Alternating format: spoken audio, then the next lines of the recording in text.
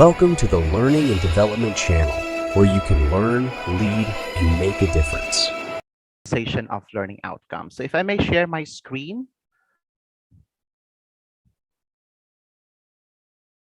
Okay.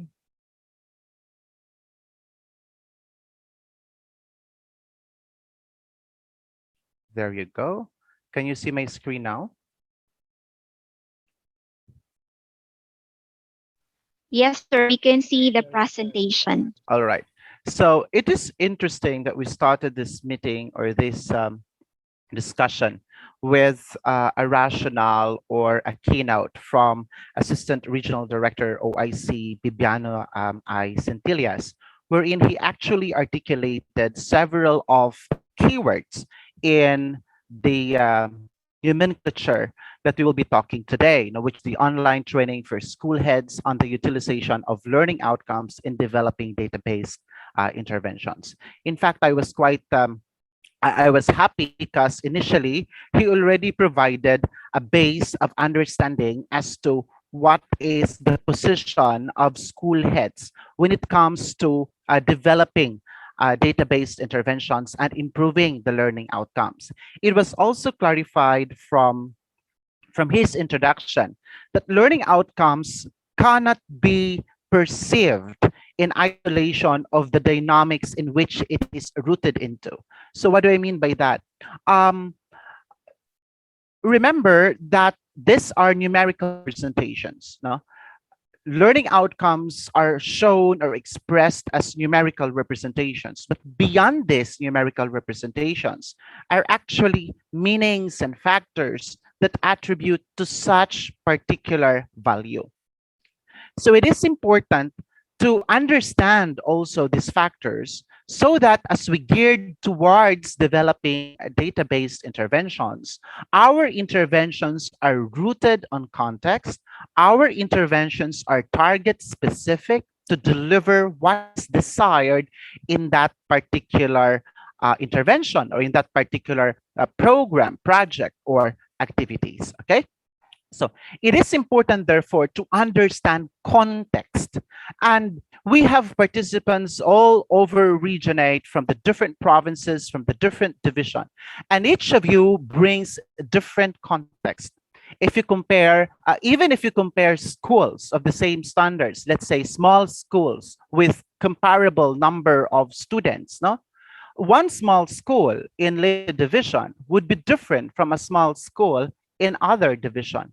So again, it is important to look at all of these contexts as emphasized, of course, by our OIC ARD, so that we will be able to come up with better interventions.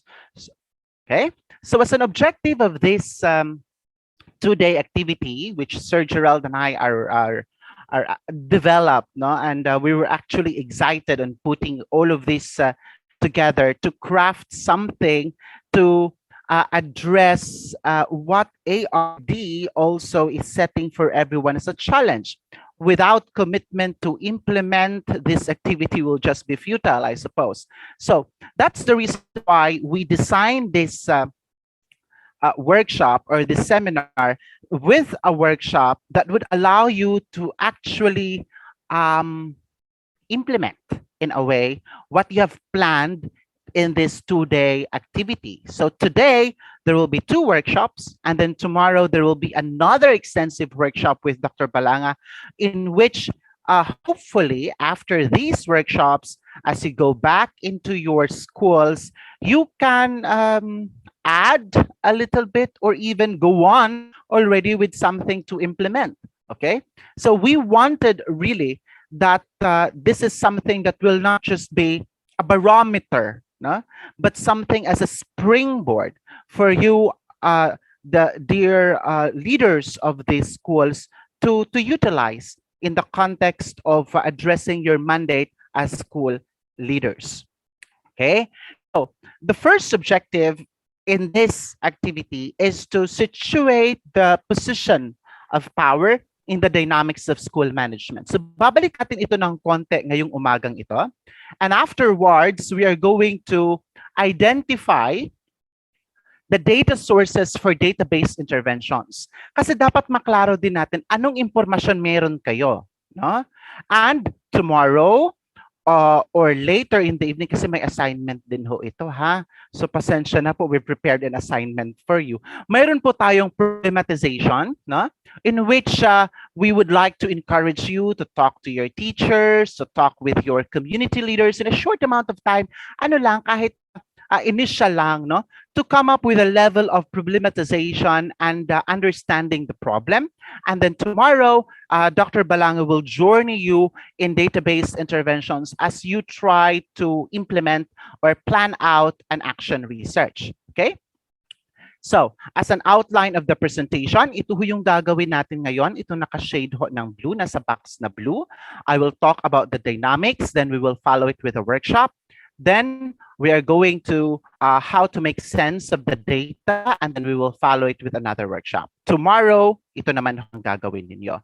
So as a framework of this two-day activity, ito ho yung nakikita kong akma na framework. No? We look at the very bottom. What is our context, our baseline, our data, our current status? What are our practices? That is also something that was emphasized by OIC ARD kanina. What are the practices? What are the processes that we have?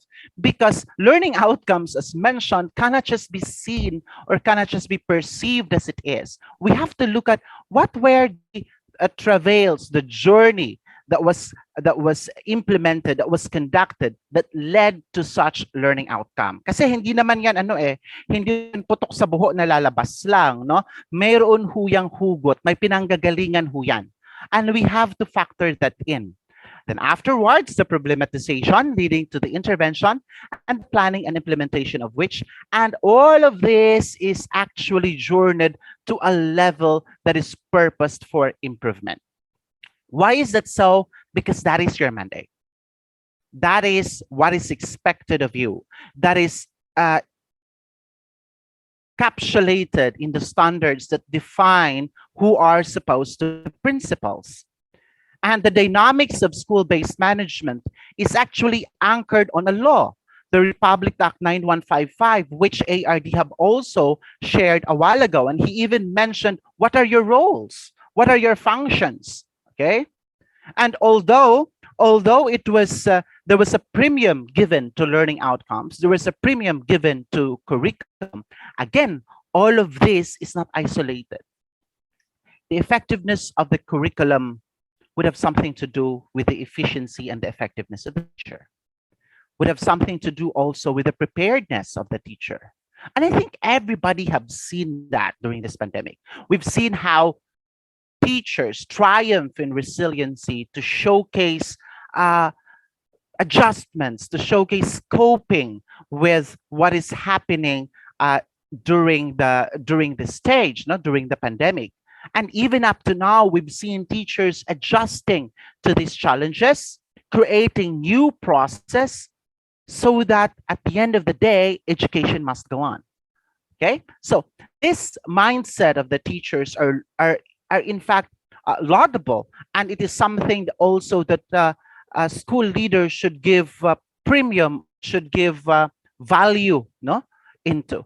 That is why, apart from a curriculum, it is also important to understand people dynamics, how we deal with our teachers, how are we making them feel reinforced and safe, because all of this creates a workplace that would be a very good ground to support what we intend to progress into, and that is ultimately learning outcomes. Okay, so the General Basic Education Act of 2001 generally mandates the decentralization of school management.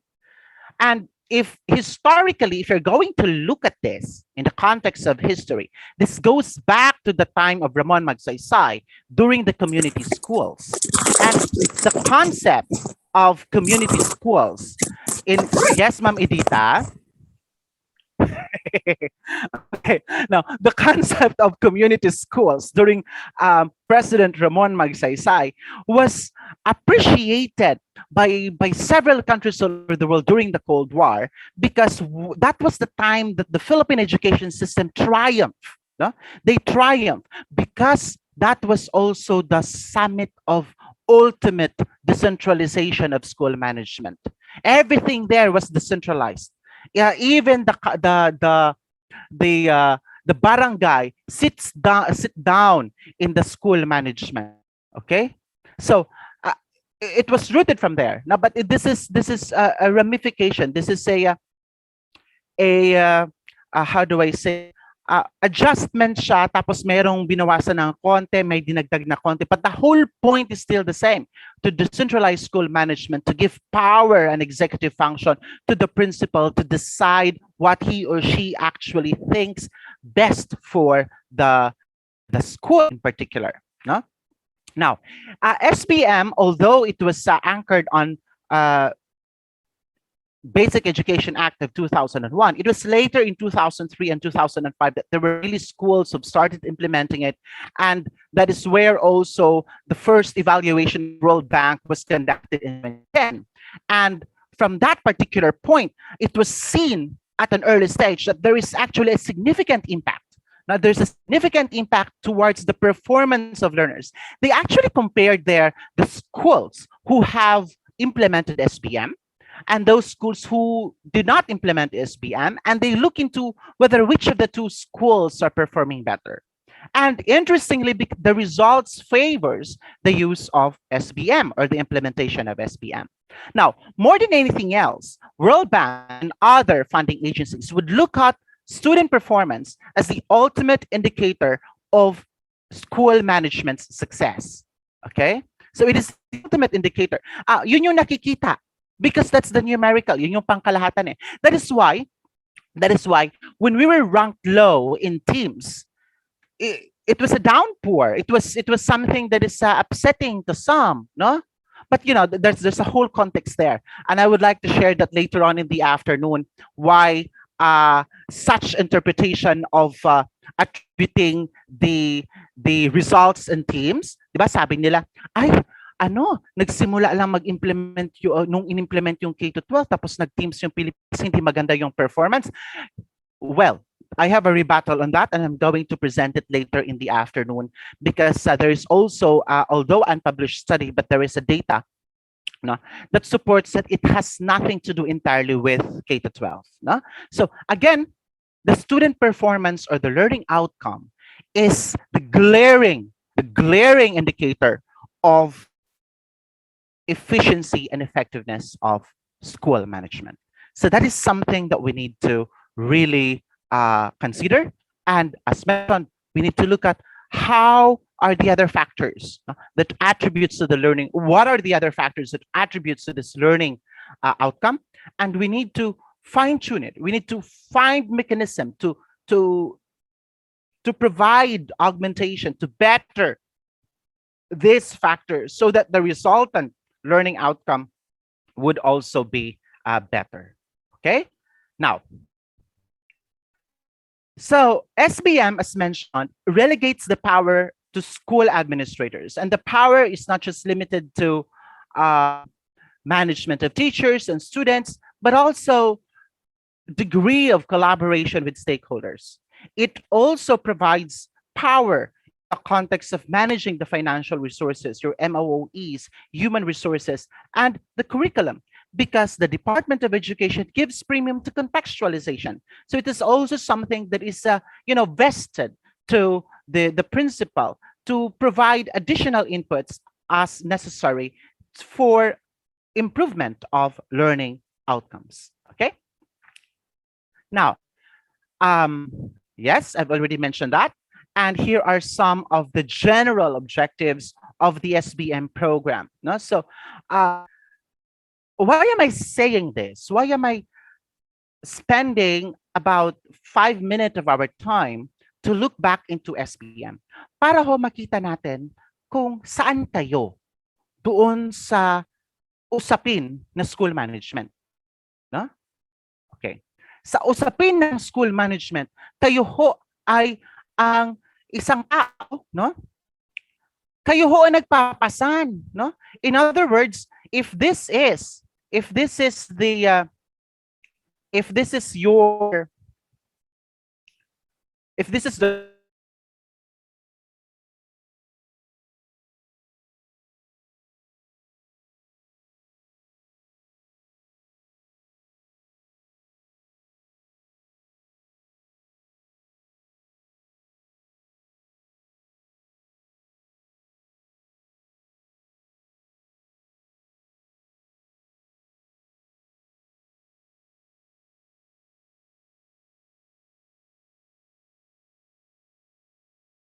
leadership that needs to be addressed by a school leader. Sige ho. Punta ho tayo sa menti.com. There are some areas in leadership that need to be addressed by a school leader. No? Go to menti.com and use the code 29435643. Sige. Sige. Ha? Culture of teachers. Okay. Now, magtatawag ho ako ng isa sa inyo. Let me call one. Let me select first anong division anong province ang tatawagin ko. Can you see the picker wheel now? You can see it, right?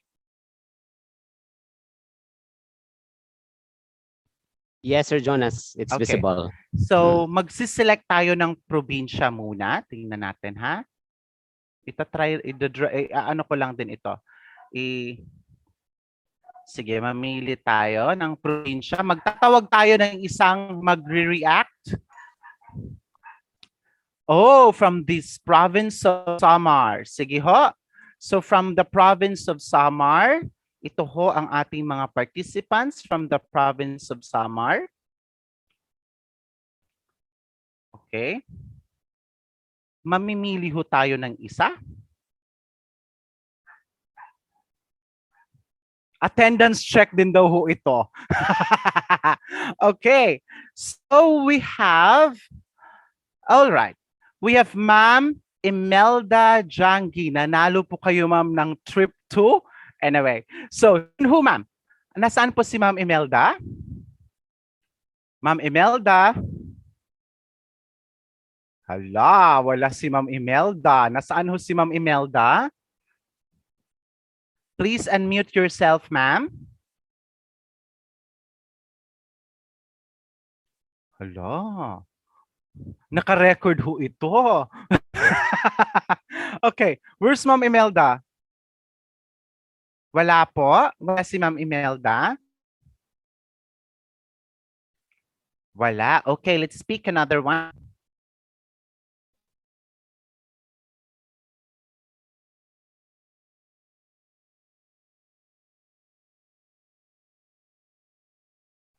Si Sir Nelson Balejos. Sir Nelson Balejos?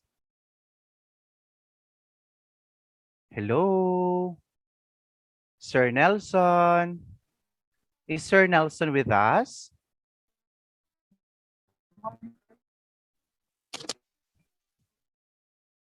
Parang si Ma'am Imelda ay nandito po. Ma'am Imelda?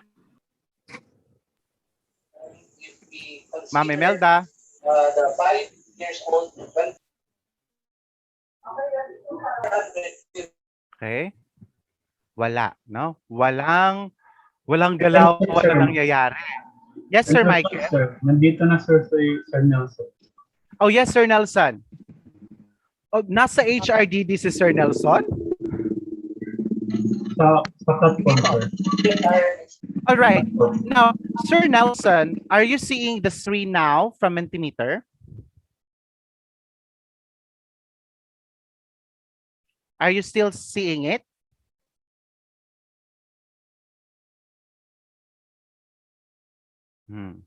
Okay. Sir, all right, Sir Nelson. May tanong ho kasi ako, Hello, Sir sir? Nelson. Dito ho sa konteksto na nakikita natin ngayon, no? Sa palagay mo ba ang mga bagay na ito na areas na dapat tutukan ng isang school leader, pag hindi ho ito ma-address, will this affect learning outcome? In what way ho? Wait lang sir, I cannot see the screen. Okay? Now, actually, isa sa mga naka-identify dito, school operations, conflict of schedule, physical facilities, staffing, physical development, community partnership.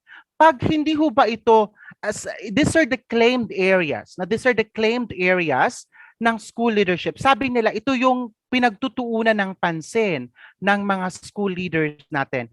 Ano ho ang koneksyon ng areas na ito patungkol doon sa learning outcome, Sir Nelson?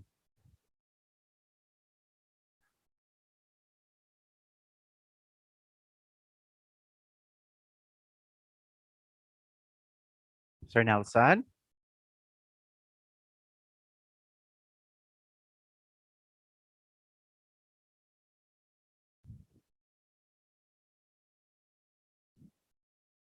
Okay. Sige, siguro may nakita ko kaninang kakilala ko na pangalan eh. Sana hindi magagalit sa akin. May nakita ko kaninang kilala ko. Saan na ba yan? Oh my God. Biglang natakot lahat ng kilala ko. Naku, bumagsak yung participants. Nabawasan. Sandali. Nasaan na ba yun? Okay. Nawala. Sige, magtatawag ako. At least ito seasoned ito. Sir Galahad Zaragoza from Leyte. Sir, are you with us?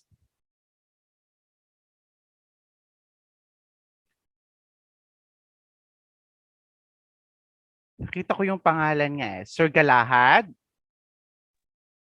Good morning, sir. Hi, can I see your face, sir? How are you? Okay. I'm good, doing good right now. Oo. Sir, ibabato ko sa iyo yung tanong. You can see here that there are some situations, some areas, learning like teachers' attitude, conflict of schedule, behavior of teachers, school improvement. In what way ho nakukonect ito doon sa learning outcome?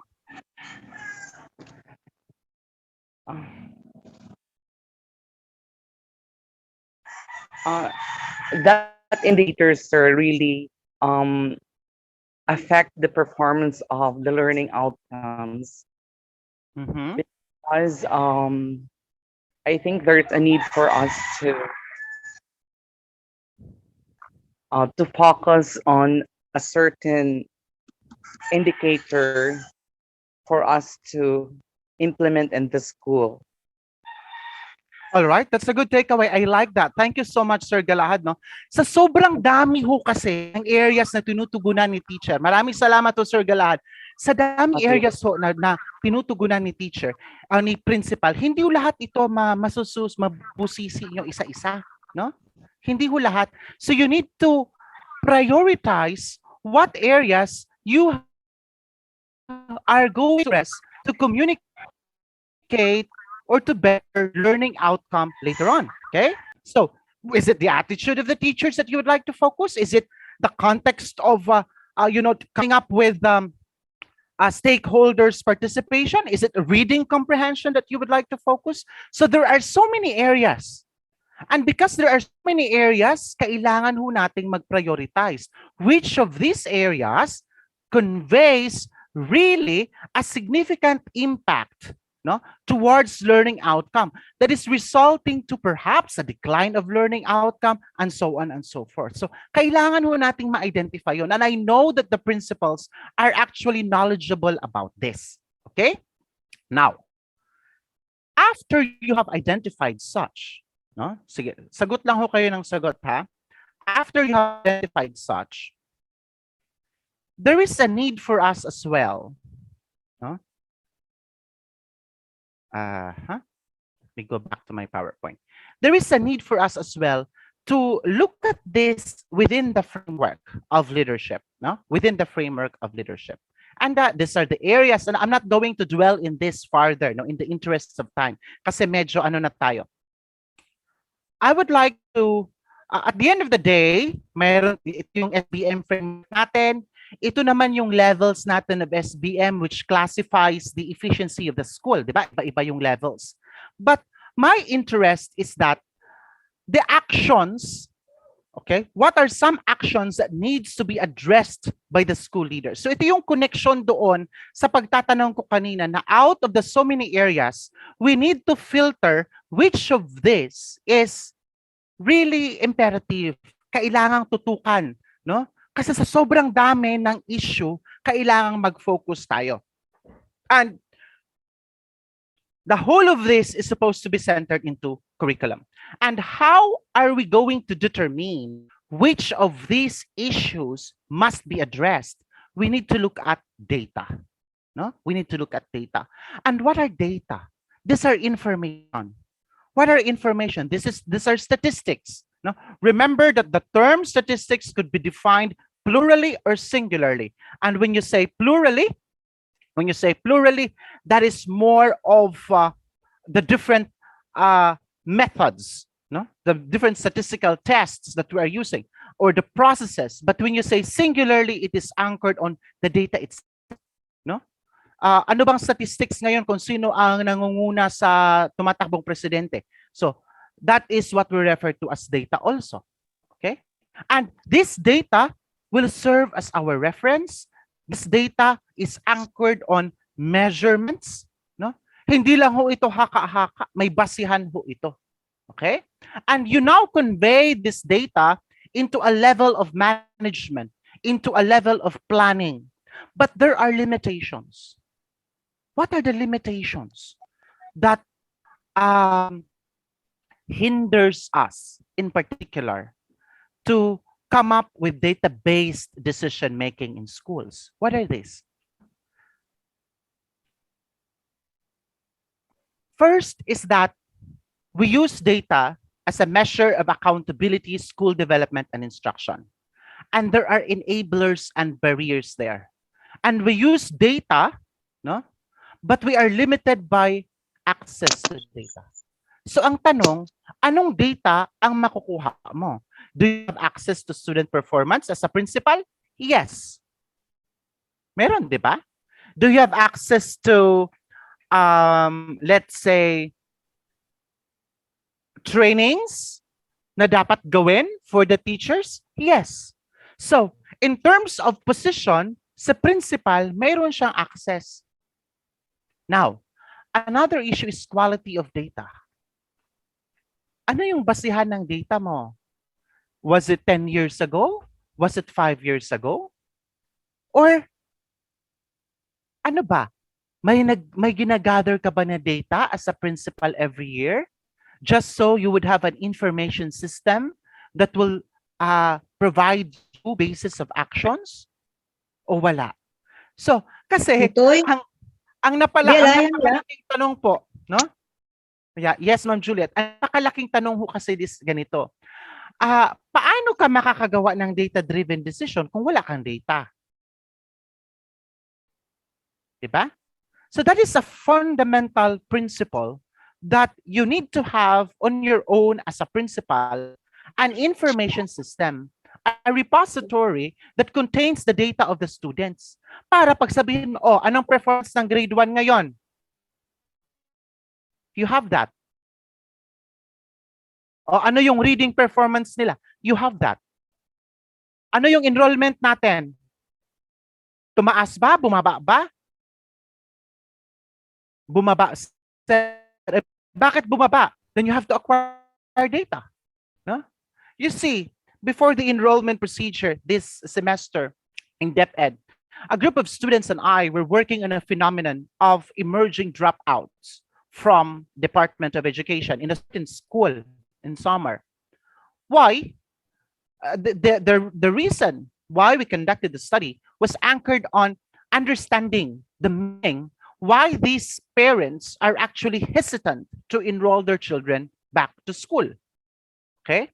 But what is interesting was that the principal was one of my students, and he presented that particular phenomenon to the class, that there seems to be a declining enrollment. Iko, bakit tapos na ba yung enrollment? Sabi niya, hindi pa naman tapos yung enrollment, sir.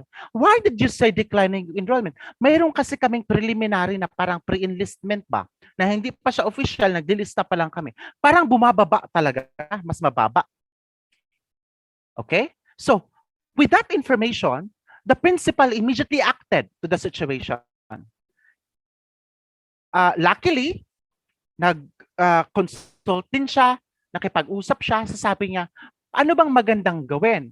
So we devised a case study.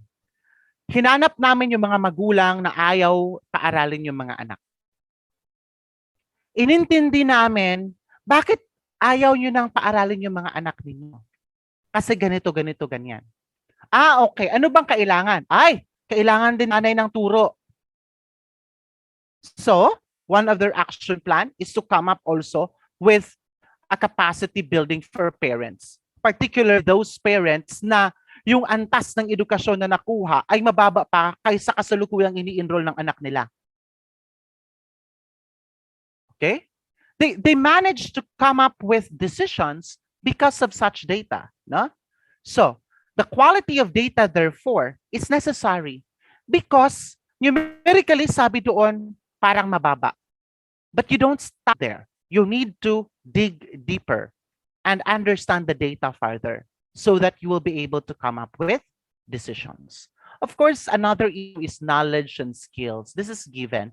And that is why the HRRT, that DepEd, is coming up with activity like this to complement these issues on providing the right capacity to our leaders. No? Okay, now, here's another figure. What is missing in the link in the context of database decision-making in schools? Bakit mahirap mag-database decision-making in schools? Kasi mayroon din hong, we call this Sarah G. Yes, Francis. Oo. May we request the host to please mute the participants? Okay, anyway. So, alam niyo ho, ang isa kong issue, hindi, pakinggan natin si Sir. Okay. Ayun, okay. Now, alam niyo ho, ang isa kong challenge ho in coming up with database decision-making processes, no? Minsan kasi, yun bang gusto nating matapos agad, so tayo na lang ang gagawa, no? Gusto nating maitawid agad, so magsasara G tayo. So ano yung Sara G? Sa waray-waray kasi, ang term na Sara G ay shortened the term ng isa sa participant din namin dati. Tawag nila dyan, saranggapanan. No?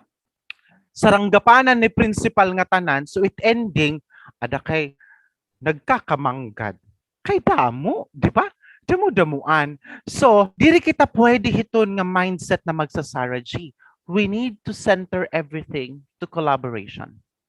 So collaboration is actually a key factor, no? Along with your characteristics, with data characteristics and user characteristics, is a key factor that will allow us, school leaders, to actually come up, plan, implement interventions that are based on data.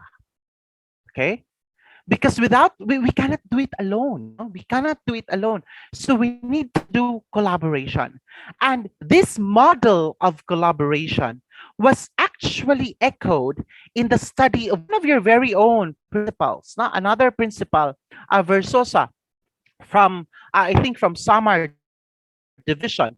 This is his model. This is what we call Versosa's culturally rooted model of stakeholders' involvement for effective school-based management.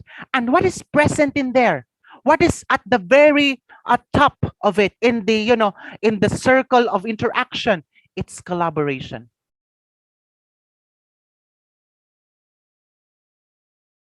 So you need to collaborate. And of course, along with that, There are value system that needs to be present between the principal, the community, and everybody. Empathy. No? And empathy conveys understanding. Okay, it conveys understanding. There has to be support. The principal needs to be empowered. You have to stand firmly, no? And all of this must have transparency. You need to be transparent in your actions. Your plan must be carefully communicated. Hindi pwedeng sasabihin mo, ay mag-aano tayo. O anong gagawin? Basta. O, paano yung magiging basta? Diba? So, it has to be transparent. No? Now, in this particular illustration also, in this model that was created in a grounded theory study by Versosa on a level 3 SBM school, the school are segmented by principal actors. The principal, head of the teacher council, SBM coordinator, and the GPTA. So, ito yung nasa kabila. Well, on the other side, you have the stakeholders, the LGU, the barangay council, the civil society. So these are complementary. Kung ito lang, hindi ho tatayo yung programa. So kailangan natin sila, no? And you look at this, the planning and implementation is bidirectional. Ibig sabihin, what you plan may not be what is totally implemented. Okay? In the middle of the implementation, posible hong babaguhin ninyo. And that is part of program implementation. So when you journey data to planning and implementation, this is something that should be a principle. No? This what you plan is not a hard and it's not it's written in stone. It is something that you can turn around. It is something that you can edit because it's not working. All right? It's not working. Versosa's model also communicates specifics in planning and implementation. And what is interesting here is that there is also data. Data is present all the time. No? When you do monitoring, you look at the data, you gather data. When you present to the stakeholders, you present it with data. Do not present it with simply assumptions. You have to present it with data. Okay?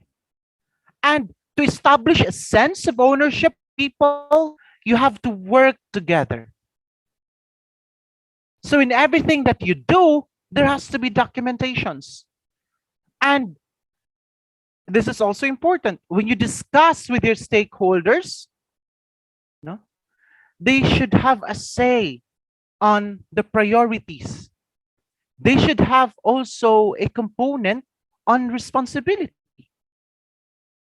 So, ano yung contribution nila? Hindi lang o finances, they can participate all throughout. Okay? So, this is a very interesting model. And the reason why I picked this up, because it is specific to your own. This is an SBM level 3 school in a certain summer division. And this is how they get into level 3. Okay? Now, again, the whole part here have something to do with context. The whole aspect here have something to do with ano yung eskwelahan? Ano yung lakas ng paaralan? Anong meron ka? No? And that leads us to our first workshop. And what is our first workshop? We would like you to highlight your environment. We would like you to go to your PC while you are multitasking, and we would like you to identify what are your strengths, what are your weaknesses, what are the opportunities and threats that your school actually have. We would like you to give premium on the school, the stakeholders, the values that is present in the system, and yourself as a person. So, okay? So let's identify ano ho yung strengths ninyo, weaknesses, opportunities, and threats. And that is inclusive of your school. Okay, so let me stop sharing there. Okay, let me stop sharing muna. And at this point, I'm going to send to you again the files at the onset of this activity. Pinadala ko na yun kanina. Okay. So yung template ng SWOT. Pakibuksan ho yung template natin na SWOT on your computer, na? Because this is a seminar workshop, and I would like you for I think about 40 minutes, siguro 40 minutes. We can work on this template, no? Let me share my screen. Ito ho siya. Na? So, gagawin ho natin, write the name of your school, the division, the presenter, kayo ho yan. I-collect ho namin ito by the end of tomorrow's activity, no? As part of the documentation ng region, para mayroon ho silang documentation. And then sa second slides, what you're going to do is simply insert here the strengths of your school, no?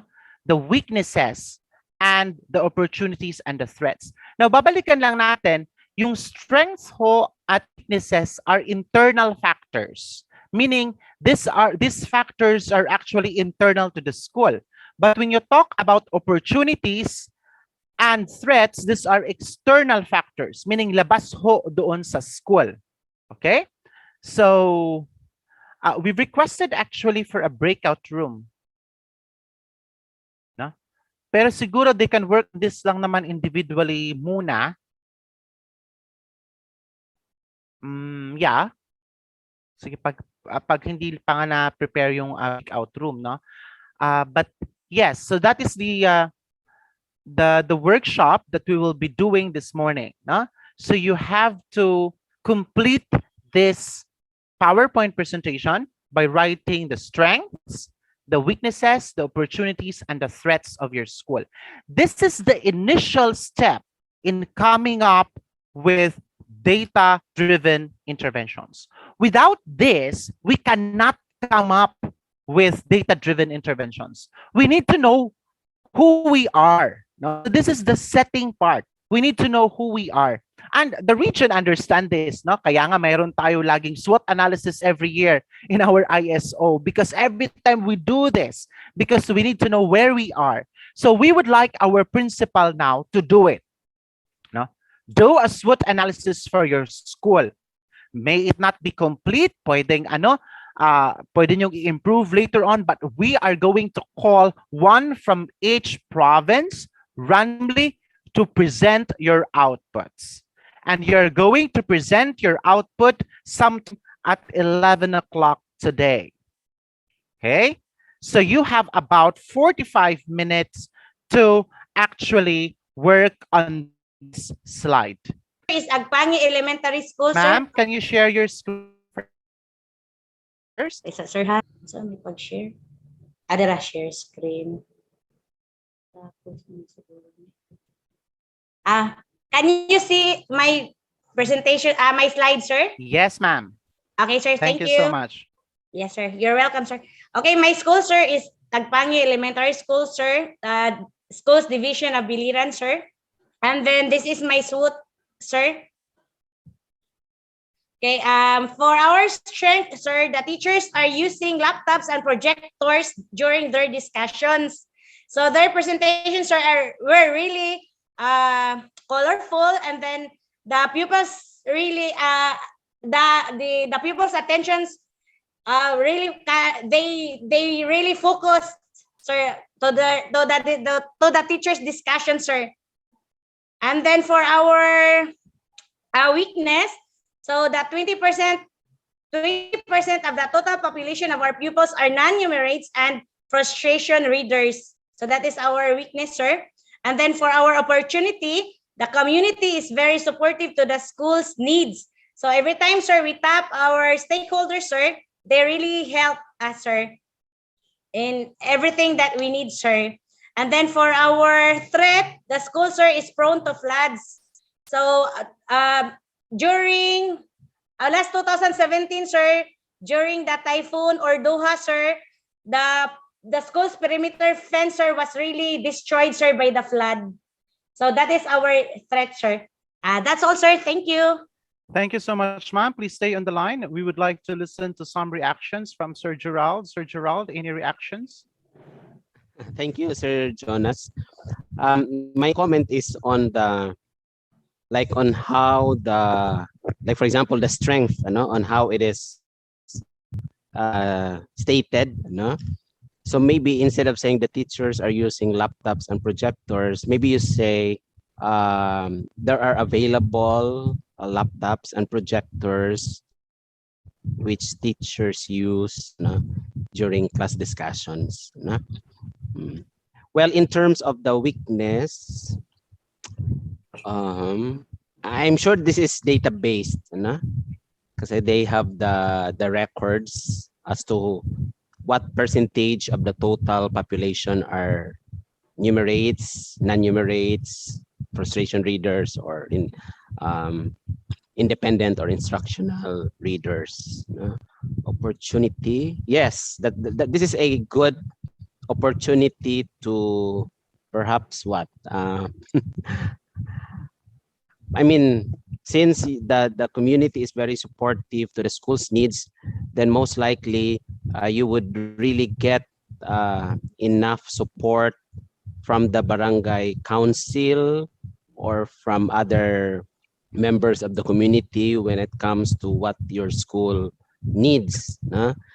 And your school being situated in a flood-prone area is really a threat, and that well, I hope part of the strategic plan of the school will be on how to mitigate flooding. Okay, that would be all, Sir Jonas. Yeah. Thank you so much, Sir Gerald. Any comment from our DepEd counterpart, Ma'am Alili? Would you like to give comment? Or anyone from DepEd Region 8?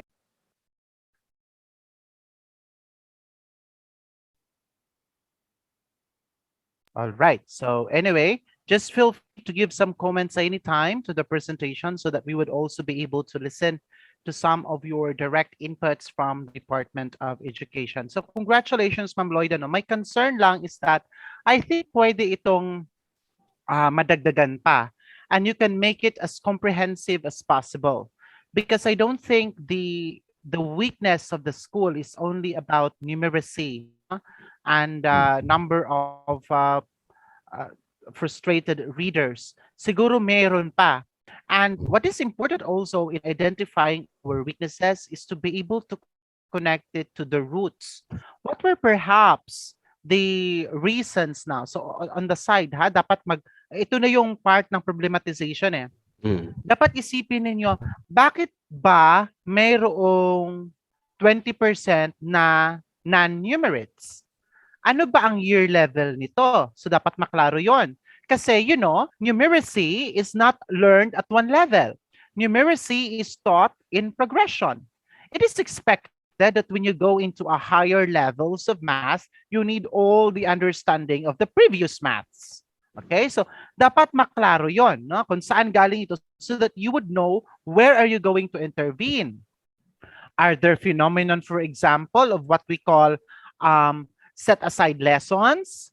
Yun bang hindi natapos, Tapos pagdating doon sa second na klase na, diretso sa next na topic without going into that. So those are things that you need to look into.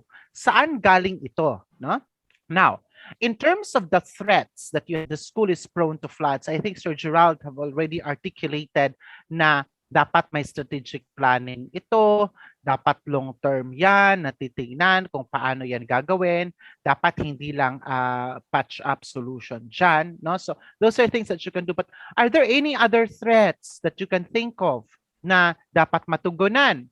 For example, droga. Do we have that? Teenage pregnancy. Do we have that? Those things affects learning outcomes, right? So those things must be factored in. The social dynamics of the students that that is happening outside the school must be factored in as some of the threats so that you would have a better understanding on how you're going to come up with the interventions. So isa yon. So again, pwede ho natin itong palalimin, Ma'am Lloyda, no, para maipasok natin doon. And when you present, we will learn from the experience of other participants and of course, the Department of Education for some inputs, no? And well, ito talagang this is a very good opportunity. The community is very supportive to the school needs. You have to anchor it on this. So dapat magkaroon ka na reinforcement din dito, 'di ba? Yung ating 3 Rs. No? Yung 3 Rs natin ho sa teaching and learning, ina-apply din ho yan in the dynamics relationship sa tao. Dapat i-reinforce din natin yung supportiveness ng community. So paano yan ma-reinforce? Give them a share of the pie. Let them establish their ownership to the projects and the programs para ho mas tuloy-tuloy pa yung suporta na maibigay nila. No? So that is important in the context of management as well. For the strength, I think you could also include the academic qualification of your faculty. Are they you know, pursuing further degrees? So yan. So you can also include that, no? Are they doing research? Sa IPCR ba? Ano ba? Natatarget nyo ba ang mga course ninyo? No? So you have to go back also to your IPCR. No? You have to go back to your I don't, parang UPCR yata ang sa kanila or ano ba? No? So you have to go back into that as basis also of your SWOT analysis. So congratulations, Ma'am Lloyd. Ano? I hope you will have time to improve this. The submission for this, I will open the submission later in the evening. So pwede nyo pa hong i-improve at dagdagan para ho when we now develop an intervention program, mas magiging focus at magiging punto doon kung ano yung talagang priority ng Apangi Elementary Schools. So congratulations, Ma'am Lloyda. Congratulations. Thank you so much. Okay? Yes, sir. So a round of applause for Ma'am Lloyda. O diba? Laban lang. No? Thank you so much, Ma'am Lloyda. So our next stop is actually from the province of Samar. So let me share my screen again. So from the province of Samar, we are going to province of Samar. So, yun. So marami-rami sila. There are 39 of them. So let me select kung sino ho ang mapalad na mag-represent mula sa Samar province. And the winner is Ma'am Ladena Cabusas. Ma'am Cabusas, are you with us? Is Ma'am Cabusas with us? Andito ba si Ma'am?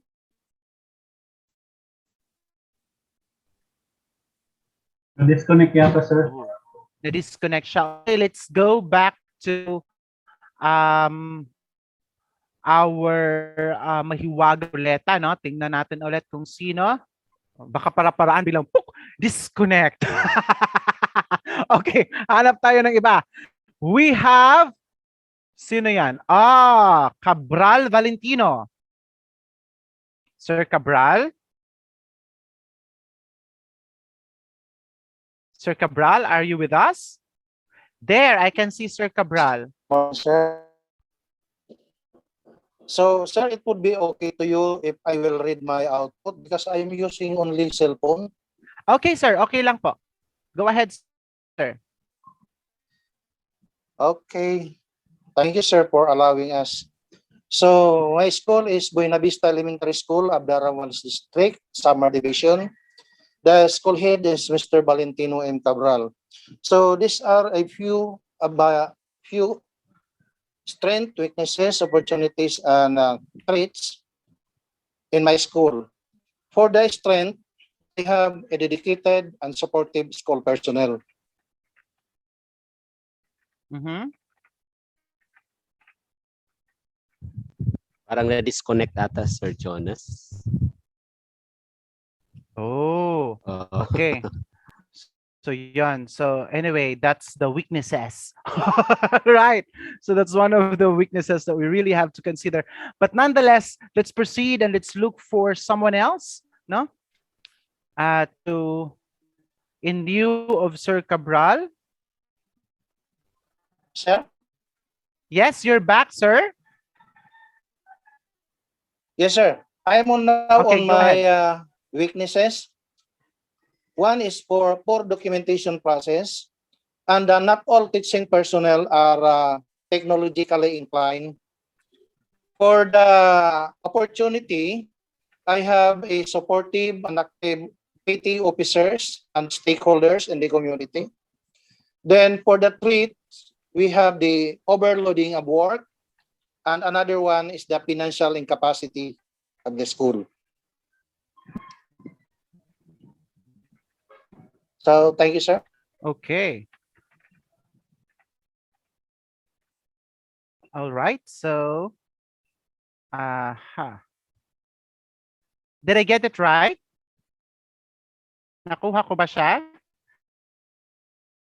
You are saying of the school is yung weakness school personnel, sir, and then the weaknesses that you've mentioned, you've identified. Not all teaching personnel are technologically inclined. Tama ba? And then yung atin hong opportunities, you have supportive and adaptive PTA, PTA officers or members, and community in general. Yes, sir. Yes, sir. Okay. And for the threats, work overload and financial capacity. Okay. Sir Gerald, comment please.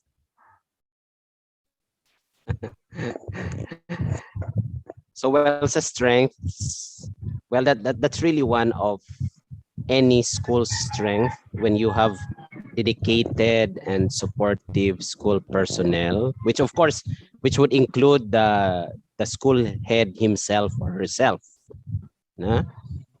Then weakness, not all teaching are technologically inclined. Yes, some need training on the use of maybe sa application, technology, how to integrate technology in teaching. Then supportive and adaptive PTA. Yes, that's really an opportunity.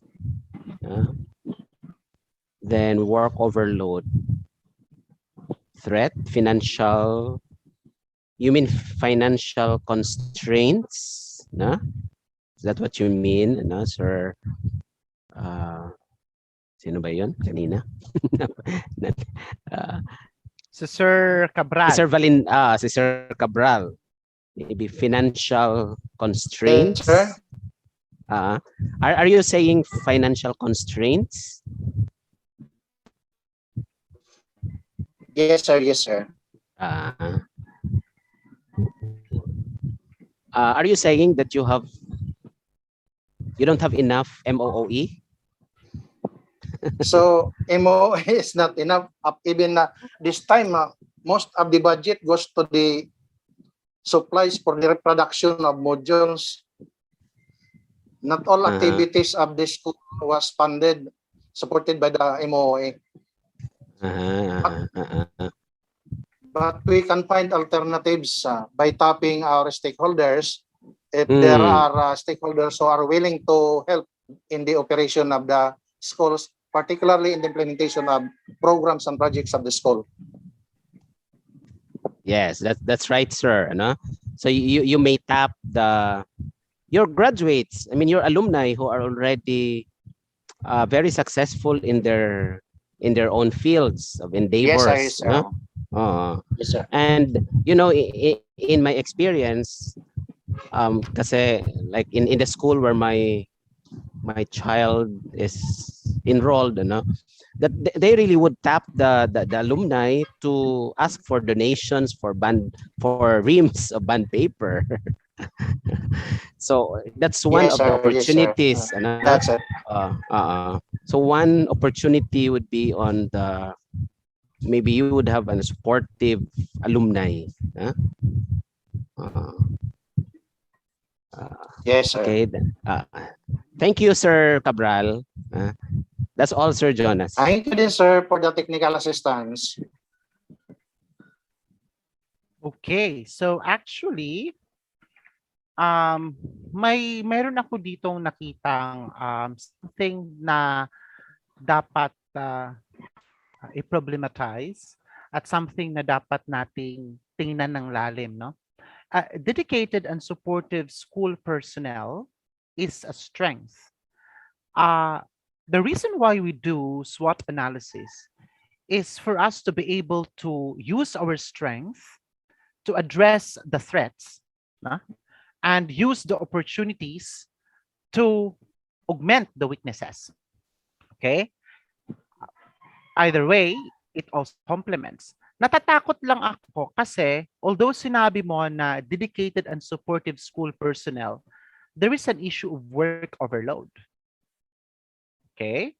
So I think in this case, this is something na as a principal, dapat mo rin itong bantayan kasi lahat ng tao, mayroon ho tayong tinatawag na tasa na pag napuno, napupuno at umaapaw. Tama ho ba? So, Yes, sir. Yes, sir. Yes, sir.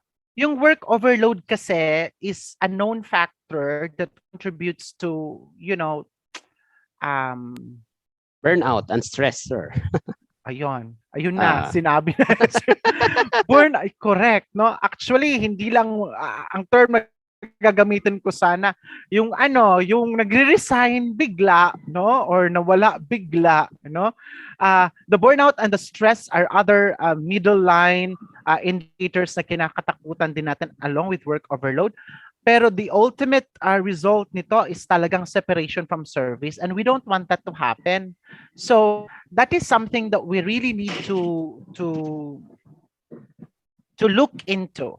And in one study that I've also worked with some of my students in Samar in particular, they found out that during the pandemic kasi, hindi lang utak ang kailangan ng guro.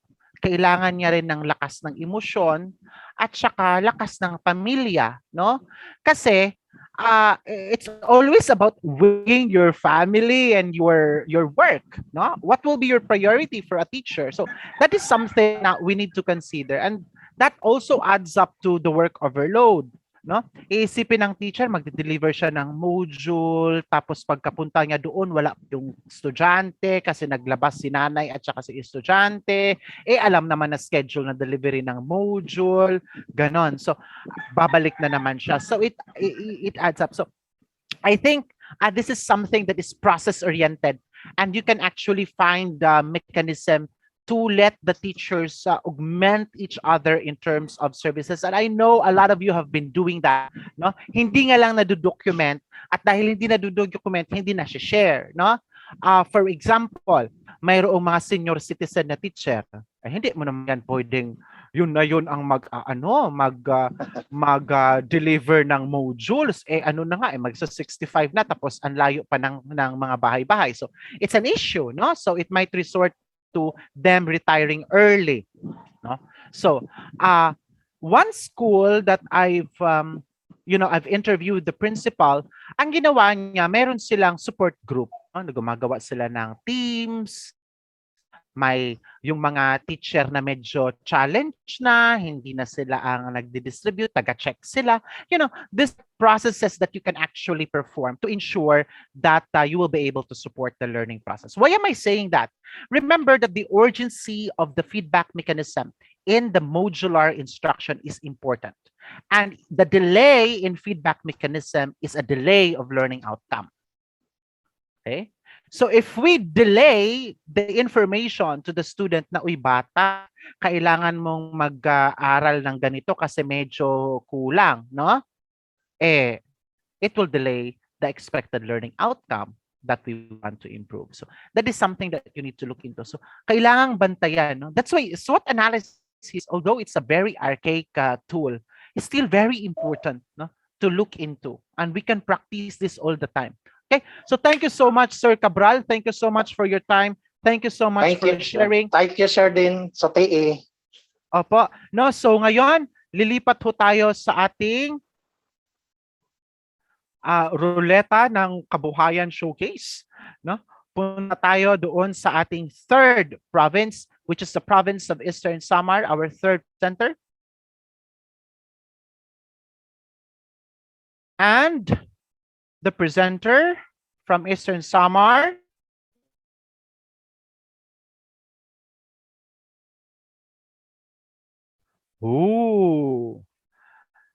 si Sir Jeremiah Esteban Sabulao. Sir, are you with us? Yes, sir. Yes, sir. Hello, sir. Sige po. The table is yours, sir. You may share your screen. Okay po. But the problem, sir, I do not have with me my laptop. I am only using the cell phone. Sige po. I'm going to share my screen and then provide you the TA that is necessary. Sige po, sir. Sige, go ahead, sir. What are the strengths? Okay. So, hindi pa naman ako nakapag-jot down. Okay, one of our strengths in our school is that we have spacious area for additional buildings.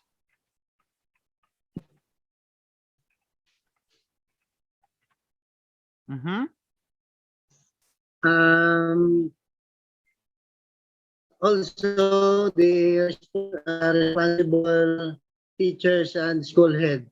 That is my strength. Strength in our Ano yun school. ulit, sir? Responsible school head and teachers. Okay.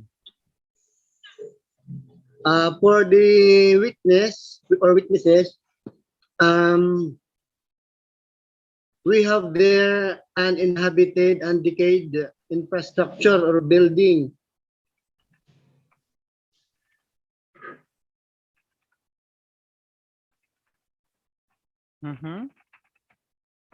Then next is the lack of supplies from the different stores.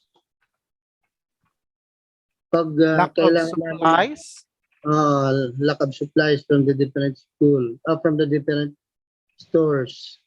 Pag bumibili kami ng mga materyales na kailangan sa mga projects namin, wala kaming mabilhan minsan. Most of the time. Then, sa opportunities, we have generous stakeholders. All right.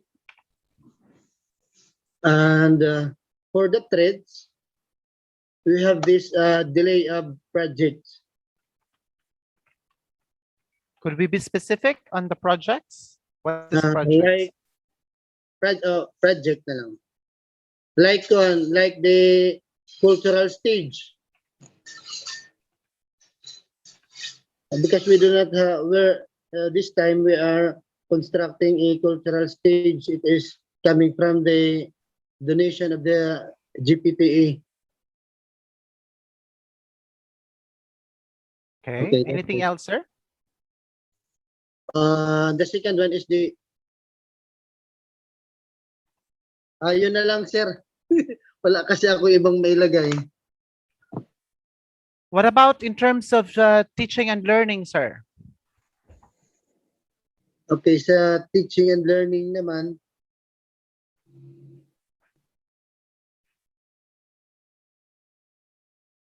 the teachers are able to comply the giving of modules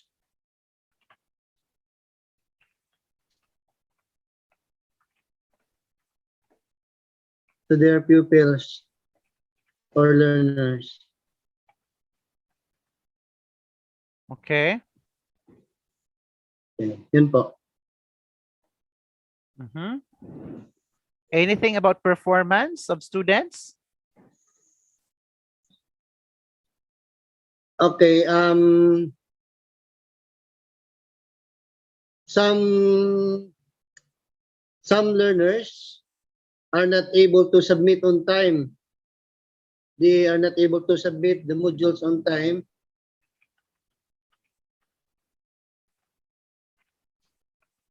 Mhm. Yes, that's it. All right. So, thank you so much, Sir Esteban, no, Okay po. for Thank you. this sharing. Um, Maybe Sir Gerald and I can work together. Sir Gerald, parang meron ditong dapat external, no? Parang itong lack of supplies from different stores proximal to the area is actually external. So this Ah. is Mm. dito yan dapat. Tama? Threat siya. Ah. Kasi pag walang supply, mahihirapan yung delivery ng instructions. Yung learners are not able to submit modules on time. Pwede naman itong weaknesses kasi parang may kayang maipasok ang control ni teacher eh. Okay? Pwedeng maipasok ang control ni teacher dito, no? Okay.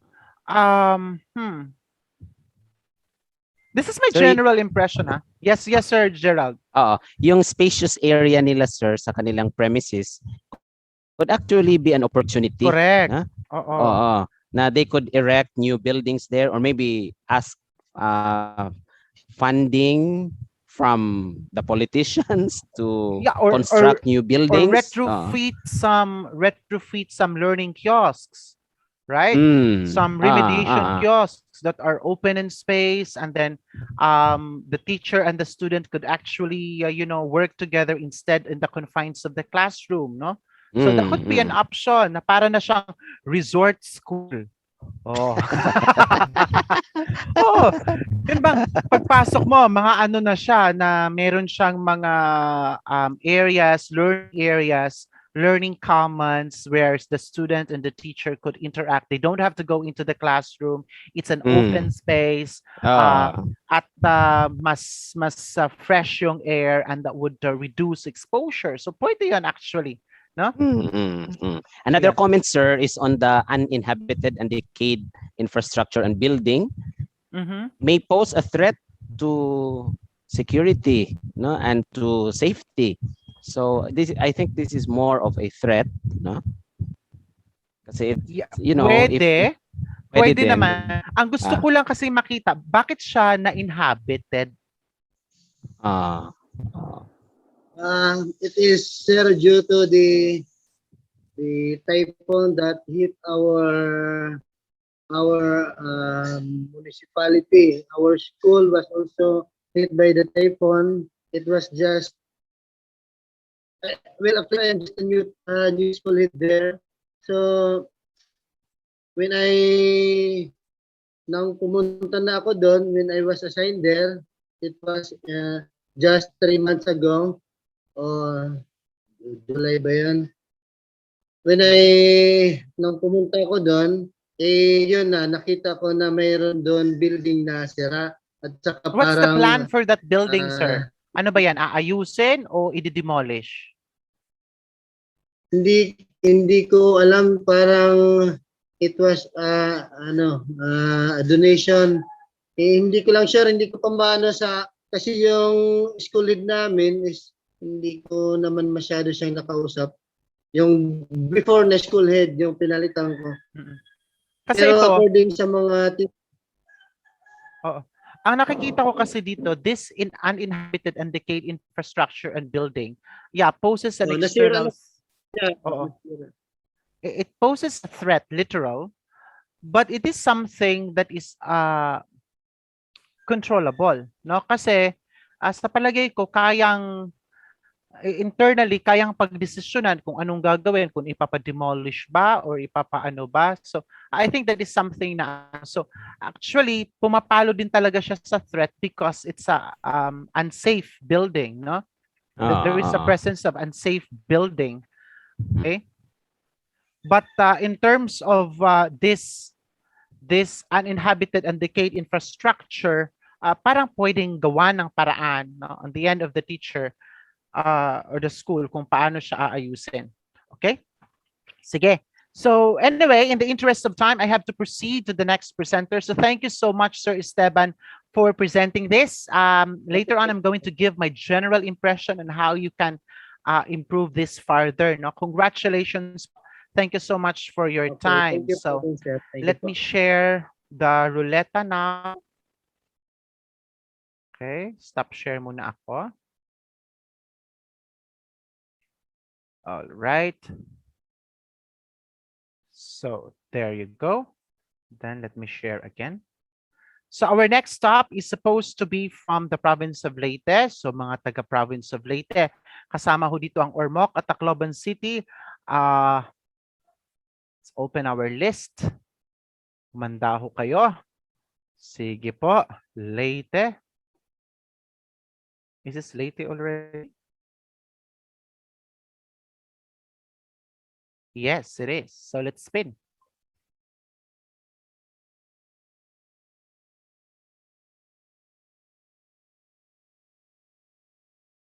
Oh, Jonathan Bautista. May we hear from Sir Jonathan Bautista?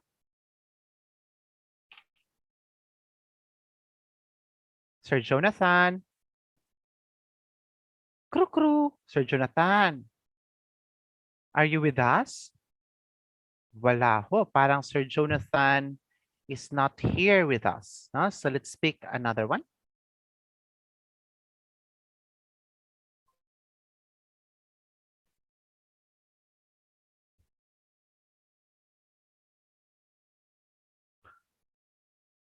Oh, Eleazar Baro. Are you with us? Nandito ba? Eleazar?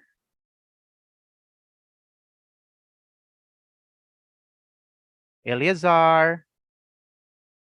Yuhu! Wala din ho. So dalawa na ang natawag natin that are not available. Let's proceed.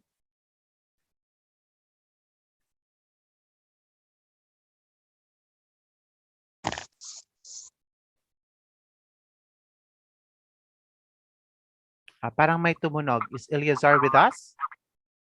Wala. What about Mario Raez? Sir Mario? Sir, good noon. Nasaan ka? Eh, Nung sir. kailangan kita. Okay. Saan na to, sir? The actor, number 37. Number 37 siya, sir. Okay, si number 37 pala to. Go ahead, Sir Mario. Would you like to share your screen now? I cannot share my screen, sir. Can I read? Just read Sige. my... Sir? Hindi, sandali. I-prepare ko para at least mayroon kang babalikan mamaya. Okay? So let me share my screen. This is for Sir Mario. Sige. Sige, sir. Go ahead. Okay, so once again, good noon, everyone. So this is my output. So with regards to strength, relative to ICT, the school has computers. Aside from DepEd-issued computers, the teachers also have their own computer. So weakness, teachers are not expert in terms of ICT. Then the opportunities in the community, there are people who are knowledgeable in terms of computers because there are graduates there related to computers. Then the trait, these knowledgeable people not willing to share their knowledge, because one time I approached one fellow there to share their knowledge related to ICT during our ISLAC, but hindi siya willing kasi may hiya daw. So I placed it her as a threat. Okay, then another one, strength. This is about classroom. No, the school has enough number of classrooms. Then the weakness, some rooms need minor repair.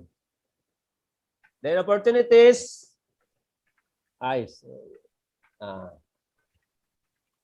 we have healthy relationship with the barangay officials that possibly they can provide or they can share some of their financial resources, no, to our school. But in the traits, their support funds are not enough. Okay, I think that's all, sir. Okay. Thank you so much. No? So, yeah, Sir Gerald lagi ang mauuna. Sige, sir. Anong drama mo? Yung tanong ko lang kay Sir Mario, Sir Jonas is, how come naging opportunity yung people in the community are knowledgeable in terms of computers? How would this affect or help improve learning outcomes, for example? Yes, sir.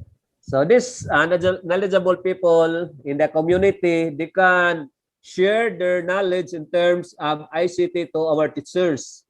And this knowledge will be used by our teachers in teaching their pupils. People in the community, to whom are you specifically referring? People in the community, sir, arenas, it is in the opportunity. No, sir. My question is, sir. that you have indicated that as part of the opportunity. But Okay, yes, who are these people in the community? Are they the barangay officials, or who are they specifically? So they are graduates of their course related to ICT or somewhat like computer. Supposed to be we can request them to share their knowledge during our Slack or learning action sales, sir. But one time, as what I've said, I approached one fellow, but hindi siya nag-share, hindi daw mahihiya daw.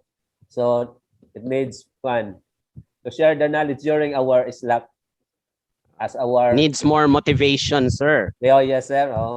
So I think it's not that they are not willing to share, but because nahihiya lang sila, and that the school can do something to motivate him or her. Yes, sir. Lack of motivation, siguro. Okay. Sir Jonas, I'm just happy na that their rooms need only minor repairs. Kasi yung ibang mga rooms, major. Pero siguro ngayon, pero mas nasira ba ang mga rooms ngayon na walang students sa physical classrooms, or nasisira yon dahil sa mga bata? ano ba, sir? Hindi naman, sir. Hindi naman sa minor repairs lang talaga.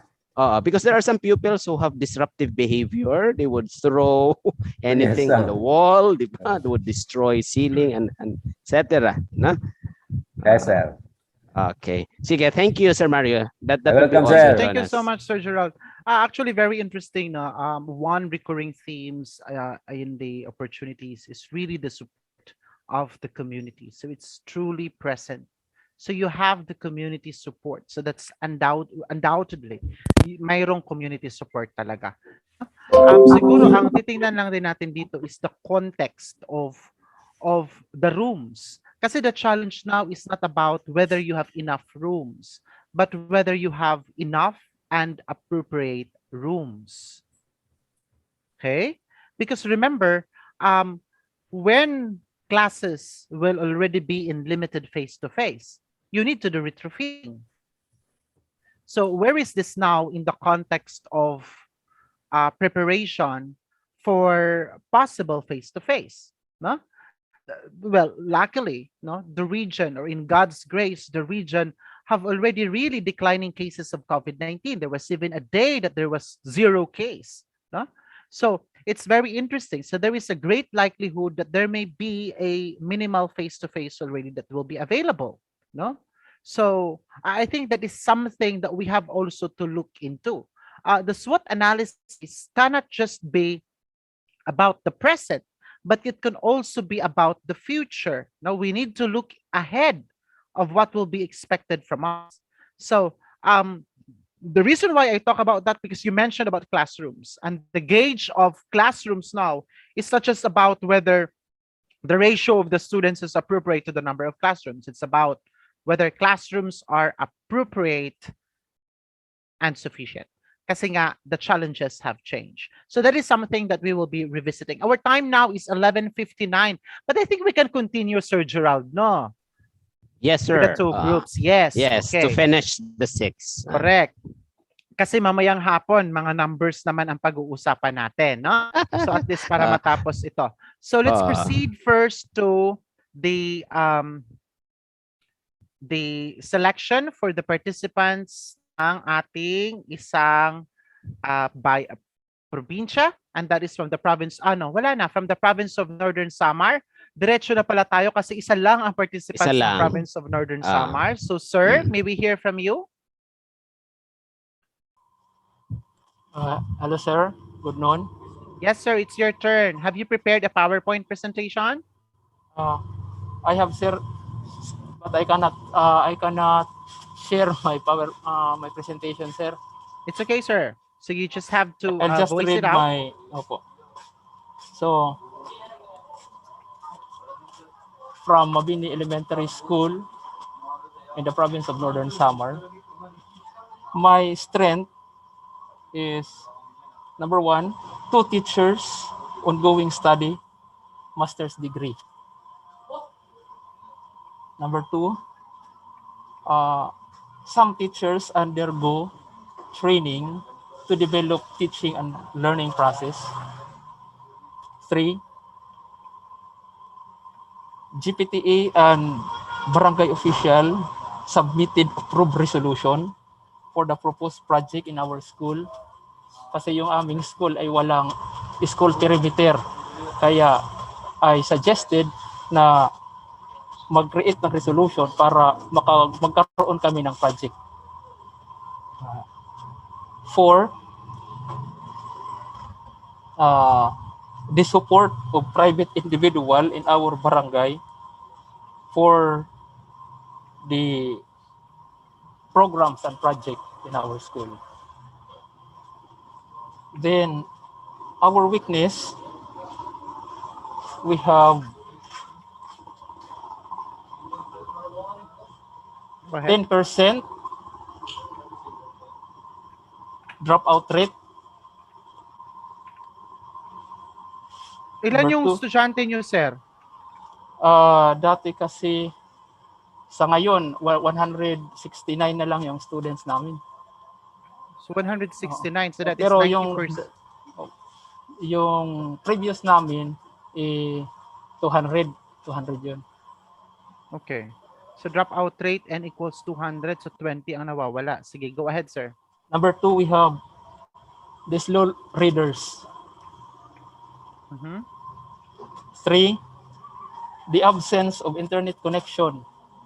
Kasi yung aming school is located in a far-flung barangay under the municipality of Catarman.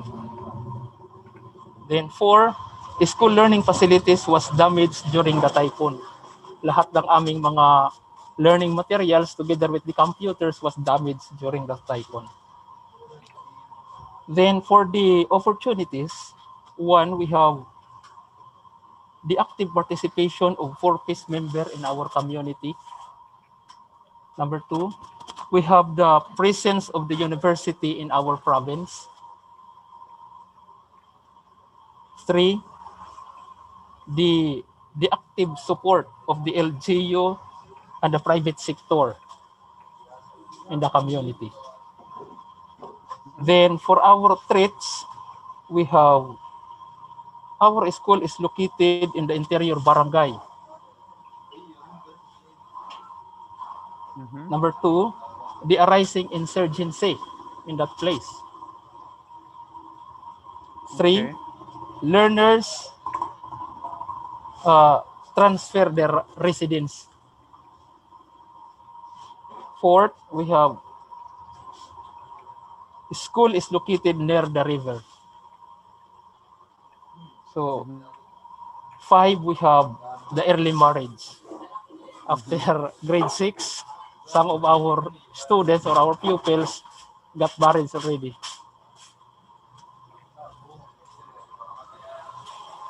Okay. So, yun lang po, sir. Oh, thank you so much, sir. No, it's actually really moving to listen to these issues ba. Wherein, for others, siguro wala kayong mga issues na ganito.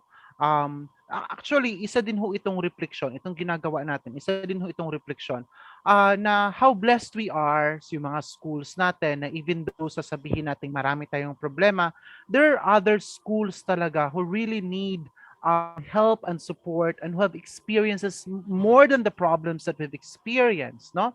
Yes, sir. So it's very interesting. My first comment here is itong support of private individuals in our barangays and programs and projects. Ilagay natin ito sa opportunities, no? Because their support is something that is internal, something that is external to us, external to the school. But nonetheless, that's itong GPTA and barangay official party kasi kayo dito sa resolution, so may control kayo dyan. Opo. No? This is very interesting, sir, and thank you so much for such a presentation. No, um, you have clearly identified some of the pressing issues that you have. You have also clearly identified what are the pressing issues that are beyond your control and that are presented in threats. The arising insurgency is not something that we teachers can just, get in the middle or middle with whatever. I mean, it is something that is um, really, no, uh, still an issue, as you've mentioned, in that areas in our uh, region. No, I think in the Pamana areas. So uh, yeah, actually, I'm overwhelmed with the information. No? I'm Kaya nga, overwhelmed Uh, with the kaya nga, information. sir, uh, this, this is really an in-depth SWOT analysis, Sir Jonas. In a No? way, yes. Yes, sir. Uh, Sir Delmer, go ahead, please. kaya nga, sir, parang na ano ako kasi our school are not identified, parang hindi na kami kasali kasi noon nabibigyan kami ng aming hiking. Nag-hike kasi kami 16 kilometers yun. So hindi na kami kasi kasali ngayon sa hiking. I do not know what's the reason behind kung bakit hindi yung aming school ay hindi na naging kasali sa benefits na po yun. What do you mean by hiking, sir? Allowance na binibigay yan sa amin kasi Okay. nag-hike po kami. Okay. I don't parang hazard fee, ganun. parang ganon. Oo. Pero sa ngayon, hindi na po kami kasali. Pwede nating ilagay yan, sir, sa threat. Opo.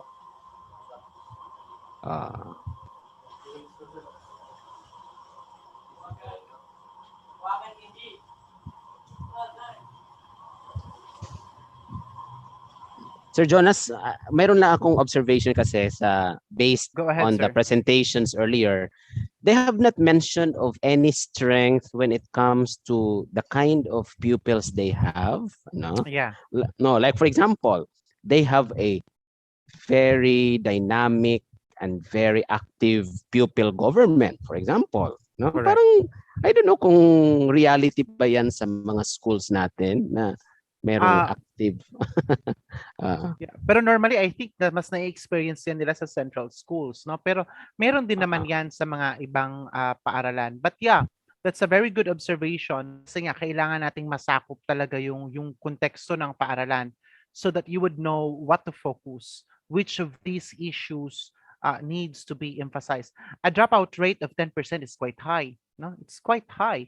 You are losing 20 every year. We don't know where are they going, and it is in an insurgency area. We don't know where they're going. Okay, and that is something that is alarming to look into because we all know for the fact that the whole concept of the whole philosophy of education as it is introduced in the system is, of course, to provide a level of understanding and to use knowledge as a weapon to, promote equality, no? And with the presence of insurgency in an area which is a threat, and you have a dropout rate, that is something that is yun, no? Alarming ho yan, no? Kailangan tingnan. So, kailangan balikan. Siguro, I don't know, pwede itong palaliman ni Sir Mario later on. What happened to those dropouts? Where are they now? Ano ba ito? We don't want to be very specific, no? But this is, again, something that is very interesting. So, yeah. So maybe later on sa separate sessions natin, may mga parallel sessions pa naman tayo, may breakout rooms pa naman tayo for purposes of confidentiality. Pwede tayong pumasok doon sa Northern Samar and talk deeply about this issue so that we can perhaps help also Sir Delmer for that. So down to the last, Southern Leyte. Sige po, we're down to the last, Southern Leyte. And then afterwards, we will go on a lunch break. No? We are very productive today. Grabe. Sir No? Jonas, Yes, ma'am.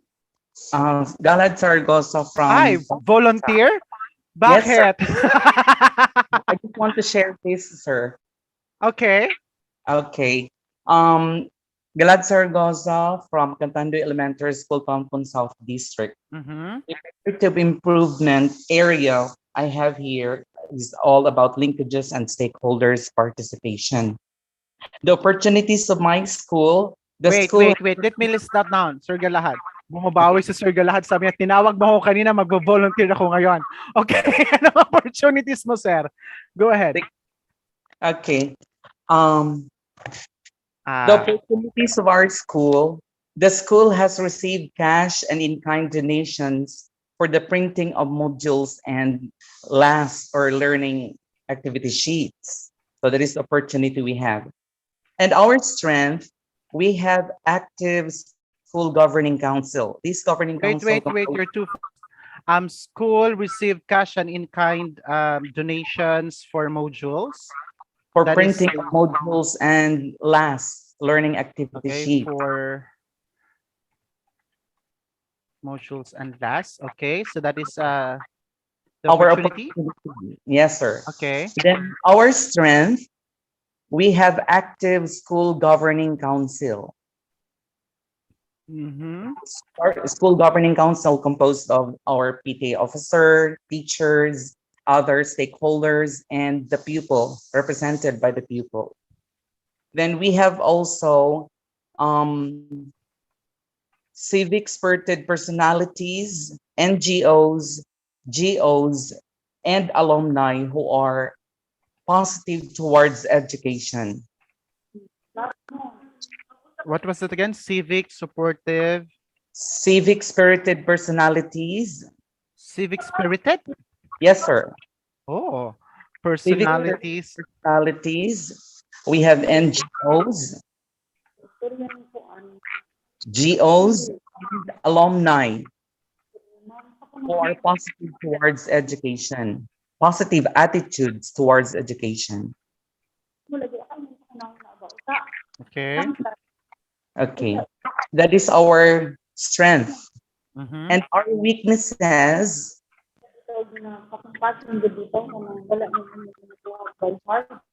Yes, Ma'am Lenji. Go ahead, Ma'am Galahad. Go ahead, sir. Our weaknesses, some parents are politically motivated.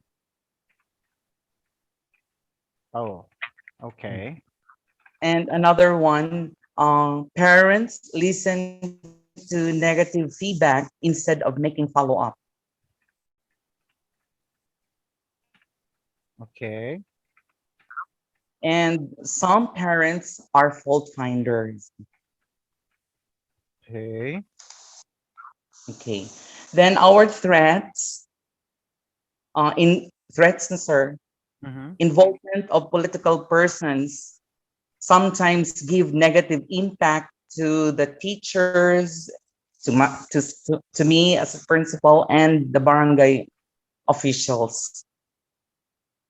Mhm. And the second one is budget to procure needed materials for printing the modules, and last is not sufficient.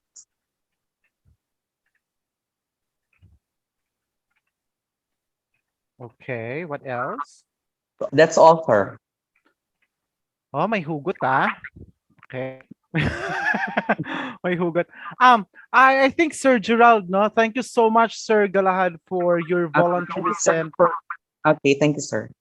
Okay, so we will try to deliberate this now. Yeah, it's interesting that there are civic spirited personalities with positive attitude, active school governing. Um, these are all external, so I think this is more of opportunity. Sir Jason, Yes, sir. It's yeah, more of opportunity. this is more of opportunity because Ah, this is external actually to the school, no? ah. Ah, bakit hindi na ako marunong mag-spell ng school? Yes. Hindi, Baka kasi dapat nagugutom na yung kamay mo, sir. hindi na siya nagdudugo sa utak ko. Anyway, yan. So, this is more of external and we really appreciate this, no? This is very good. This is evident of strong partnerships with the community. With the weaknesses naman, this is in a way also external because it talks about parents. It talks, and we don't have direct control over parents. We don't have direct control over them being fault finder or giving negative feedback as you reported. So I think these are external factors. So it's more of the threats. No, it's more of the threats to the school. Now, I think what Sir Galahad can do is to look deeper. What is basically internally the strength of the school? No, you have. I think the principal have sufficient further studies. The teachers have sufficient further studies. The performance of the school is good. Those are the things that you can write within the strength. And of course, on the weaknesses, you can write here also the internal factors as well, because all of these are actually external factors, but troubling external factors. And these are some things that you need to also strategize later on. How can you filter political motivation from parents? What is in a way possible results to the learning outcomes?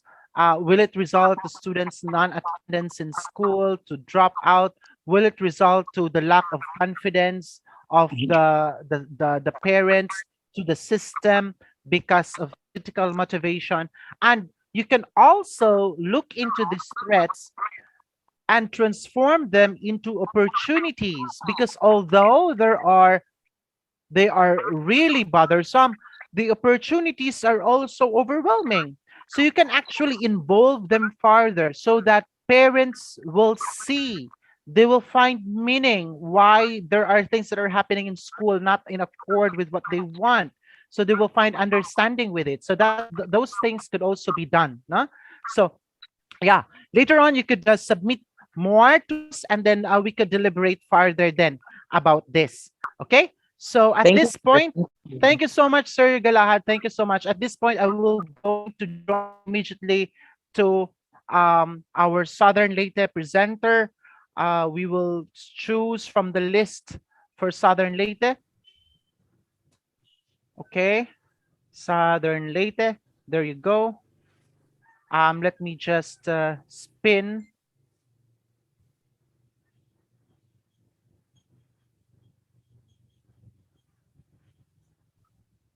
Okay, we have Ma'am Susie Pajaron. Ma'am Susie Pajaron, you will be our last presenter this morning.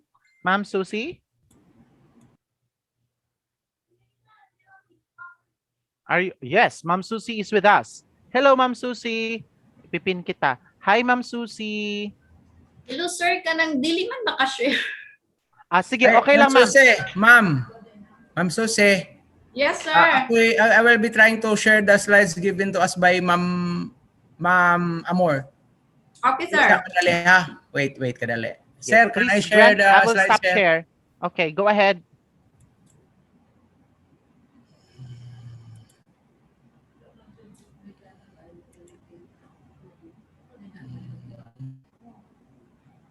Oh, hala, ang daming laman ng computer ni sir. May template. Ano yun? Time out muna, sir. Medyo nahirapan nga. Sige.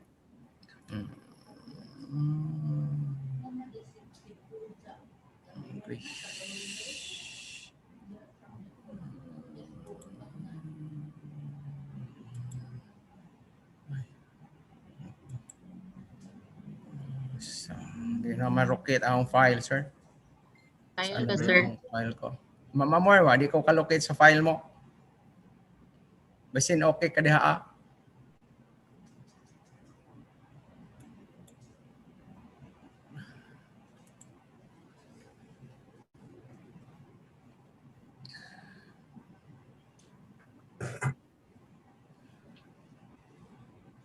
There you go. I can see it now. So this is the work of Ma'am Amor at the same time. Ma'am Susie, magkasama kayo? This is our output. Okay. For the strengths, we have proactive, trained, committed teachers, MOE, online downloading, increasing enrollment for some schools, but others, I don't know. Multiple trainings for teaching and non-teaching personnel, presence of 5 MTs, 1 head teacher and assistant principal, and provision of internet connectivity.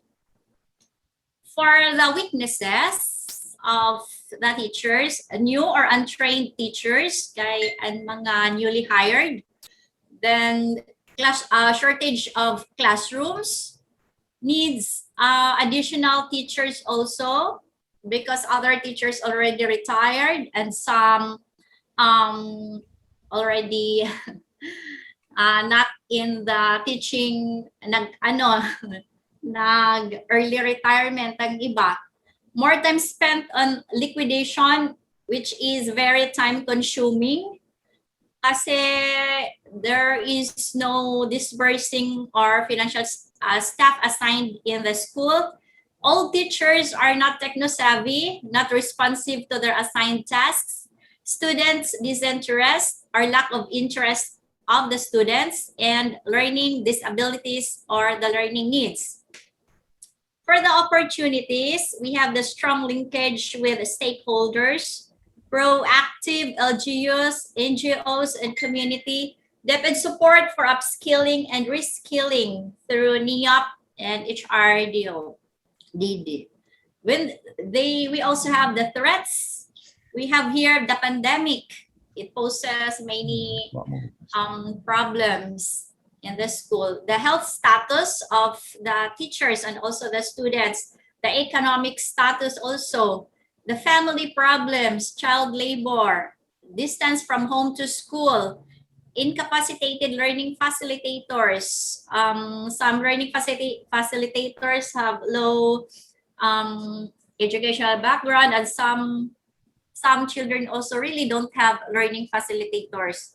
Then poor internet connectivity also, sir.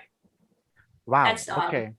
Thank you so much, Ma'am Susie, Ma'am Amor, and there was sino yung isa, Sister Hilario, no, for putting this together. It's quite comprehensive and it is interesting.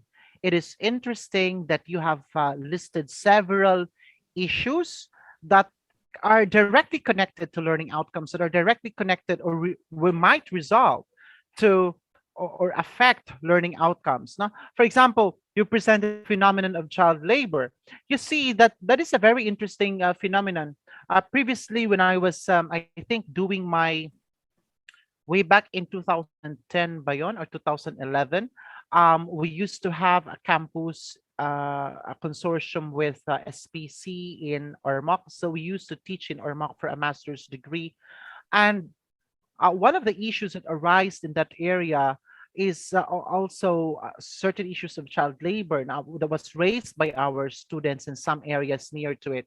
And I really wonder what happened to child labor now, particularly that there is no face-to-face classes, wherein more of the time is really spent at home. So I think this is one of the issues that are actually um how do I say it, magnified because of the circumstances that we're in. Because unlike before, they have to go to school, so they don't have to work. No, if they will have to work, then maybe they just do it Saturday, Sunday.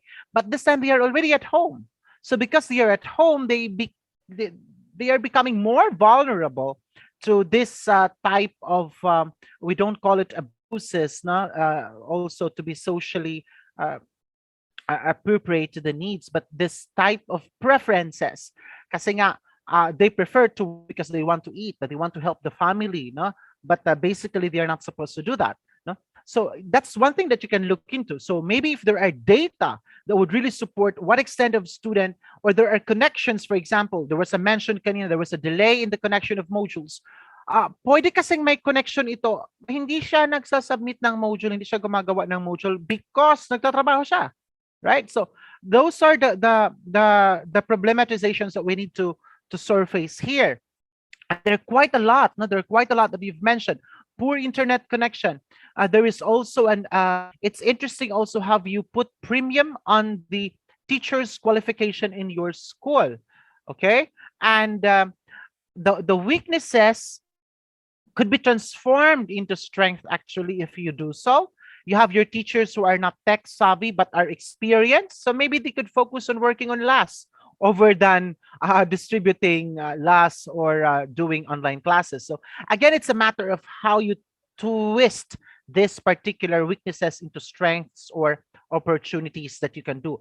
But I applaud the group for coming up with quite an extensive enumeration of many strengths, so weaknesses and opportunities as well as threats. And I would like to give an advance notice to everyone, prepare for your data, because later in the workshop in the afternoon, you will be asked to pull them out. So over the lunch break, after Sir Gerald will be giving some of his comments on this, over the lunch break, pull out data that you have. We want you to bring it here. We want you to give picture on this claimed strengths and weaknesses. Provide the extent, because that will help us to identify prioritization, and that will help us to prioritize actions in the development of interventions that are basically data driven. Sir Gerald, it's all yours for your comments, please. Just very briefly, sir, in the weaknesses, one of the weaknesses is on new or untrained teachers, or maybe, kasi the context is high school, they may have teachers who are actually out of field teachers, which may really affect learning outcomes. Like, kasi a teacher would accept that particular subject because she has no choice but to accept it, because that's what the principal gave him or her, or the department head gave him or her. But actually, it may have some repercussions on what the students will actually accomplish or learn. Kasi like you're a new teacher and you're teaching a subject not your field of specialization, and you have few trainings attended, then that's really a weakness, and that the school head has or needs to do something, to maybe he can request the the teachers who have been in the just to help the realities in DepEd schools now, particularly in high schools. That's all, Sir Jonas. All right, thank you so much, sir. Indeed, it was a very productive meeting for all of us. So we will go for a lunch break, and the lunch break is always an hour. So we are ending at 12:28. So we will start at 1:30.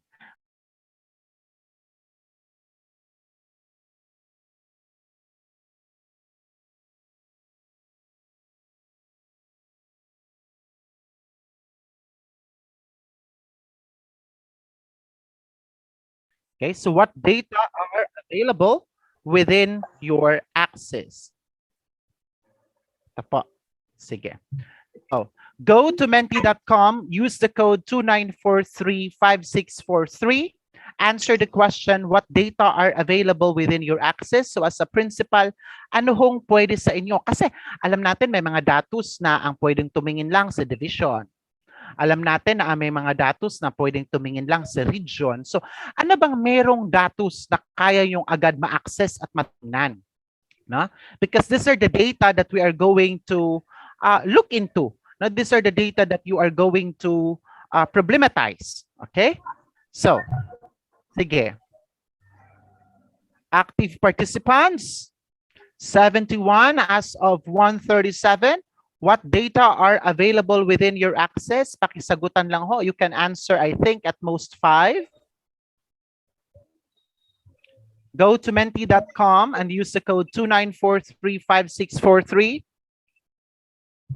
Okay. Ayan. Enrollment, performance indicator, reading profile, numeracy level. Isa lang ang sumagot niyan. Pero ang dami niyang na-identify. Ano pa?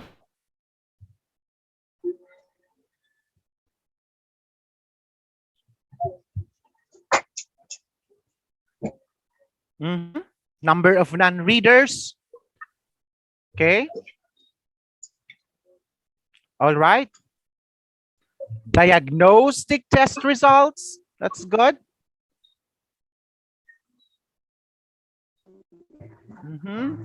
MPS, sir. MPS daw. Okay.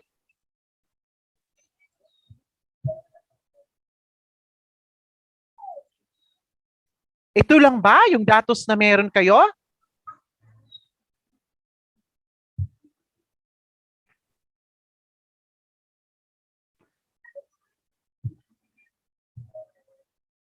Di ba senior high school ito?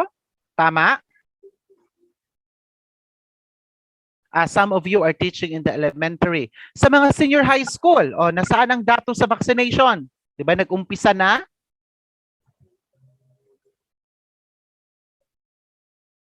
Where is your vaccination data?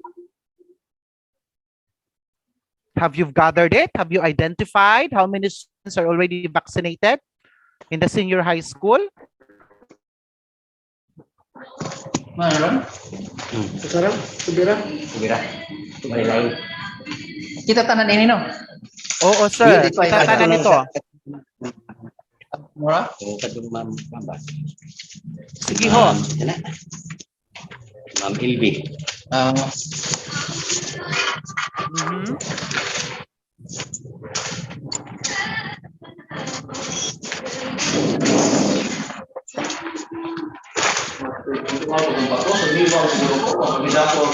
Okay.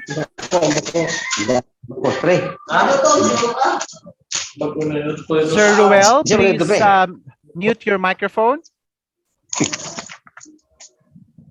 Sorry. Okay. Sino pa po?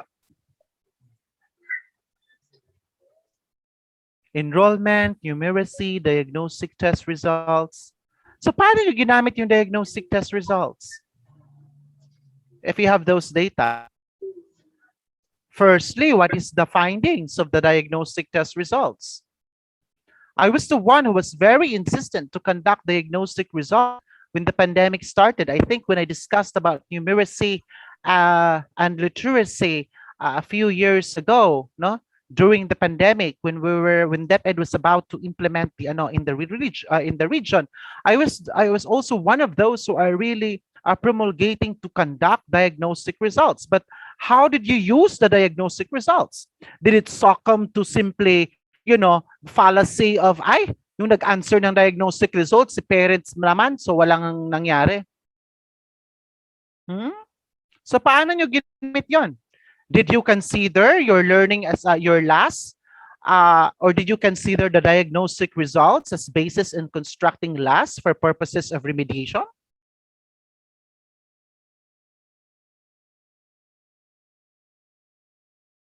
Performance indicator. Paano nyo tiningnan ang performance indicator?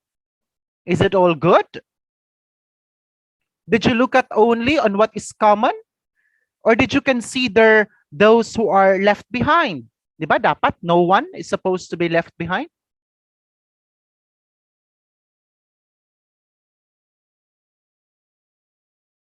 Dropout rate. Ano bang ginawa dito? Tinignan nyo lang ba kung ilan yung dropout rate? Sinabi nyo lang, ay malaki yung dropout rate namin. What did you do with the data?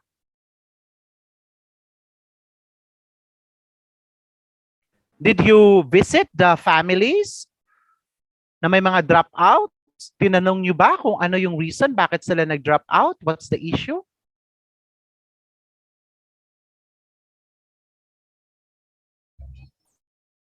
Teachers' needs. So how did you translate teachers' needs into actions? Did you provide what they need? Did you find mechanism as to what they need? How did you target these mechanisms? How did you outline them in timetables as to what are you supposed to achieve after quarter from quarter? Financial data. What is the trend of your finances? Is it increasing?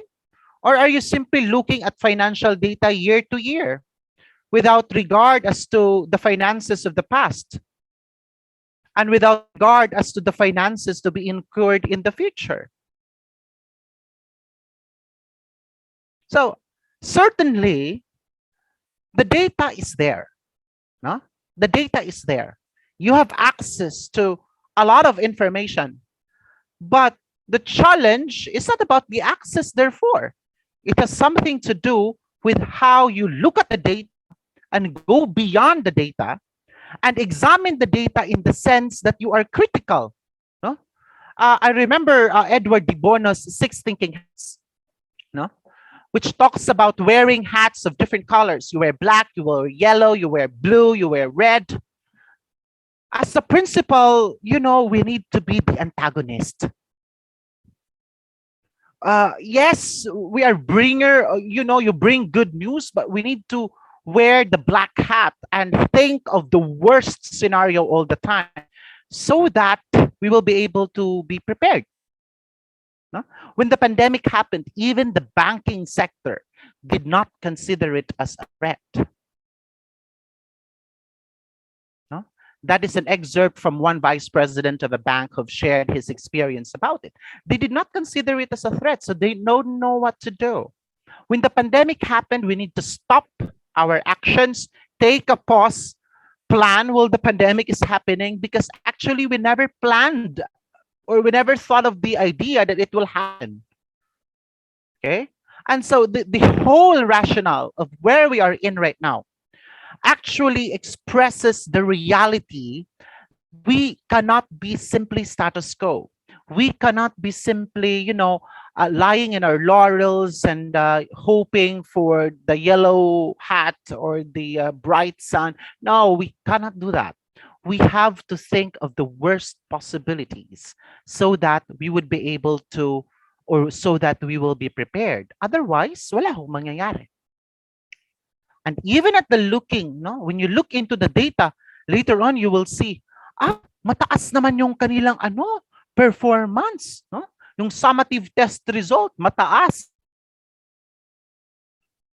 Bakit mo nasabing mataas? Kasi yung mean, 95. Okay, mataas nga. But have you looked at inside the data? Lahat ba sila may score na 95? Hindi. Did you look at in the continuum of the data? Sino yung nasa ibaba? Sino yung nangangailangan ng remediation? Our mantra is not just to provide a good result. Our mantra is also inclusivity. And nobody should be left behind. No? So these are things in this opening discussion this afternoon that I would like you to, of course, rethink on in terms of the possibilities. Okay? So, there.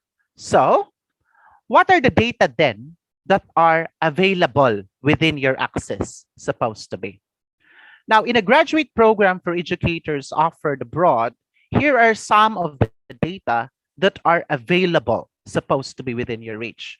One, under academic. It's grouped in four tracks. You have academic or achievement data. You have non-academic data.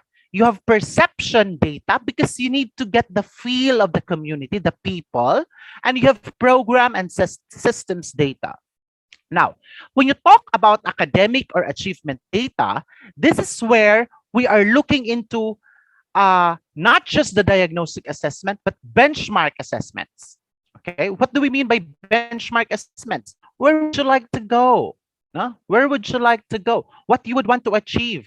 So you need to look at level 3 schools. How did they perform? And use that as a benchmark for your target. Okay, so data therefore, no, when you plan, cannot just be about your school. Kasi status ko yun. You have to look at other schools that are performing better and try to look at their processes so that you will be able to use this in your school. Okay? Now, second is the diagnostic assessment. Nag-diagnostic assessment nga. Pagkatapos ng diagnostic assessment, some simply shelved it. Wala namang ginawa sa diagnostic assessment. Ang diagnostic assessment in the parlance of measurement and evaluation is created to guide the teachers in terms of instruction. Huh? Hindi natapos ang semestre. Diba? Nung nagka-pandemic, nag-cut ang semester. O ano nangyari? Diretso lang sa next sem. Gumawa ng modules, nag-last, diretso sa next sem, sa next school year. So what happened to the competencies na hindi naintindihan, which are prerequisites of the next competencies? So dapat na-factor yon sa learning sa last natin. Okay? Formative and summative assessments. It has to be inclusive when you interpret the data. You cannot just look at the centrality of the data. You cannot just look at the mean. You have to look at how the data is converging, or where is the data in particular? Is it skewed? Is it more of bigger scores, or is it more of lower scores? Common grade level assessments among the grade 3, among the grade 4 sa division ninyo. Ano ba yung performance? Nasaan kayo with respect to that performance? Huh? Okay. Now, students' class averages. That's also something that you can do. Progress monitoring data. Have you looked at whether the trend from quarter 1 to quarter 4 in terms of grades is increasing? Ang expectation natin dyan, hindi dapat increasing. Kasi the difficulty is increasing. So the more that the difficulty goes up, then we expect that the performance will tend to be to go low. No? Kasi the difficulty becomes higher as we progress from quarter to quarter. But what is the data telling you?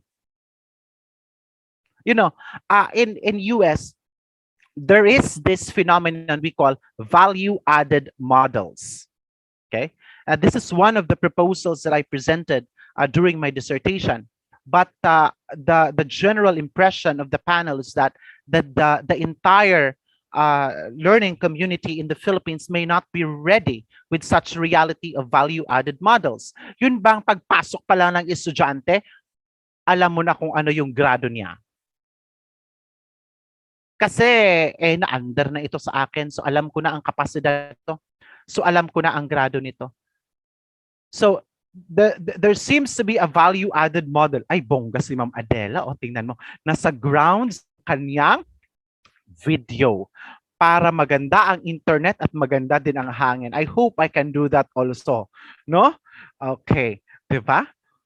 Anyway, the students were examples. So, gaano ba ito? Ano ba yung progress nila? Nag-outcomes based tayo ngayon. May mga portfolio, may mga performance tasks. What is their work telling us?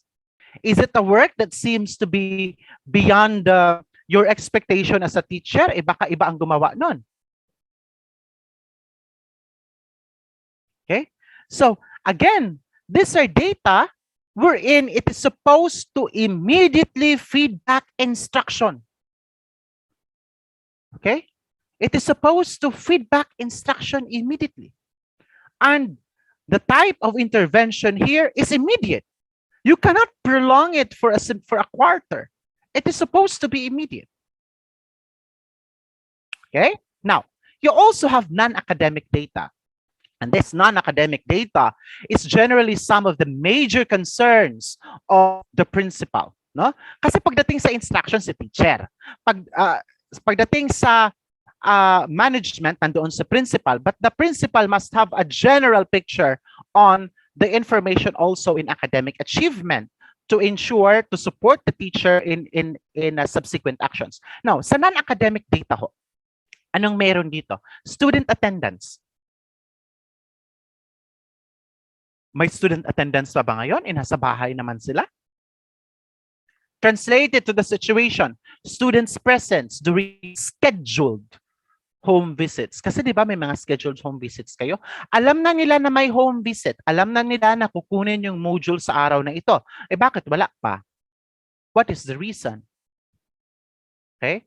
If it happens for a quarter, it happens for the second quarter, for the third quarter, and the fourth quarter. Well, that is already a representation that one way or another, someone did not act on it. Because it happens, it was prolonged. No? Okay. Now, teachers' attendance. How is it related now to the current context? Some teachers are asked to report to school, but are they reporting to school?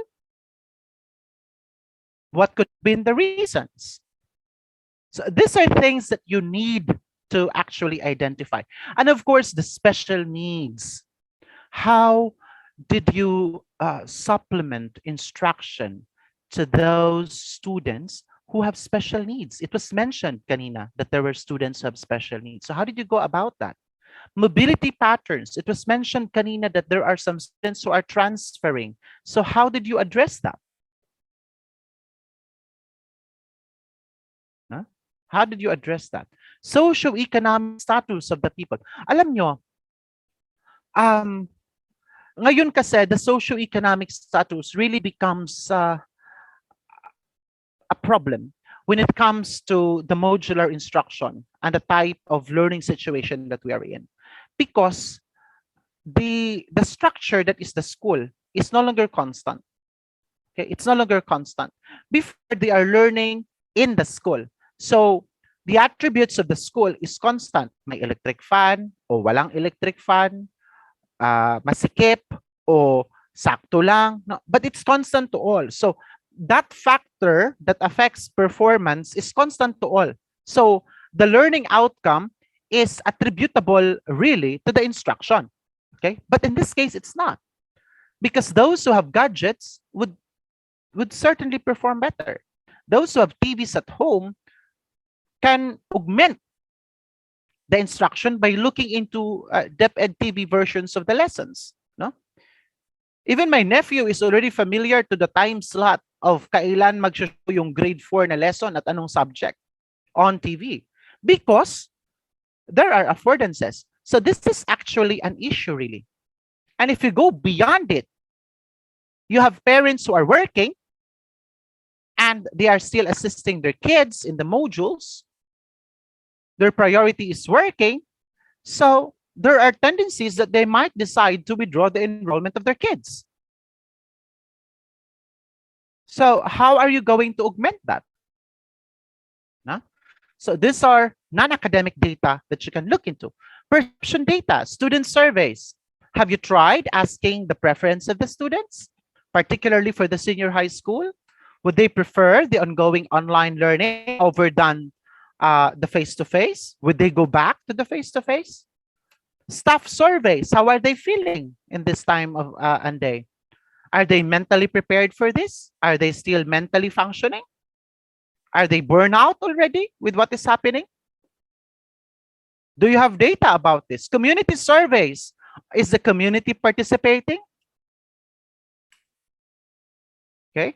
Parents engagement information. Huh?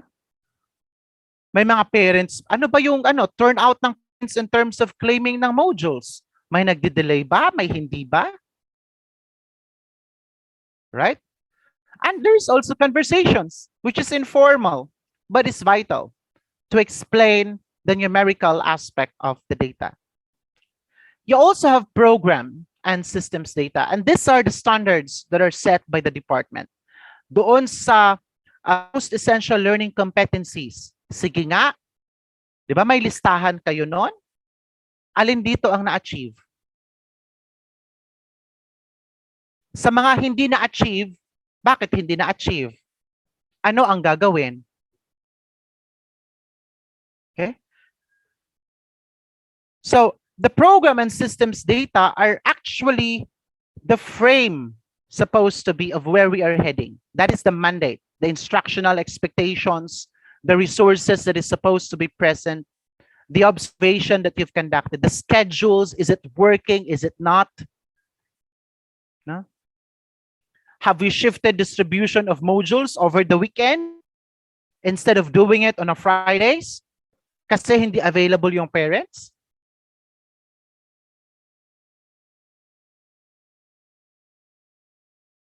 Do you have your, di ba mayroon kayong mga teaching cell then? How did you implement the mentoring aspect? How did you identify who are to be mentored and what it is that you're going to mentor? Even your meeting's agenda and the minutes of that meeting with your interaction with the community and creation of resolutions, those are information.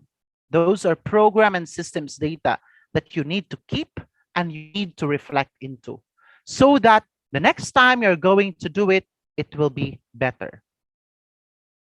Have you planned out, for example, who in your school would you recommend for further studies? Have you accessed other opportunities of scholarships and provided some teachers, for example, or recommended some teachers to go on, leave status? Sir, wala namang leave status sa DepEd. Well, you might say so, but there are cases we've observed that they were granted. No? In fact, for mathematics, DOST, mathematics and science, now DOST is offering a master's degree under a scholarship program. And in that scholarship program, dapat full-time, no? With the allowance of, I think, about 30,000 a month. Have you considered that, no? Or presenting that as an option so that the teachers can go into professional development? Have you sequenced your teachers as to professional development? In situations of teachers, for example, who are moving into TikTok and who are, presenting themselves, although, yeah, we understand, board lang sa sir, presenting themselves in some situations or, that might raise eyebrows. What are some of your behavioral management protocols that you have developed? Have you engaged your teachers on what to post on social media and what not?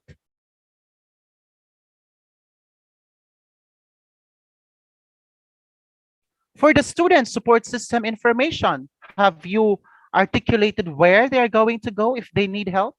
What are they going to do if they need help?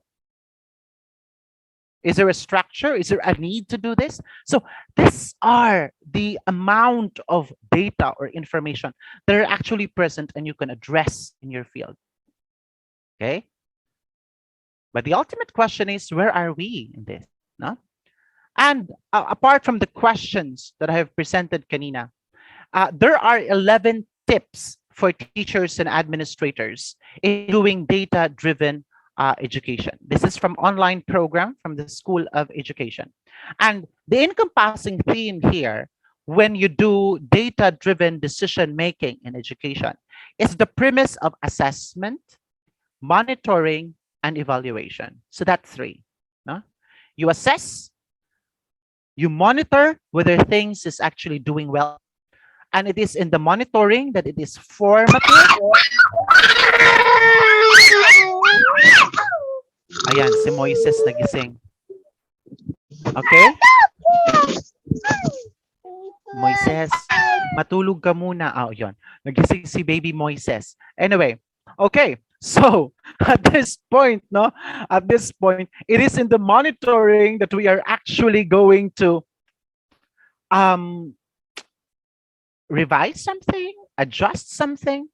No, this is what the actions and plan na posibleng hindi mag-work, and as evidence in monitoring hindi nga siya nag-work, so you have to adjust it. And the evaluation part is the value that you're going to look into the work, into the program, projects, or activities. Okay, so what are the 11 tips for teachers and administrators? First, use data to find out what happened in the past. Nasira yung building, may building doon na walang nakatira, na parang ano, so what happened in the past? Okay, the building poses a risk safety, so what happened in the past? Okay, because it is incumbent upon us to look into this information, particularly if it is a risk to life, no? Baka biglang mag-collapse yung building. So anong nangyari? Huh? Understand what data can and can't tell you. So sometimes we are overwhelmed with the information and we succumbed immediately to such overwhelming information and we misrepresent it. No? We misrepresent it. So that is the reason why the trend really also in research is not just to look into the quantitative data, but also to find meaning in that quantitative data through qualitative lenses. Ask questions like why? Ask questions like how? Because these are the type of questions that will allow you to understand what the data is really all about. Okay? Now, third, keep an eye out for unexpected trends. Ito yung sinasabi ko kanina. Consider the worst case scenario. Do not lie on your laurels or sit on your laurels because everything is okay. No, not everything will be okay. No? Everything that includes human interactions, okay, is doomed for change. So we have to consider the unexpected. All right. Have you considered, for example, what are we going to do when automatically from level 1, bigla tayo mag-level 4 in terms of pandemic? What are we going to do in terms of instruction? Will you just say you stop?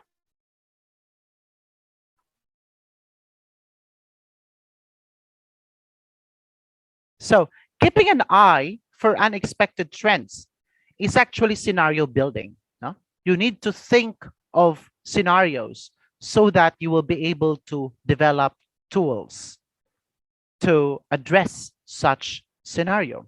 Use a variety of data tools. What do we mean by use a variety of data tools? You can use different sources of data to corroborate your findings so that whatever solutions that you're going to come up will be holistic. Huh? Devise new lessons based on data. So ito yung sinasabi ko kanina. The use of assessment, the use of diagnostic tests in developing your lessons. It is supposed to be accessed. No? It is not sufficient that you will just gather data for compliance. No. The reason why DepEd is asking you to gather those data so that you will be guided with your implementation of the lesson. Ma'am Adela?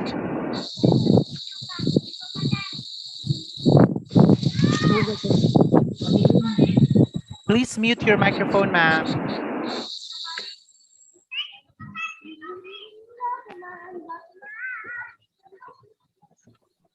Okay. All right. Now, discover how to use data to improve students' performance. So, paano yan, sir? Ito, maganda ito. I will give an insight for this. In a class, you will certainly see students who are performing well. And you will also see students who are not performing well.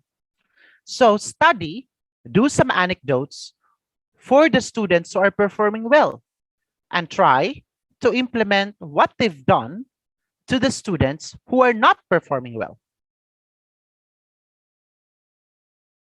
As simple as that.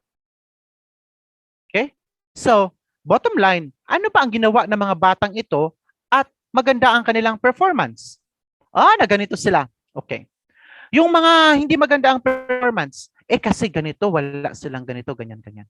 Use that information to find means so that these students will be able to improve in their performance. Turn to multiple sources of data. I've already mentioned that.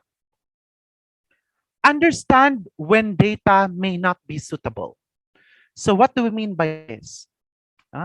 Not all data will sufficiently provide us basis for intervention. And that is the reason why itong turn to multiple sources could augment the data that is insufficient. Okay? For example, my data on conversations. May sinabing, may issue na ganito. No? Yes, you're going to address the issue, but are you going to implement it to the whole school? That is different, because when you implement it to the whole school, then such phenomenon should be present in the entire school for you to implement it there. But if it's an isolated, then you create a solution that is specific to that group of people only. Okay?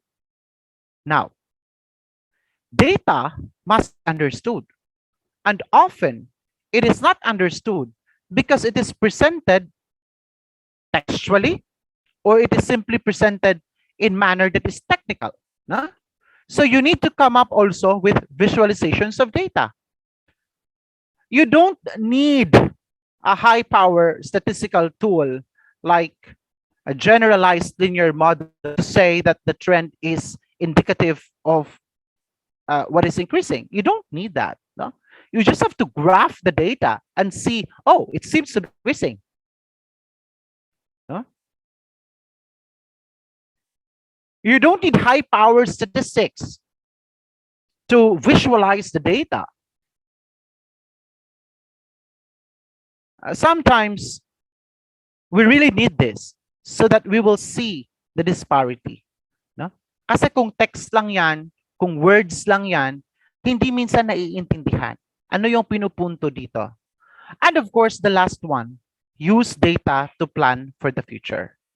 The trend now in for higher education institution, and I think for the Philippines and education in particular, is what we call future proofing.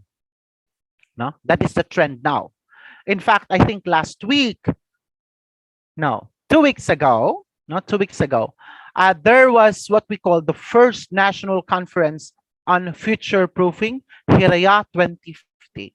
And this is where we articulate a future that is weird, a future that is ideal, a future that is problematic. No?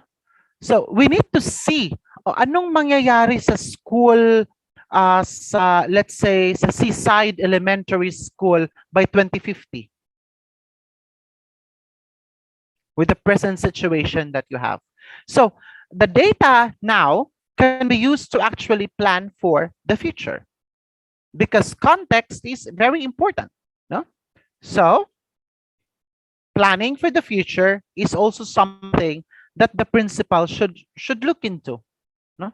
You cannot just be concerned with your legacy. You have to be concerned with what will be your contribution to that, so that the school will be able to achieve the the goals and the mission of the Department of Education. So you need to help the department in planning for the future. Okay. So from this data, we begin to question. From this data, we begin to determine what could be subsequent information that we need. Okay? Because from the question, posibleng lalabas another question. So to answer it, we might need to get another set of data. So if you need one, you need to gather and analyze. As you gather and analyze, you will be confronted now with an information that may call for a certain action, for a certain intervention. And that is where you create and implement that intervention. The intervention may not work. And because it did not work, you review it. Or you revise it. And then you implement again. So this is a cyclic process. And this is evident also in the context of action research, which in Dr. Balanga will be journeying with you tomorrow. No? So when we question, we begin, for example, by asking, what are the year-to-year, month-to-month trends in student performance at each grade level, for each teacher's class, for each subject area? Have you think of that?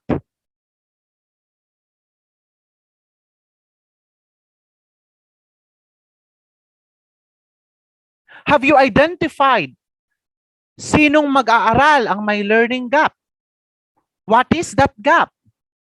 What are the needs that are necessary, or what are the skills that are necessary to address that gap? You also question, what are the teachers' instructional strengths and areas for growth? What are their expertise? What is their focus? Ay, kailangan ko ng ganito. Walang ganyan ang aking mga teachers. So ano ang gagawin mo? Okay? You need to question also, what do teachers, parents, and students believe about what it is and it's not working in the school? Okay? You need also to ask, which system and which program have been fully implemented? Ay, bakit hindi natapos ang module? Bakit hindi na-achieve ang milk?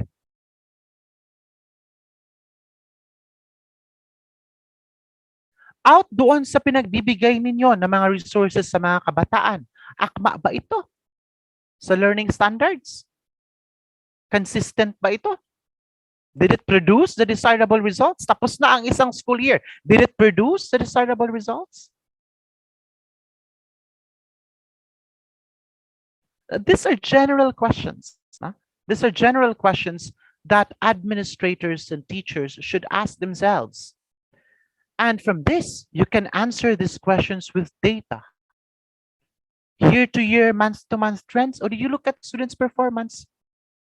Learning gaps, o tingnan mo kung sino yung mababa. Tapos tingnan mo doon sa test, anong question ang hindi nasagutan. Kasi yun ang learning gap. Where are your learners in terms of knowledge? Where are they in the learning curve? Okay?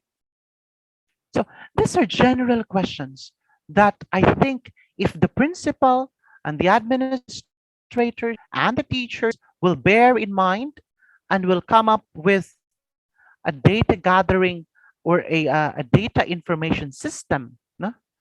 We will be able to really come up with immediate interventions. Okay? So, kanina na-determine ko na, no? So after you've questioned, you determine. You need to identify the data. So, for example, yung una, paano mo yan masasagutan? Oh, learning outcomes. Tingnan mo yung learning outcomes. Ano ba ang pattern ng performance ng mga bata? You have that data. O di tingnan mo. Did it improve? Kahit hindi month to month, quarter to quarter, did it improve? Yung performance ba ng mga bata ngayon sa grade 7 kaysa sa grade 7 noong unang taon? Mas mataas ba yung performance ng mga bata ngayon? O bumaba? Okay?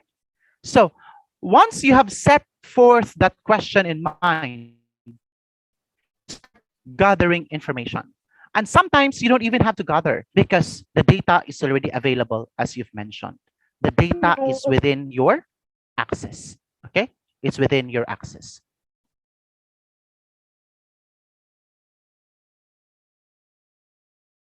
Huh? Okay. Now, after you have determined you now gather the data. So go back to data repository. Tingnan nyo kung anong meron doon. And apart from that, you have to apply not just quantitative techniques, not just mean, median, mode, not just test of differences, but you have to also to explain. No? You have to do a little qualitative research, a little questioning. No? Now, I thought of creating also what I call 5 E's. Kasi kung may 5 E's of learning approach. I also tried to create 5 E's of qualitative research. And I've said in qualitative research, the 5 E's would be first to express. And that is simply to describe the situation. It could also be to explore. No? Meaning, you want to explore bakit nagda-drop out ang estudyante. Okay?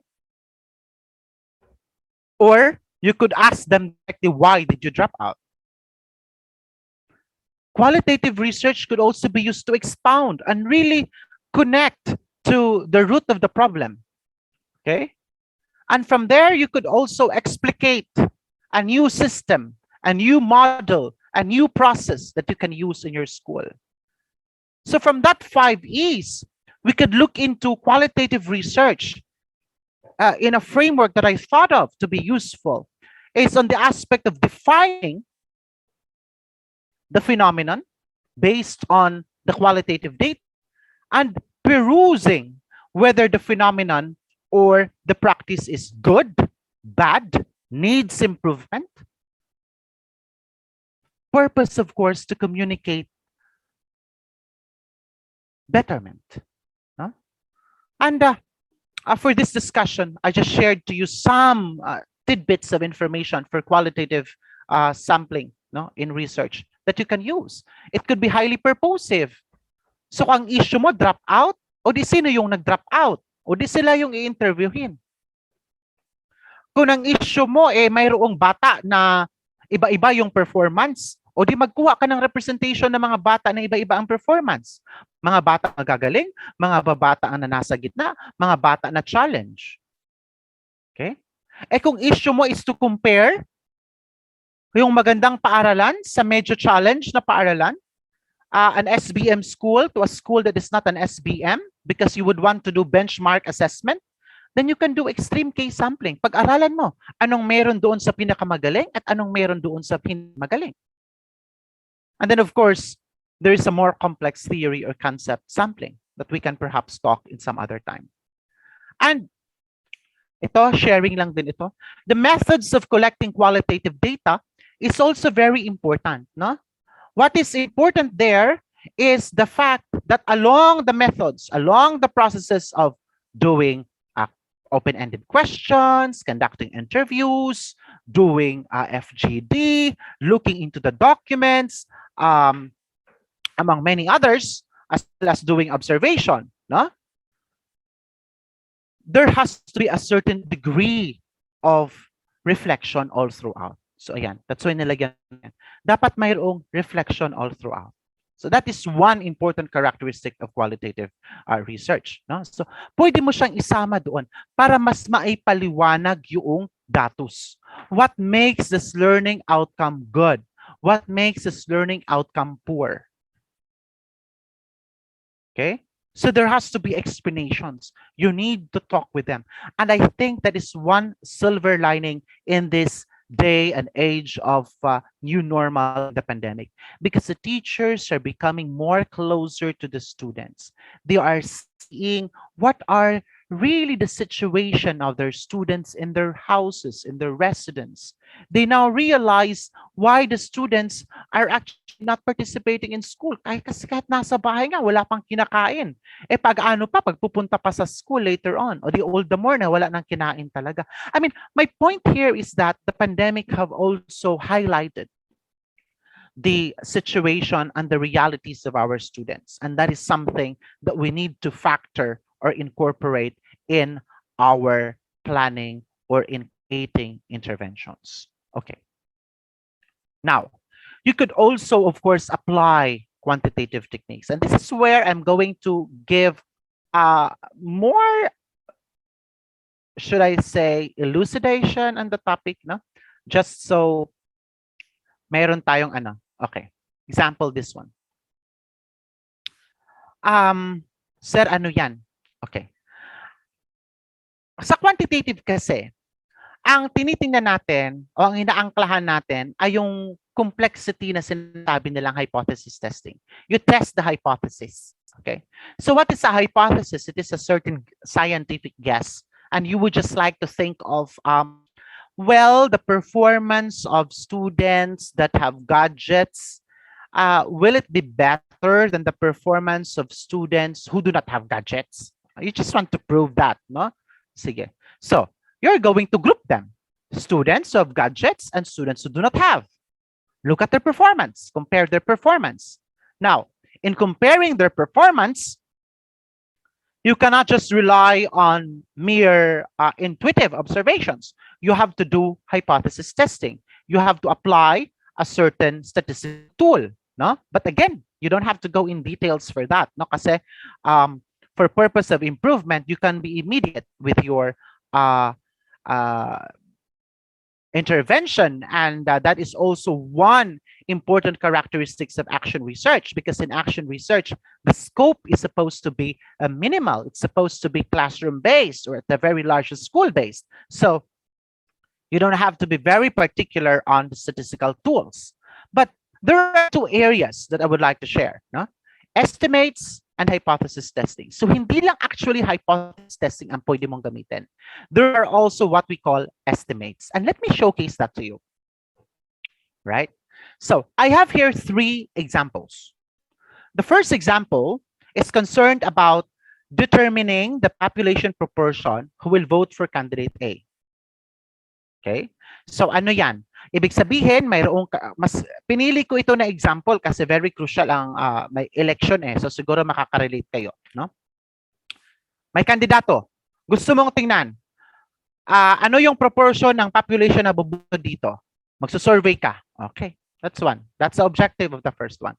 The second one is determine whether medyo napapanas na itaton buhok, ano. So may ada ka first treatment, may ada ka treatment B, and you would like to know which of these 2 treatments will actually better your hair. Or you have 2 types of strategies of learning, and you would like to determine whether which of these strategies of learning would actually contribute to better performance. Okay, so A versus B. Okay. The third one, ganun din. You want to look at the performance of math, in math and science, and you would like it to be perused in the context of students having ADHD. So you would like to compare, ano ba yung performance ng mga bata sa math at science, yung mga batang may ADHD, those who are specially abled. Is it good? Is it bad? Okay. All right.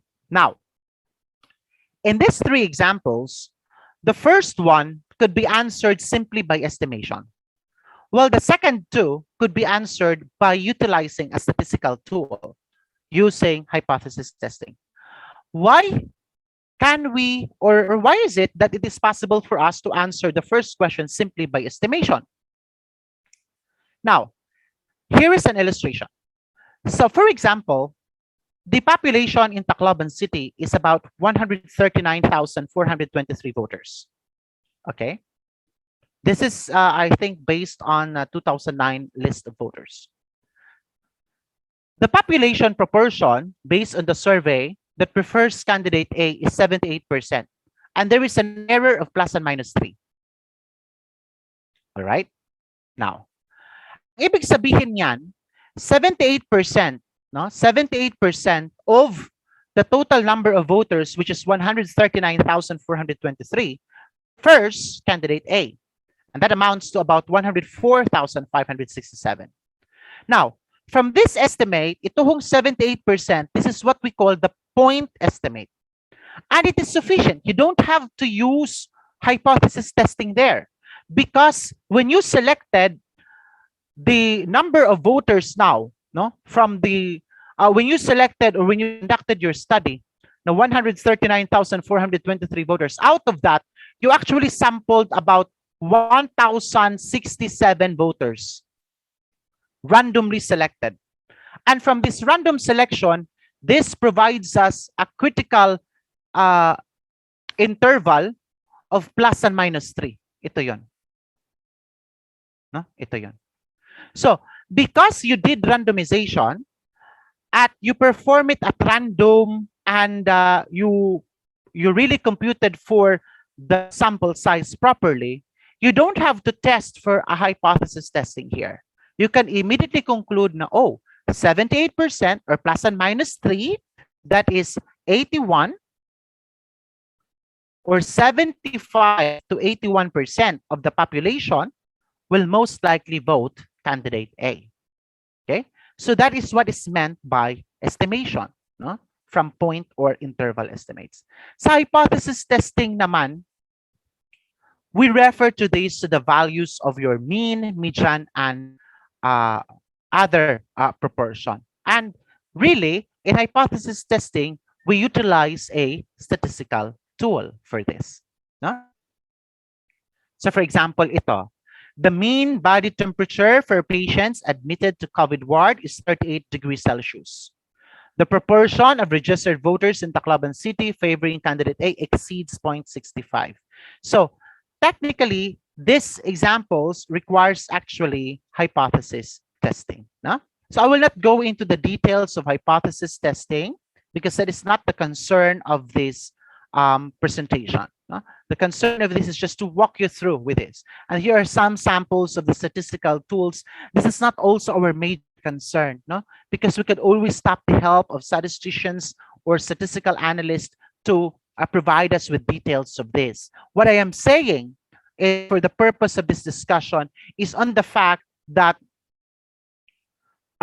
we need to perform estimation or hypothesis testing so that we would know what is the extent of the problem. You have a number of students that is, let's say, about a big school, 1,000. A big school ba? 1,000 na yan. So example lang, no? You have number of students sa 1,000. What part of 1,000 are readers? You have mentioned that kanina. You have a number of students that are about 200. What percent yung dropout rate? Sabi niya 10%. That is an estimation. You estimate that for every situation, magkakaroon ka ng most likely 10% na magda-drop out. Would you want that? Would you want that to be, mitigated? Then you need to do something with it. Okay? Then we also have our central tendency. No? So this is where your mean, your median, and mode will come in. Okay? So the mean is the most stable measure of central tendency. And you use it only when your data is numerical. So pag ang data mo may male, female dyan, hindi ho yan mean. That is mode. How many males, how many female students? Mode ho ang tawag dyan. No? That particular measure of central tendency. Yung mean ho, ginagamit lang natin when the data is numerical. Everybody knows this. But what you do not know is the fact that the extreme scores affects the mean. It bloats the value. When you have a group of students who are really very good and you mix them with students who are a little bit, problematic, it might give you a score that is not representative of the entire thing, of the entire distribution. The mean will not work if there are scores that are extreme. So you have to take note of that. So instead of the mean, we actually use the median when the situation calls for it, when data is plagued by extreme scores. For example, income. You cannot take the mean of the income because the disparity between the rich and the poor is so huge. It will, it will diminish. It will diminish the center or the centrality of the data. So hindi mo makikita. So even the government, even in the computation of gross domestic product in terms of income, we don't use the mean. We use the median because we know for a fact that such is plagued by extreme scores. So it is not all the time that these measures can be used interchangeably, or it is not all the time that you will simply use mean. So it depends on the type of data that you have, no?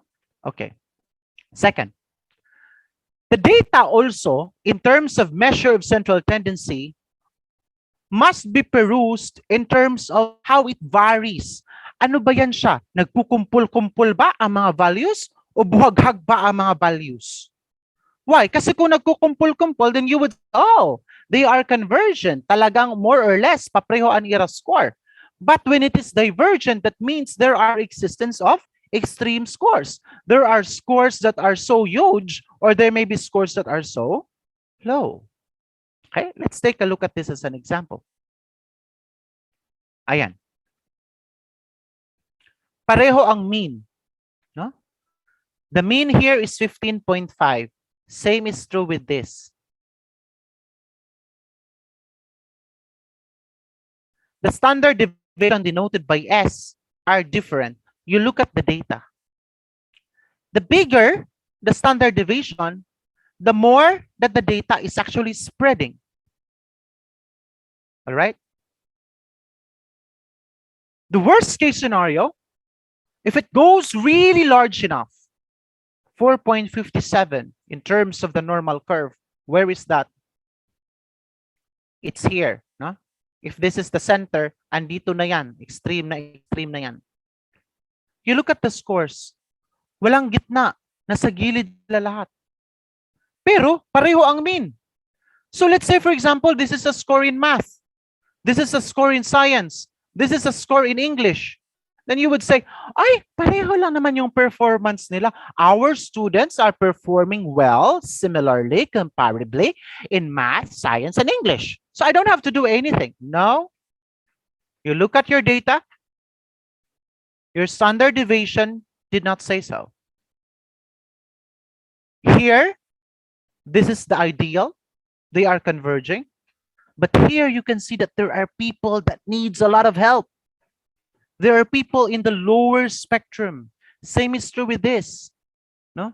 There are people that needs intervention.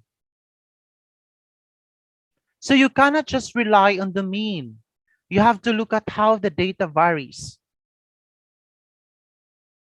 Okay, let's take another example. You have here a mean of 65. Well, they could be of the same height. That's correct. But you have here a mean of 65 with a standard deviation of 3.6. Look at them. They are of different height. Pero pareho ang mean. So again, mean does not, when you have two means that are equal, it doesn't mean that the data are the same. It might imply something that one needs help. Okay? Let's take another example. Parang pareho lang yata. Oo, pareho lang. Okay? This one. Here you have subjects A, scores in math. Let's say parehong grade 7. Section A, section B. And section A, 85 and mean. And section B, 85 and mean. Mas ka, ay, pareho man lang ngayon ang performance ng section A and section B. Di rin magkakaiba. No, it is not. They are different. Section A have students who are converging at the center that is 85. But section B, it's not. There are students that are performing quite low and quite high. So there is a need for intervention in section B over than in section A. For section A, you give enrichment. For section B, you need not just to give enrichment, but also remediation, because there are people that are at the bottom of the scale, at the bottom of your data. Okay? Now, ito. This one, it's easy when you are comparing data that have the same mean.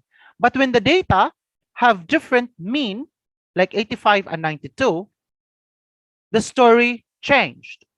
You need to look out for the coefficient of variation, which is actually square root of your standard deviation.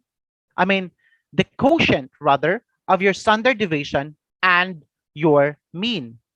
all right? And you multiply it to 100. So what is 1 divided by 85 all over 100? It will be 1%. While 2 divided by 92, roughly it will be 2%. So in this case, it's a very interesting example kasi even though at the first glance sasabihin mo, ay, sa section B or sa group B, mas mataas yung mean nila, mas maganda yung performance. Even though pwede mong sabihin ganon, that's not the case. Sa section B ho, mayroon ho mababa ang performance. Bakit? Kasi malawak ho ang standard deviation. Ang kumpol ng data mo, if this is your normal curve, no? One standard deviation, your data is here. That is for A. Doon sa B, 2 standard deviation, no? If they converge at the middle, this is 1, 1, 2, 2. Your data are here. More or less, they are converged there. So if you look at it, although yung mean nito ay 92, yung group B, although yung mean niya ay 92, may ada dida bata na iya score hamubo pa kaysa pinakahamubo didi han group A, which needs intervention. Okay? So this is how you look at data. No? You cannot just look at it by centrality. You have to look at it in terms of standard deviation as well. Okay? So I promised to just showcase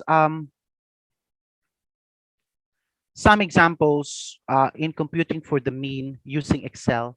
So I would like to share that data. No?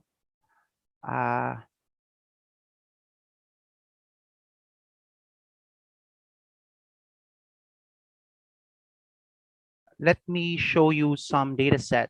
These are actual data set, but I'm not going to present the name of the schools. This is para at least makita natin. This is an actual data that a group of my graduate students in LNU and I we worked on this data, and ito yon. Sana walang infringement na mangyayari. Let me see. Let me clean it first. Okay.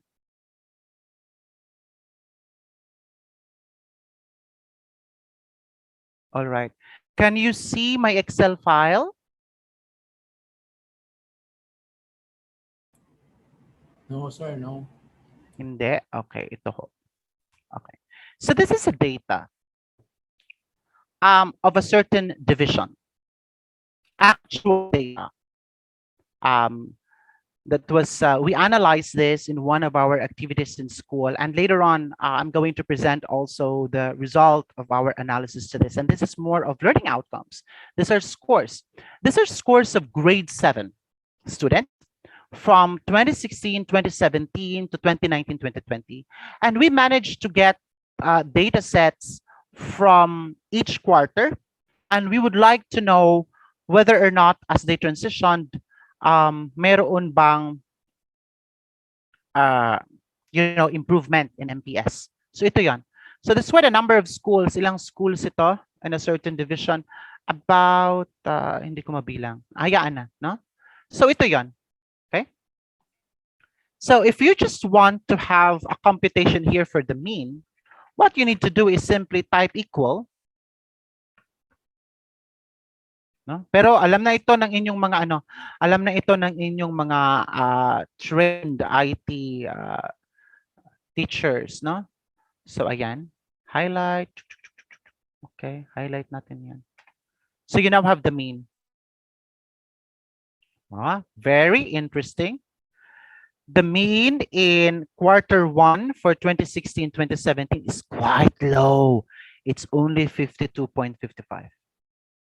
For the entire division, Okay. Well, assumption, may nag-provide ng data. Sir, marami naman yung blank. Excel autocorrects that. So they exclude that in the number of the denominator. So, okay lang yan, no? So, let's verify kung tama yung claim ko. Average of this, this.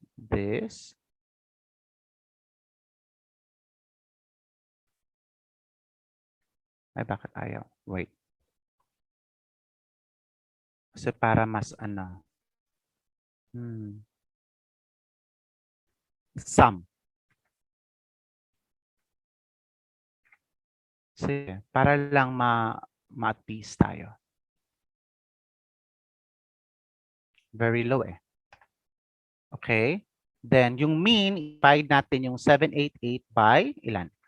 This is 1, 2, 3, 4, 5, 6, 7, 8, 9, 10, 11, 12, 13, 14, 15 schools.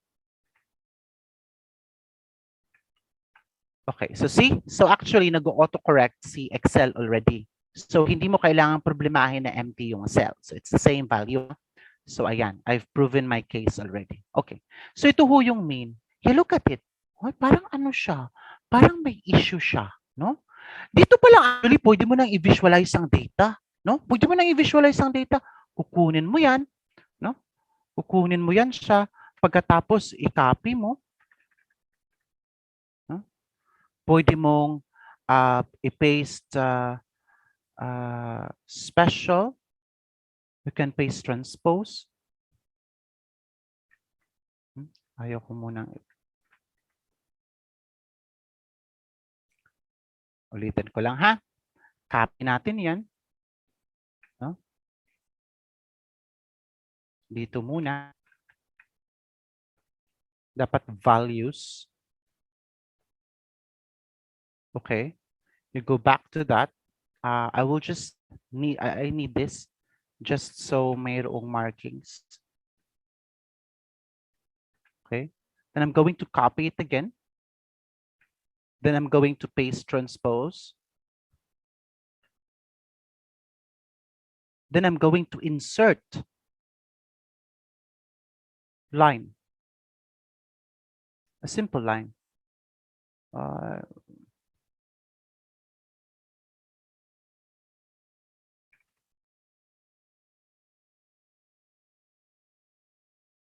Line graph.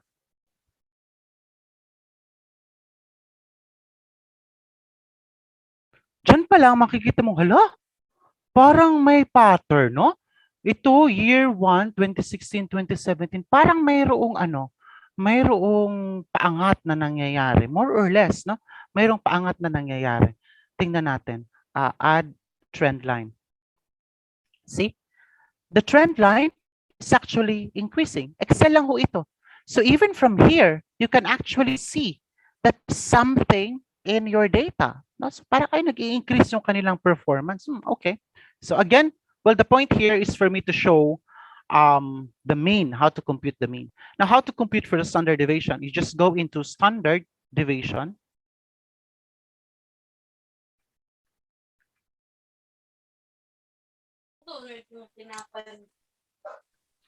Variance. Okay, you have to compute first for variance. Go for variance sample so that it will have a correction. And type it here first. Variance, standard deviation. So the standard deviation is just equal to the square root of the variance. So if this will be the variance, that will be the standard deviation. So I'm just going to drag it there to make it quick.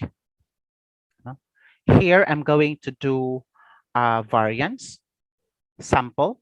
I'm going to highlight the data set for quarter 1. So that's the variance. Then I'm going to drag this here. You now have your variance. So, yung ano din, makikita mo rin yung variance natin, yung full kumpol ng datos natin na medyo pababa din yung variance. And that is very interesting kasi ibig sabihin, mas gumagaling talaga ang estudyante. Yung batches ng grade 7 na pumapasok, no? Kasi grade 7 ito eh. Grade 7 ng 2016, grade 7 ng 2017, grade 7 ng 2018 ng 19. Yung batches ng grade 7 na pumapasok, yung kumpol ng mga bata in terms of variance are more convergent as they progress towards the next school year. no, yung next batch ng grade 7. So yung batch ng grade 7 ng 2019-2020 or 2018-2019 in particular, mas centric na, no, mas convergent na ang ERA score. Apart from that, an ERA liwat performance, we can see that it is actually increasing. When you compare the performance in quarter 1, han mga bata, han 2016-2017, it seems to be lower, no, kaysa 2018-2019, no? Yan, 1, 2, 3, 4. And then you can see the consistent increase now. Okay? See that? So the trend here, indeterminate, medyo bumaba, but on the third batch of grade 7, nag-pick up agad. So this communicates actually a level of intervention that was conducted. No? May ginawa dito ang departamento, kaya nagganda. We expect kasi na ang unang batch ng grade 7, ay hindi pa talaga ano yon, hindi pa perfect yon. Pero sa next batch, nag-adjust na. Gin-adjust. Oh, yan yung MPS nung first quarter. Pagkasunod na batch naman, naging 61.50. Oh, we can see, hala, nag-improve na hera. Ang next batch, mas humataas pa. Naging 70. No? So, you see, data here is really speaking something, no, that has been done. No? It talks about evolution of actions. Okay? And if you could build this data for your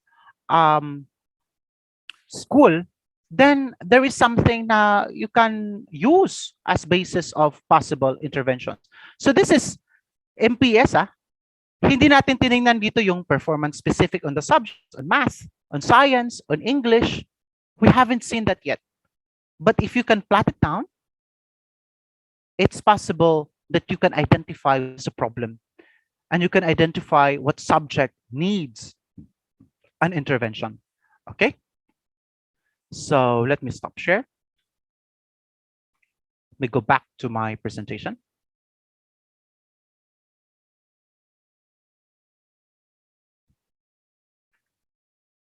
Okay. So the data that we've presented to you is something that we've actually worked with Mark Galliano from Region 8 also. I think the former regional coordinator for research. He used to be my student in the graduate school, as well as I think Dean Lajao from Summer State University. She used to be my student as well. So we worked on this data.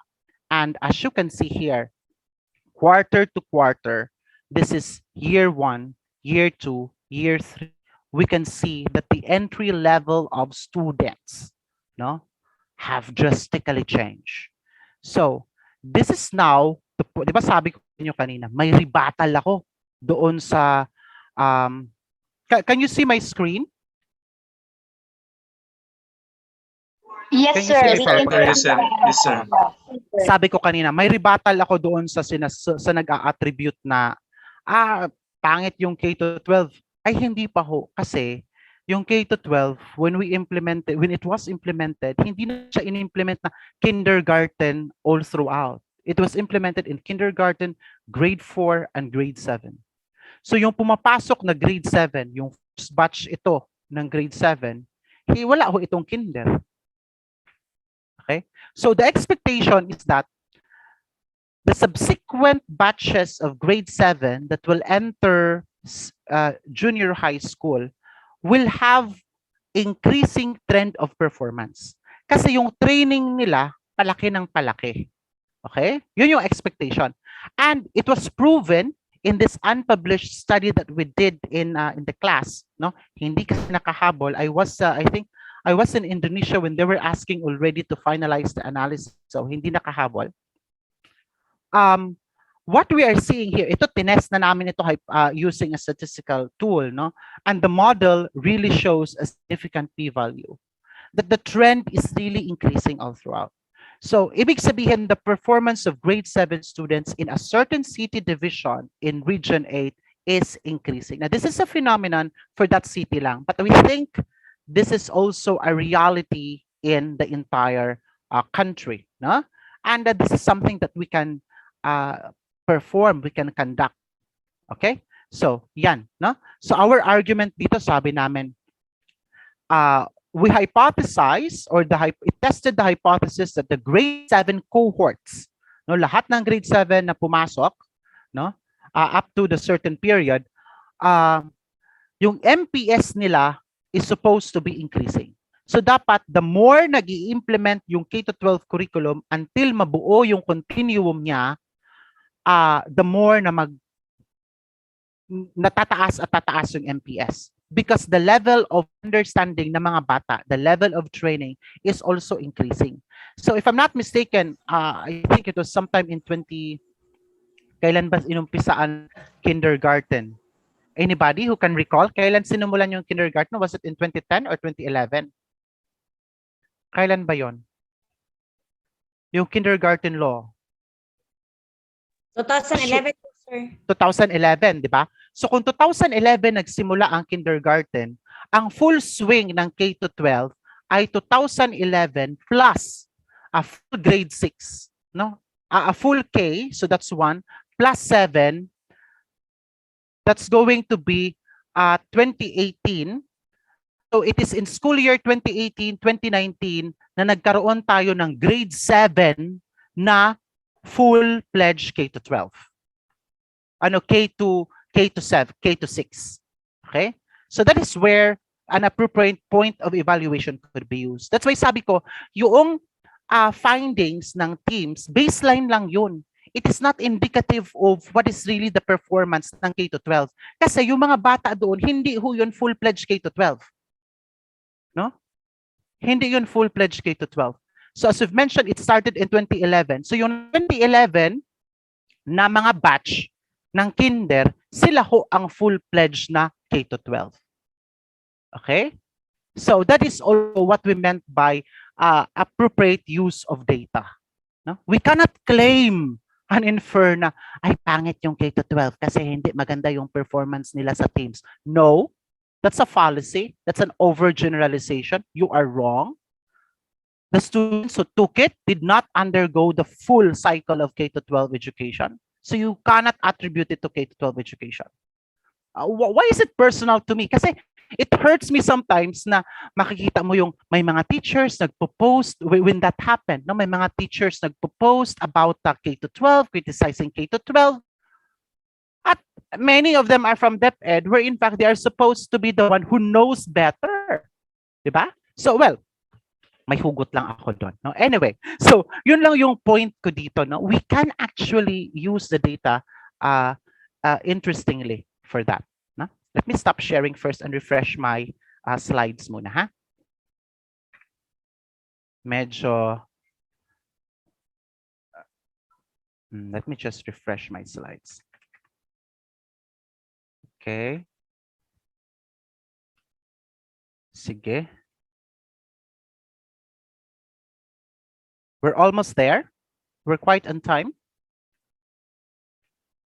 Let me swap display. Okay. So share screen ulit. All right, there you go. So yeah. So this is how we can, of course, communicate the data visually as well, no? And showcase na ay talagang may nangyayari. Now, in the process now, in conducting our, di ba, kanina sabi natin, you begin with a question, you determine what information you need, and then you gather and analyze your data.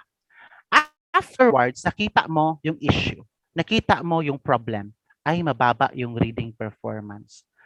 Talaga bang mababa? Oo. Ano ba yung prevalence? Naku, out of 100 students, 30% are actually, have a poor reading ability. Ay, malaki nga yung prevalence.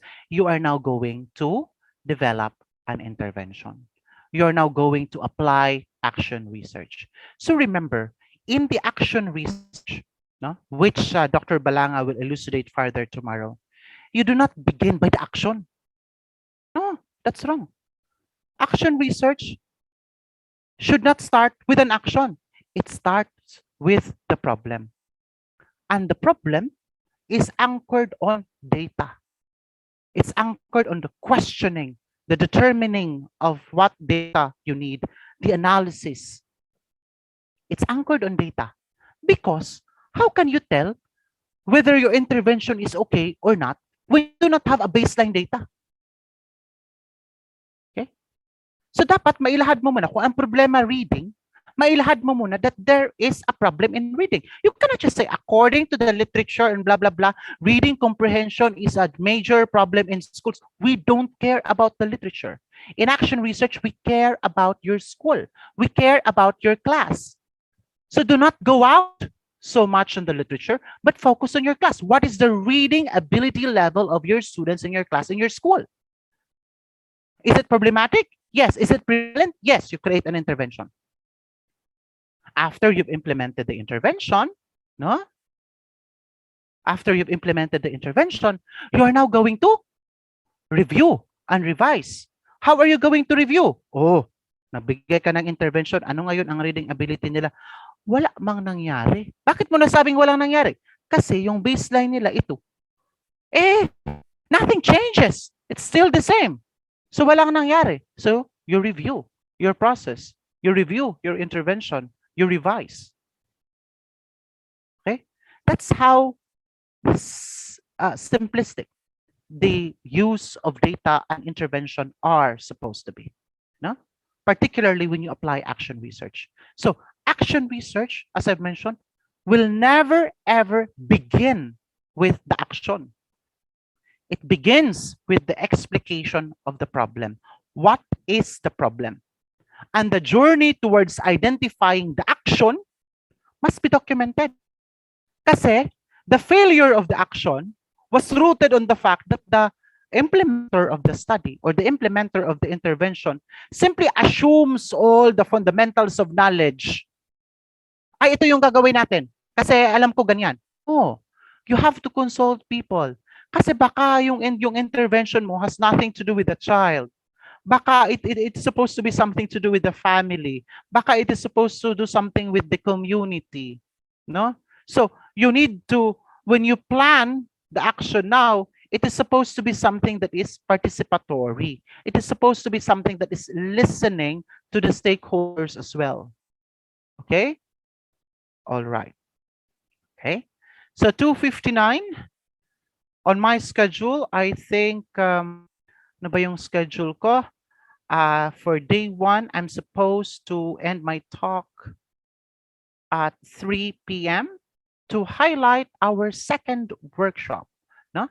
So the second workshop that we are going to do is something that is personal to you. Kanina, pinag-usapan nyo ano yung SWOT analysis. No? Ano yung strength, ano yung weaknesses, ano yung opportunities, ano yung threats ng school ninyo. Ngayon, we would like you to pull out data. No? Pull out data. What do we mean by pull out data? You use these slides that I have given to you kanina, and we've called it School 101. No? Let me swap display.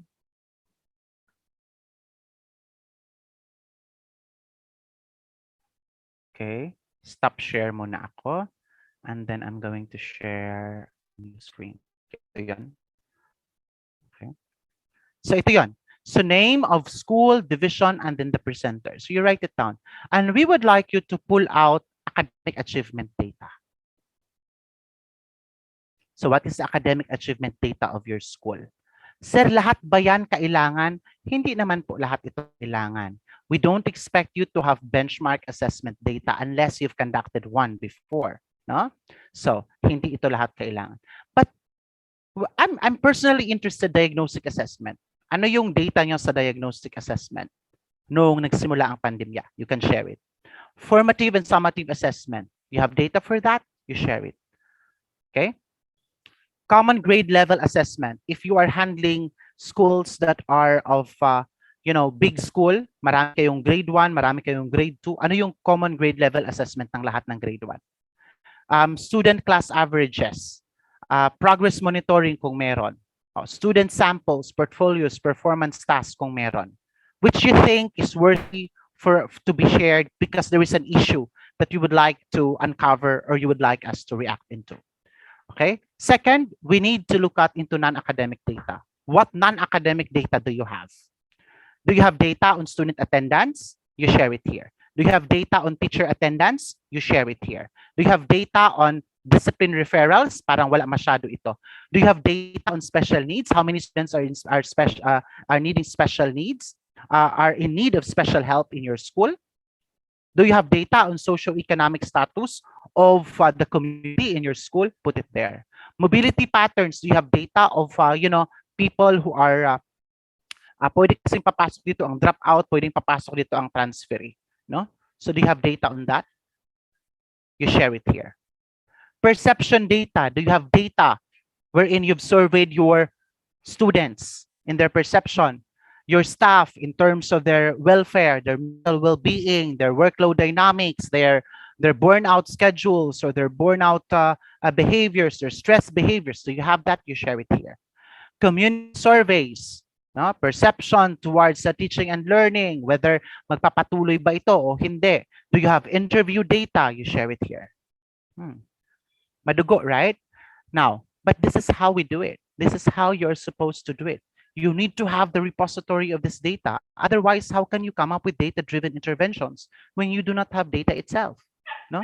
So this is a reality check to all of us. If we want our interventions to work, it is supposed to be data-centered. Okay? Program and systems data. Well, you could be generalist here. What are the MELC? Oh, di ba? Pwede mong ipasok dito, alin yung hindi na-achieve doon sa milk. May nag-comment doon kanina, list achieve competencies in milk. Anong gagawin? Curricular resources, ano yung ginamit nyo? What are additional information that you would want to share? Schedules. Ano yung scheduling ng distribution ng module, retrieval ng module. In betweens, kailan yung checking, paano yung feedbacking, saan nakapapasok. Ang daming data ho. Sige. So tingnan natin kung sino ho yung mayroong datos na ganito. Na? Tingnan natin. So that as we capacitate you on coming up with data-driven interventions, reflect. Do we really need the data? No? And that's it. We will be calling one by one later on. Ito last ito. Assignment ho ito, no? Later on. This is the assignment part. What can be improved in the current profile of your school? So that is the assignment part. You don't have to answer that now, but you may also.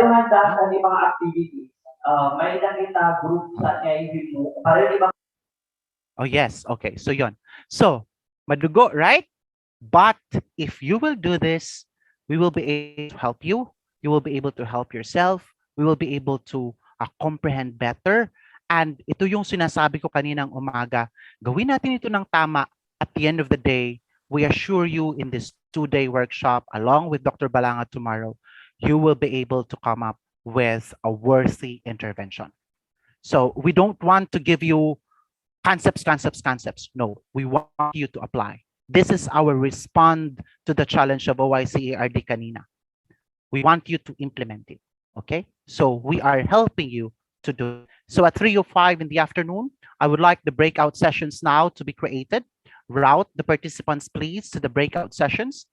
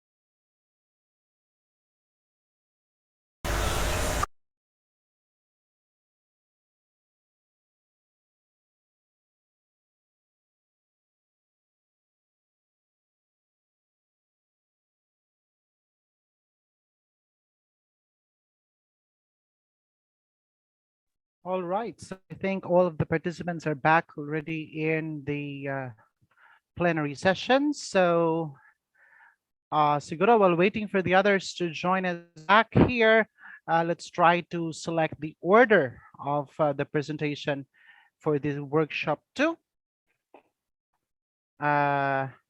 according to provinces. So let's begin with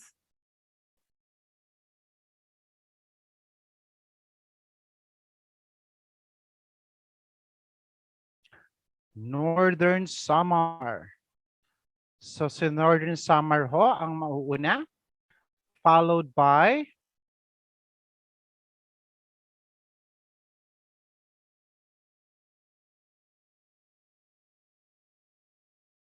Southern Leyte,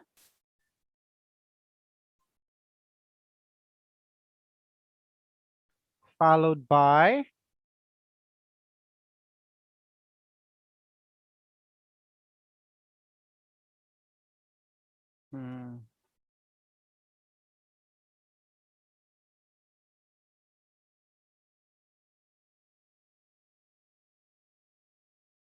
Biliran.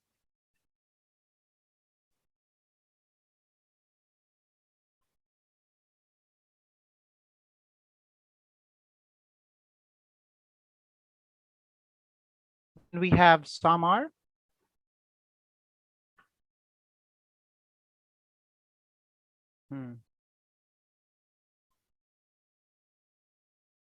Dapat dalawa na lang, no? Leyte. So the last would be actually Eastern Samar. So last po ang Eastern Samar. So ulitin natin. The first presenter will be coming from Northern Samar, followed by the presenter from Southern Leyte, then Biliran, Samar, Leyte, and Eastern Samar. So tingnan natin baka may na dagdag ho, no? Doon sa ating Northern Samar. Kasi actually, dalawa ho sila. Na? Let's see. Andito pa ba si Sir ano? Si Sir Delmer? Sir Delmer, are you still with us? Sir? Sir Jonas is not in the list of participants Ay, anymore, wala so na? I think he What has about left. si Ma'am Suryo? Ma'am Hannah Suryo? She is in the official list. Wala din, sir. Wala din. Okay, let's proceed to Southern Leyte. So let's proceed to Southern Leyte.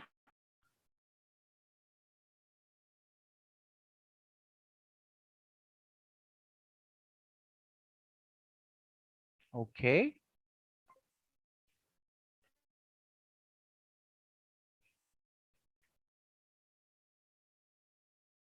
This morning, we were talking to Susie Paharon. This afternoon, we would like to listen to Ma'am Adela Kumaya.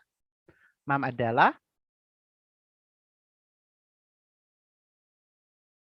Is Ma'am Adela with us? Speak another one.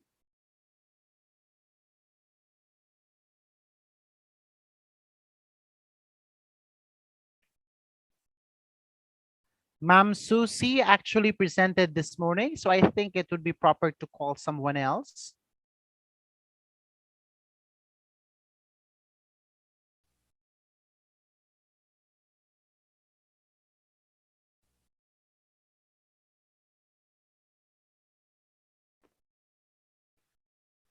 Ma'am Salas. Is Ma'am Salas with us?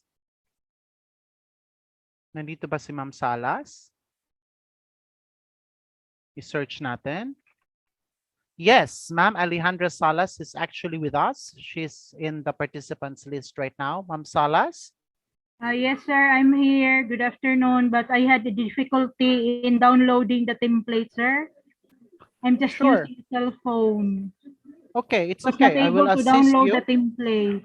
I will assist you in in providing the data. No? That's the least that I And can then do. another reason, sir, is I am home-based and my data are in my office in the school. So do you have something to share with us, ma'am, regarding academic achievement data based on your tacit knowledge? Actually, sir, I am planning to share with you the diagnostic test or pre-test in numeracy. Mm-hmm. But I So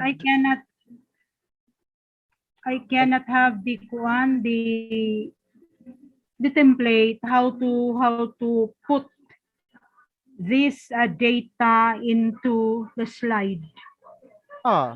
In So I terms had of diagnostic test, do you have some specifics that you would like to share? Can you pick a subject that you would like to share? Can you pick a grade level?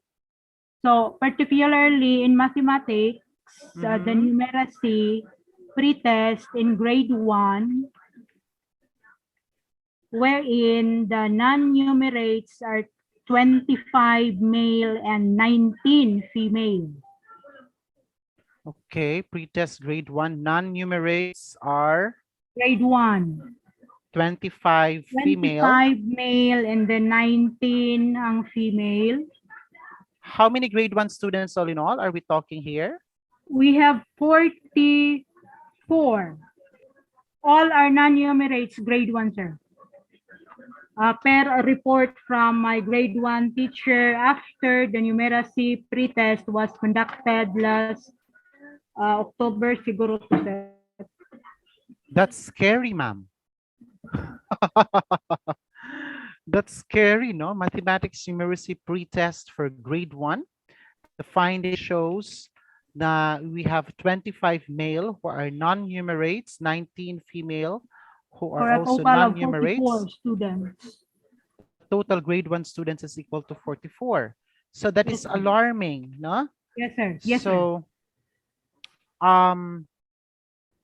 what are other data that supports mathematics numeracy pretest in grade 1? Actually, I have this ProMids, but it is in my office lagi, sir. Yung ProMids numeracy din yon? Hindi. The result of the summative test for school year 2020-2021. Because for this school year, we have not yet recorded the first periodic test result or the first summative test results, which was conducted lately. Okay. Have you interviewed the teacher, ma'am? Not yet, sir. Wala siyang sinabi, like paano lang, pasaring, pagkasabi, bakit ganon yung nangyayari? Wala pa, sir. Wala pa. Have you, I would assume this grade 1 students ay daan ito ng kinder? Yes, sir. Lahat ng kindergarten. They have Do you undergone kindergarten. Do you have the kindergarten data with them? You don't have to present it, I'm just asking you. Yes, sir. They have the result of the PACD, the ready and the not yet ready.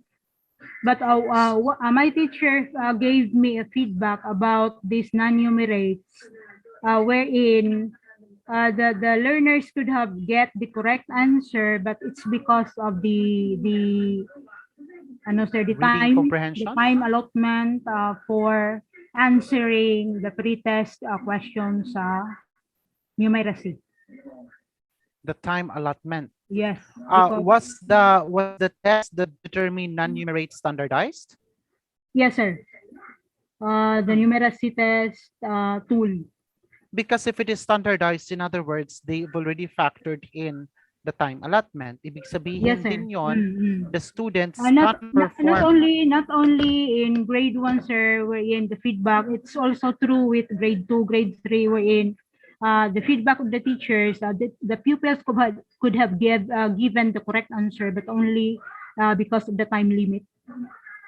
So how do you plan to intervene for this? What, sir? Anong balak mong intervention dito, ma'am?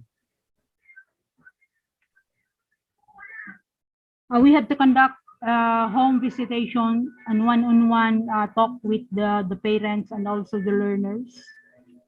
After the barangay will be free from the COVID-19.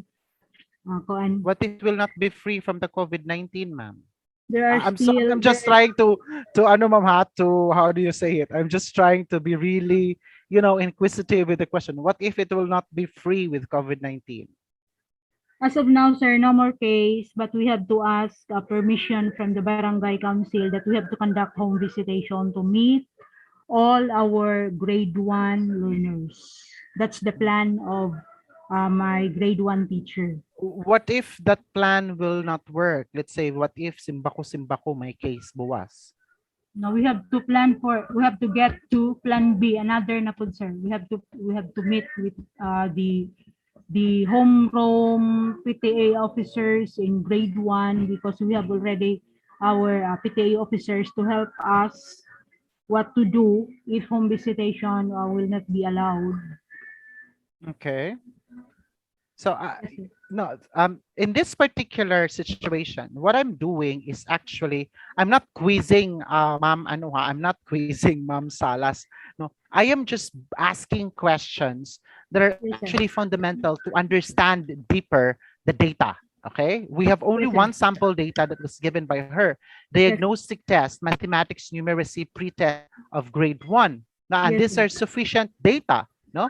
But we need to corroborate the data, and you are correct, ma'am, that there has to be findings from the summative test results, from that of ProMeds. At the same time, the numeracy test that was given to them was intended for grade 1. Ma'am? Pardon, sir. Daang paglas ng TV, daang palihog na kayo, di ko kadungog. Ang numeracy test ba, ma'am, nagihatag sa ilaw, was it intended for grade 1 alone? No, sir. It's intended for all grade levels, starting grade 1 until grade 6, but only those identified non-numerates in the previous grade level for grades 4 to 6. Hindi ko magets. Only those who are identified as non-numerates. In concert, the conduct of the numeracy pretest for case stage 1, grade 1, that is grade 1, grade 2, and grade 3, yes, they will take the test. All of the learners will take the test. Yes. Okay, sir. Then, for grade 4, no, sa grade 1 tayo kasi grade 1 yung data na okay, pinakita mo sa akin. All of the learners, the enrollees, took the test. Pre-test. So yung grade 1 ito. Yes, tapos, ang level nila, sabi, non-numerates. Non-numerates yung ni-report ni teacher, all of the enrollees are non-numerates. Including the grade 2 and the grade 3? No, or grade sir. 1 lang? It's grade 1 only. So meaning, yung level ng numeracy nila ay ano? What, sir? Pardon, sir? What is their level of numeracy? It's non-numerate. So talagang 0. Yes, sir. Ano ba ang expectation dapat na meron sa grade 1? Expectation, dapat magiging numerate sila by the end of the siguro second grading period. Mayroon ng numerates. Mayroon na. I understand this is a test, right? Yes, sir. Di ba, ma'am? Yes, sir. How many? Kasi gusto ko siyang tingnan kasi kailangan natin ngayong when we create the intervention, we have to go back also into the efficiency of the tool. Okay? Correct. I understand na how many items itong pretest? Only 10 items, sir. Did they score 0? 10 items, but if one mistake, the learner could be considered as non-numerate. That's the whole point there. In other words, when we say non-numerates, it does not mean that they don't know anything about numeracy. Yes, sir. Yes, sir. Okay? They know something about numeracy, only that they fall short of our requirement. Yes, because sir. they're supposed to answer 10 over 10. Yes, sir. And it's a power test. It is designed to be a power test to be answered in a small amount of time. Yes, sir. No? So, Ngayon, ang titingnan ni teacher dito, pagdating sa intervention, ma'am, dapat maimapa ni teacher anong item sila bumagsak. Okay, sir. Okay? So, I don't know if we have, in the interest of time, or sana sa ibang panahon, we have what we call Gutmann scaling. No? It is a process wherein we actually list all the items, and we list all the items horizontally. I cannot see my face. Where am I? Okay. We list all the items horizontally. Pagkatapos, ang gagawin natin dyan, ma'am, well, I'm giving already a suggestion to the intervention. Pwede din naman. Sorry, I'm talking to myself. Dapat kasi, ang bottom line lang dyan, hanapin ho kung saan doon sa mga items bumagsak sa estudyante na hindi nasagutan. Yung maraming nagkamali, sir? Yes. Kasi ibig sabihin, that item, yung sa Gutmann scaling, ang tawag natin dyan sa items na maraming nagkamali, those items are referred to as context or content or competencies that the learners are not yet ready to learn. Okay, sir. Okay. Yung items naman na kung saan may nagkamali, may tama, medyo nasa gitna sila, that is where your learners are. Okay, sir. Okay. Yung items na talagang na-check nila, mastered competencies yon. So, out of 10 items, you have to locate now for your intervention what are the areas in which your learners are not yet ready to learn. Doon ka mag-intervention. Okay? So that's what item? Hindi lang naman yan. The item kasi there, ma'am, although 10 items yan, when test developers created the items are samples of competencies. It's not only one item, but it is a representative of a competency, of a set of a competency. So yung one item nila na yan na hindi nila natutunan, you can create a subsequent learning activity sheet that would allow them to actually master such competency. Okay. So that's one intervention that can be conducted, no? Yon. So yon. And apart from that, there is also a need to go back to the kindergarten teacher para balikan din yung konteksto, bakit ganun ang nangyari, bakit hindi nila natutunan ng item na ito. So that's one thing that you can do, no? Okay. So what about non-academic data, ma'am? Do you have something to share? Non-academic data. Wala, sir. Dahil ang attendance. Sige. Anyway, I'm hoping that I'm hoping that you will be able to, provide more details on some of the contents of the slides so that we will be able to help you move farther in your development of interventions. My dear participants, if you look at our discussion now with Ma'am Salas, isang datos lang yan, isang data lang yan, diagnostic test, pero ang dami nang pwede gawin. Okay? To improve instruction.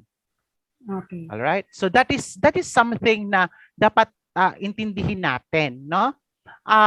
Imagine if you have all of this data, talagang napakarami kong pwedeng gawin. Yung mga gustong mag-research dyan, this is a very good opportunity, no?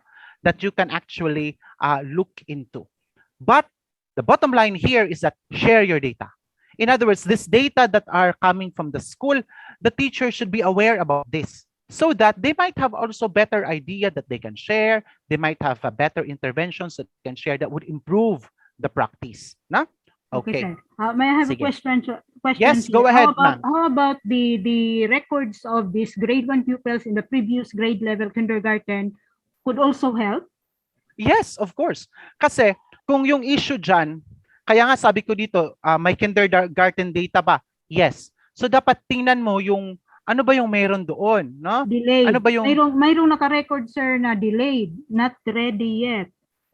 Oh, see? Ganun. Mga record See? sa So those informations na may nakalagay delayed, not ready yet, those are cases of students na it would be generally unfair, no? If you're going to put it in the context, parang unfair for a kindergarten student, graduate na siya kindergarten, so mag-grade 1, tapos nakalagay doon, delayed siya, tapos sinabak siya sa grade 1, talagang hindi yan makakope up. And that is the problem with mathematics. No? The stigma of the difficulty of mathematics is piled up because the tendency is that tinatabunan lang, natatabunan lang na natatabunan. So ang nangyayari, mas naghihirap na naghihirap. So if there are students that are deliberately defined already based on their previous data that they are delayed, they are not prepared, then dapat ipasok muna sila ng konting intervention program. Gawan sila ng bridging program, no? You can make an intervention, or you can call it a bridging program for them, in which after going into that bridging program, they will be now with at par a competence with the grade 1 students, incoming grade 1 students. Kasi kung technically, kung ako, medyo unfair siya sa estudyante kasi nga, maghihirap na lang ako ng maghihirap kasi hindi nga ako na-prepare eh. Alam ni teacher na hindi nga ako, delayed nga ako, pero wala naman, no? And then, well, that's the whole point. So, pag may mga ganon, that's why entry data of students are really very important. These are not something that we just shelves. We have to look at them.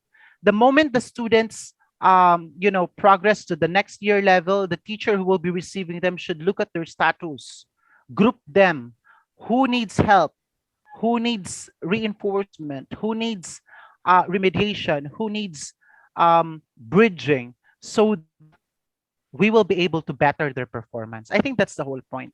So, ang pagpapabayaan natin yon, magpa-pile up lang yung issue, magpa-pile up lang yung problem. The more na yung estudyante mag-a-acquire ng degree of difficulty, no? So, yun po. So, you can look at that, ma'am. You can go into that data. Malaking program yan, ma'am. Kahit yan lang, that's a very big program, no?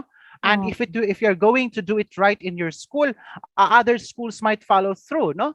So it's a matter of like, di ba may break na between semester. So pwedeng may additional sila na preliminary muna na gagawin before they're going to go into the actual grade 1. Okay? Ikaw, sir, totoo naman dahil kapag hindi ito naagapan hanggang grade 6, darating ng sa grade 6 na wala ding alam, magiging non-numerates pa din. True yan, ma'am. True yan. Yes, Yeah. So yun. I don't want to, elaborate further the topic, but really that's the whole point. We have to provide remedy immediately para hindi mo siya lalaki ng lalaki. So thank you so much, ma'am, for that sharing, for your patience. Thank you, sir, for giving talking me the about this. So also. I hope you will take into consideration that one. Take note of it kasi bukas ho sa lecture ni Dr. Balanga, iaano niyo ho yan, i-journey niyo ho yan doon sa ating, i-journey niyo ho yan into a plan, into an action research. No? So ngayon, when we end, maybe you could go back to the data, to the specific data, and scribbling how you're going to implement this, how you're going to plan this out, so that by tomorrow we will listen to you again on the specifics of your plan of action as you address the situation of grade 1 pupils that are drastically, all of them are non-numerates. Okay? So, yun. Thank you so much, ma'am. Okay, so let's proceed to our next group. This time we will go into biliran, no? Biliran. Sige ho. Let me share my screen. Punta tayo sa Biliran Lake, Biliran.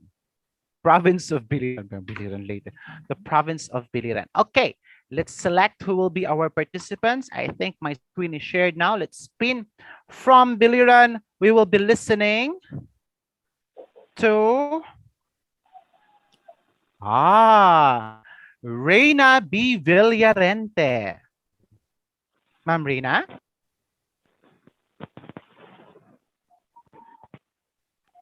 Ma'am Reina, are you with us?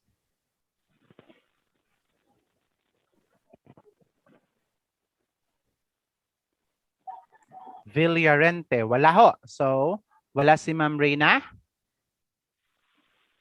Spin again.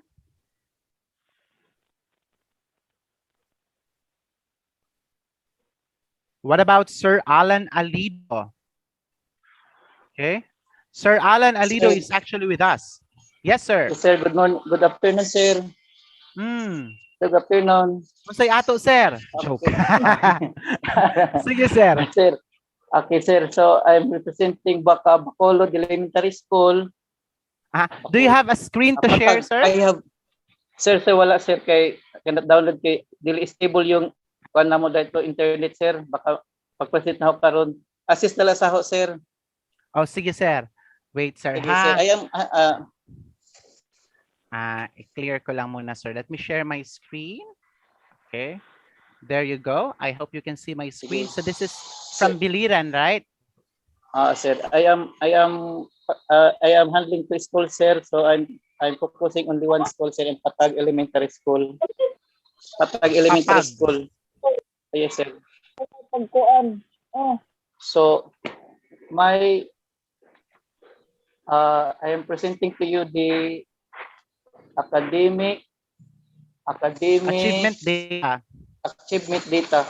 So based on the result of diagnostic test on numeracy profile, sir,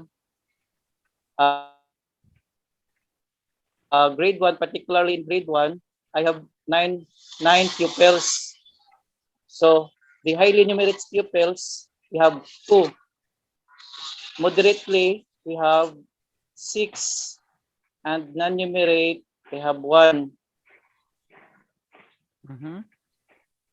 Okay. So, next, sir, is the reading levels of pupils will be scheduled in the first week of December. So next week pa, sir, yung pag-schedule namin sa diagnostic test namang till result. Okay. Okay, this coming Saturday, we will have we will be conducting a portfolio day. Schedule of our school division portfolio day. So wala pa ring data. Wala pang data, sir, sa portfolio day. So next is we have a non-academic data, sir. Non-academic data I present to you in Patag Elementary School. Student attendance, as of now, we have 90% of the module retrieved from the parents. Okay. Teachers attendance is 100%. They went to school regularly. Okay. And the socioeconomic status of the parents is one of the factors that contribute the delayed retrieval of the modules. Mobility pattern, sir, is no dropout rate of this school. Walang dropout rate. Next, we have perception data, sir. Perception data. Okay. Okay na, sir, perception data? Yes, sir, go ahead. Home visit is one of the home visit is one of the strategies used by the teachers to have conversation with their parents as well as the pupils. They also visited, teachers also visited through reading and also arithmetic and also writing, sir. They focus on 3 R's, the reading, writing, and the arithmetic. Ano itong 3 hours, sir? Sa home visitation ito? Yes, sir. Focus man sila, especially grade 1, grade 2, grade 3, focus on writing, reading, and arithmetic. Sige po, sir. Next, program and system data. Systems data. So, systems data. Based on the MELC pair, so this quarter 1, they have 100% na panya nila ang quarter 1, achieve nila ang quarter 1. So the schedule of modules were presented. So regular naman po ang paghatag sa mga modules sa mga teachers. Tapos 1 week after, mag-retrieve na po ang mga parents sa module. So meeting agenda and minutes of parents will be conducted this Saturday during our portfolio day. So that's all, sir. I can present. Thank you so much, sir. This is a very interesting sharing. Thank you so much, Sir Alan, for this. Now, of this data that you've presented, may problematic ba para sa'yo bilang principal? Yes, sir. Okay, what is that? Yung the reading level of pupils, sir, kay iba ko talaga yung adlaw-adlaw yung araw regular ang pag-conduct of reading level from the teacher, sir, and also the numeracy Pero skills wala tayong data on reading level. Kasi wala pa, sir, magkakandak pa lang kayo. Oo, sir. Oo, sir. Okay. So that is yet to be verified. Yung numeracy Yes, naman, sir. you mentioned about numeracy, but if you look at it, there is only one sa grade 1. Yes, sir. Yes, sir. Diba? So siguro, ito lang. This is tutoring siguro, no? Or one-on-one ito. Oo, sir. Okay. Because, sir, in go ahead, sir. In my skit test, sir, only counting 1 to 20 lang, sir. Grade 1 alone, not for basic facts. Kay grade 3, ang grade 3, 4, 5, and 6, ang 4 basic facts man ang gikakandak, sir, ang addition, subtraction, division, and multiplication. While grade 1 ang grade 1 is numbers, counting 1 and then counting 1 to 20 and identifying numbers 1 to 20. That's all, sir. Okay. Sige. Sir? Actually, what I'm trying to say is, hello, can you still hear me? Sir, can you still hear me? Sir? Okay. Anyway, if you're listening, Sir Alan, the issue here that I would like to point out has something to do with the 90% retrieval of the module. Kasi although it is quite high, no, we are losing 10%. No? So there's an issue here. And this is something that you have to problematize and to reflect. Bakit 90% lang ang retrieval? You mentioned a while ago that it is the socio-economic status that is one of the major factors that contribute to the delay in the retrieval. You have to provide more arguments as to what caused such delay, no? Apart from attributing it to the socio-economic status. Now, you need also perhaps reflect on, kasi yung socio-economic status, mahirap yung baguhin. Magbibigay ka ng livelihood, it's difficult. No, we cannot do that. So, I think there has to be a strategy that needs to be conducted. Kasi kung 10% lang sa mga bata and may ada issue hitong retrieval of module, then there is a silver lining to it kasi pwedeng mag-focus din dito sa 10%. Diba? So pwedeng balikan ang scheduling ng home visits at mas pasadahan ng mas maigi yung 10% over than doon sa medyo okay na. No? So those are things that you can actually do to address the situation. No? And we appreciate the honesty to what information are currently available, what are information that are not yet available. But of course, we would like to look at the situation of the entire school. So this is also something that you can still beef up to provide more data, more information, particularly those areas that needs really a glaring intervention. No? Walang dropout rate, maganda. No? That's good. Meaning, okay yung support, no? Kasi kahit 90% na yung retrieval, wala pa man din nagda-drop out. Something is actually good that is happening. But if you want this 90% to be increased, then you have to, I think, really do something with the schedule for home visits as a strategy to converse with parents and pupils. No? So yan. Okay? Oy, Sir Gerald, please say something if you would like to add something. Okay? Niraratsada ko lang sila. All right. So, lipat ako sa Samar.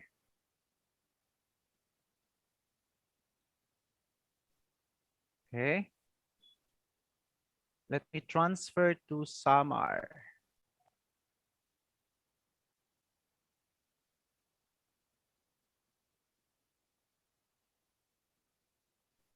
Okay, so let's go to Samar, and I hope someone will be sharing their slides now, hopefully. Let's choose who will be presenting from Samar.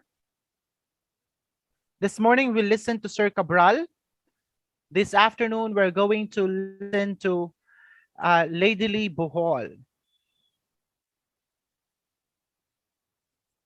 Ma'am Bohol?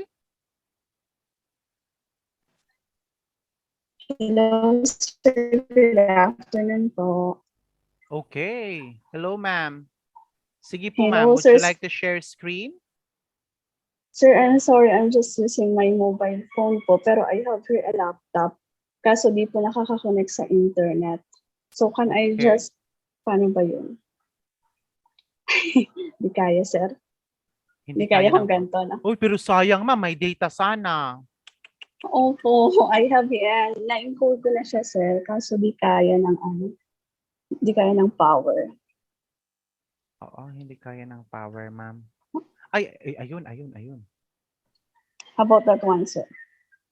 So what you're saying to us here is that we have a certain issue of frustrated learners, Yes po, frustrated sir. reading levels. Opo. Just last November 10, 2021 po, we have conducted a pre-test in PhilErie in English po for grades 4 to 6. We have a total enrollment of 20 po, grade 4 to 6. And it is so alarming that 50% of that enrollment falls under the frustration level po. It is really alarming, ma'am. Oo, Yes po, sir. So that's one pressing issue na kailangang mapokusan ngayon kung anong interventions ang pwede niyong gawin. No? But this is distributed across different grade levels. Yes right? po, sir. In grade 4, we have a 25% frustration level. In grade 5, 57%. And nakakalungkot man po isipin, yung grade 6 naman po is 80%. Alam niyo, ma'am, yan ho yung direct example na gusto kong ipaliwanag kanina at ipunto kanina na pag hindi ho matugunan yung issue sa grade 4, gugulong at lalaki Yes yan pagdating po. sa grade 6. That's the reality talaga, no? Kaya this data are really important na as early as detection, no? As early as detection, matugunan agad. Kasi if this was addressed previously, no? Previously, hindi na yan aangat ng ganyan. Okay? So mako-correct na yan sana. Yan. Yes, sir. Okay. Pero sir, So, nung go ahead, ma'am. yes, sir. Nung tinanong ko po yung teacher sa kung bakit ganito yung result, the learners are ano ba, good in oral reading po. Pero when it comes to comprehension, doon po sila nag-fail. Kaya naging frustration level po sila. So, I asked them as to the interventions that pwede nilang gawin. So, yun po, nakiusap ako kay Kapitan if kaya na yung face-to-face, limited lang po. Limited face-to-face following safety protocols naman. And so, kung comprehension yan, vocabulary yan. Yes po, sir. Vocabulary po yung focus namin ngayon. Vocabulary building activities po. So, you know, listening to Ma'am Bohol, no, in what she is sharing right now, the choice of the intervention is rooted on the data itself. Why did she pick up vocabulary? Because the issue is not about pronunciation. It's not about whether they can read it orally or not. It has something to do with understanding, right? Yes. So their focus is vocabulary. And what is the imperative or bakit mas importante? Para sa akin, it doesn't matter really that much, no, if you cannot read well orally. What is comprehension is way important rather than reading it or doing a correct pronunciation. Why did I say so? Because this will trickle impact on achievement of learning outcomes in other subject areas. Diba? Kasi Yes, if sir. they cannot comprehend, they will most likely have issues with performance in math. They will most likely have issues with performance in science. They will most likely have issues with those courses that are delivered either in, particularly in English. So that is the very crucial point here. No? So yon. So anything else, ma'am, that you would like to share? In this slide, sir, I have also one problem. One of our out of 47 students, one parent failed to submit the modules due to distance from the residence to the school po kasi ang Yap Elementary School is 2 hours yung residence niya, sir, magbabiyahe pa po for 2 hours. One Tapos student. yung expense niya. Opo. Kasi po And there's no nagtatrabaho school yung that is nanay. close there. I encourage actually the parent na i-transfer na lang po yung bata. Kaso ayaw daw po. So 2 hours away from the school po yung ano nila, yung residence Kasi nila. normally pag ganyan, di ba, jurisdiction din yung schools. We really encourage the students to enroll in the schools that are near Yes, to sir. them. No? Pero yung parent ba, ano ba siya? Are they technologically savvy in terms of social economic status? Yung way of communication po namin is through messenger po, chat. Oh, so the modules could be submitted online. Ay, yun lang, sir. Kasi cellphone lang yung gamit nila. And the mother is also working. Di daw niya pwedeng isama yung anak niya sa work niya. Okay, so that is something na ano, no, parang kailangan kausapin talaga kasi in that case hindi naman kailangan ng major intervention yan. It's more of really communicating with the parent, no, na Yes, for the sir. benefit of the child, it would be best na ilipat siya doon sa malapit I-transfer, na yes, paaralan. sir. Oo. Opo. So yun. Sige, ma'am. Anything else, Ma'am Bohol?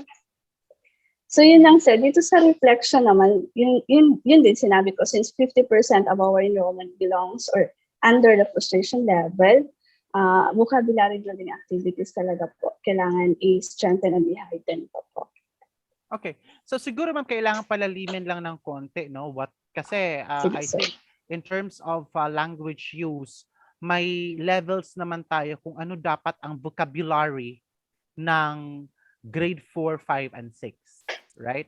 Okay. So Yes, may sir. specific 'yan, no? In fact, we can measure ano yung level o yung reading level ng isang tao, comprehension level ng isang tao. So pwedeng yun lang, no, kailangan mailatag lang bakit ganito yung mga laman ng mga vocabularies, ganyan, so that you will be able to have basis also whether your interventions is working or not, no? And that is a Okay, good sir. action research later on that you can do, no? A reading intervention for frustrated grade 4, 5 and 6 learners, no? On focused on vocabulary, focus on the vocabularies na aspect. That's a good ano, and this data will now serve as your baseline when you implement now your intervention later on, no? So Okay, sir. ongoing yung intervention natin, ma'am. Yes, sir. We have started it just this Monday lang po, sir, after the first quarter. Do you have the documentation of that? Wala po, sir. Oo, yun lang. Kailangan ho nating i-document, ma'am, para yung mga ibang division matuto ho sa pinagagawa natin, and then you could enter it talaga on record as an actual work, no? Kasi hindi ho lahat ng wala hong reading comprehension na how do you call this, intervention material na pareho all the time. Diba? You cannot say na reading comprehension intervention ito for all grade 5. No. Kasi iba-iba ang levels eh. Iba-iba yung klase din ng bata. Iba-iba din ang choices of vocabulary. So, it would be best to really document this para ho you can use it later on and the other teachers can follow through on what you are doing. No? Apart from really coming up with a documented research for this. I think the data is all there naman, isulat siya para makabuo tayo ng ganyan. So Sir Gerald will actually communicate some parts of action research that you can work to progress and to document this intervention. Thank you so much, Ma'am Bohol, Okay, sir. for your Thank you so time. much po. All right, so we will go to Leyte. No, so lipat tayo sa Leyte.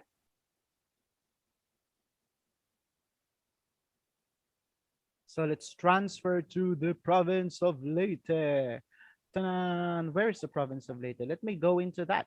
Here you go, Leyte. So let me share my screen so that everybody can see. No? Hindi tayo nagma-magic. Let's take the spin to decide who will be presenting from Leyte. So this morning, we've called Sir Eleazar and Sir Bautista to present, including Sir Mario, number 37. This time, we will be listening to Nartia Wanda. Okay, so I hope he or she is around. Let me check in the participants list. Nartia, unfortunately, wala ho siya dito. Is Nartia here? Baka iba yung pangalan? Wala ho. So, let's hide such choice. Let's spin again.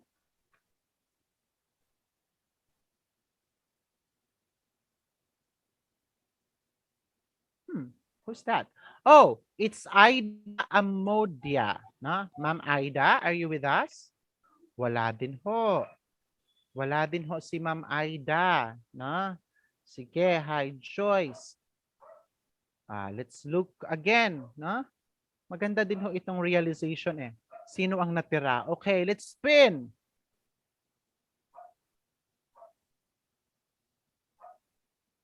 This is also data, no? Natawag na.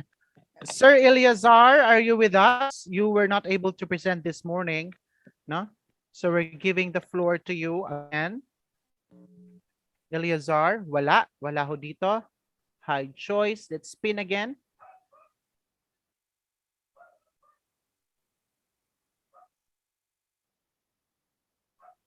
We have Ma'am Glenda Licardo. I think nakarinig ko si Ma'am Glenda kanina.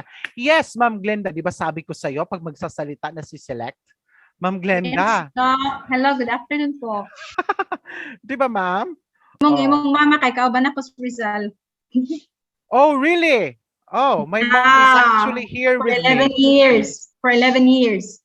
Yeah, my mom is actually here with me in Palo, no? But I don't know if she's properly in attire. She's here with me. She's staying with me in Palo already. Sige, Ma'am Glenda, take it away. What do you have for us? Ma'am? Doc, I will be presenting the consolidated summary of students' numeracy for our pretest. Okay. Would you like to share screen, ma'am? Yes, Doc. Yes, please. Okay. Please grant access to Ma'am Glenda to share screen.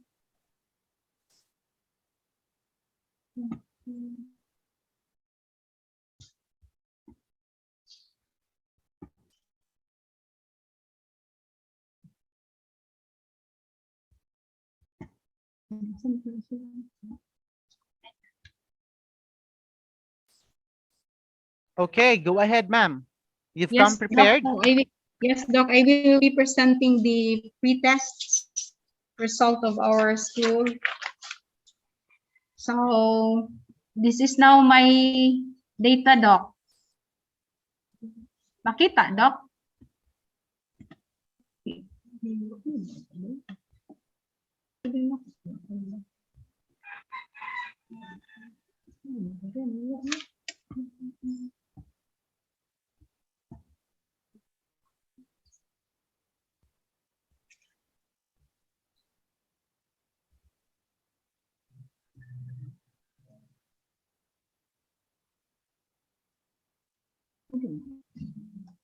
Maklaro ra, Doc?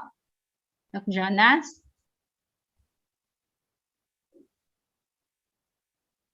Hello, Doc. Maklaro ra? Yes, ma'am. I can see it. I can see it. Yes, Doc. So, this is the result of our pretest, Doc. So, this is our enrollment at the first column. Then we have here the results having the high, the moderate, and the none. So far, we do not have non-numerates. But then in the moderate in the moderate numerates, we have out of 8, usually the female has low scores compared to the male. So I would like to focus on the grade 4 results. Out of 8, our female got only 6, having this moderate numerates. And then on grade 6, I have 6 female. Under moderate is 4. Na siya, Doc. So you're saying that the female are needing help as opposed to Yes, male? yes, Doc. Based on the result, really female, I am what's this? Confirm that female has kanang mura galig mas mubo siya og kuan sa math, Doc, compared to male. Oh, so far Okay. kana ra among problema. All right. Sige, ang iba pa man, maragdaghan man lagi ni imong gi-prepare. Unsa man ang nasa slide 3? Enrollment man to, Doc, ang usa enrollment increasing man among enrollment. So the enrollment is also increasing. yes, Doc, no problem so far. Last year we only have 116, but for now we have 130, so it's increasing. Okay. It's not quite alarming. All right. Okay. So katara. Yes, Doc. Actually, even the numeracy data that you have, it's quite okay. No, it's quite okay because you don't have non-numerates. No? Yes, Doc. But for purpose of inclusion, of course, we would want to convey everyone to a level of high numeracy as opposed to just simply being moderately numerate. No? So again, like yes, my Doc. example or like the presentation that I presented or like the comment that I presented kanina, you can go back into the items or the tasks that these students actually failed, no? Particularly Yes, the Doc. female students, and see Yes, or Doc. devise a strategy bakit paano ma-improve yung kanilang numeracy in particular, no? Although on hindsight, para naman sa akin, because my concern is on differential item functioning, I am very much interested in looking into the items and understanding whether the items are psychologically fitted to Yes, be Doc. free of biases for male or female students. But that's something else that's just in my head right now that's running. But in this case, balikan ho yung mga items. Anong items mababa ang scores female? Specific items, no? Specific items, so that you will be able to see where are your learners, no? In terms of the curve, the learning curve, nasaan sila, no? Are Yes, they ready to learn it? Are they on that particular stage? And then of course you could devise a learning, a LAS or an activity sheet that would improve their performance. Or you could also come up with ano ba ito? Grade 1 to grade 6 ito, ma'am? Yes, Doc. Grade 1 to grade 6, but for grade 1, 2, and 3, kung pretest siya, actually the what's this one? Math, in grade 1, we only give the addition, and grade 2, we have already addition and subtraction. Then for grade 3, 4, 5, and 6 is already a complete, no? The four fundamentals. Okay. So, kailangan lang din nating tingnan yan kung nasaan sila kasi nga para like nakita natin kanina na phenomenon sa reading, ma-address agad yung issue para hindi siya lalaki ng lalaki, no? Okay. So, congratulations, Yes, Ma'am Doc. Glenda, no? Thank you so much for presenting. That is from the Leyte province. Okay. We still have about 14 minutes this time. We would like to go to Eastern Samar. Okay. Let's check Eastern Samar.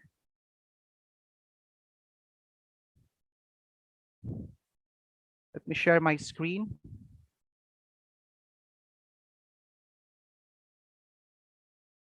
Okay, so let's select for Eastern Samar.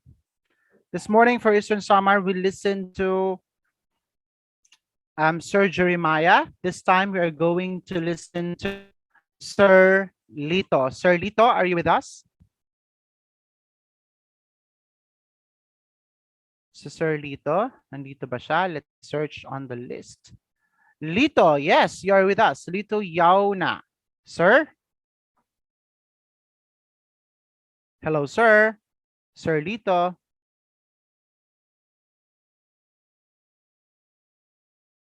Sir Lito?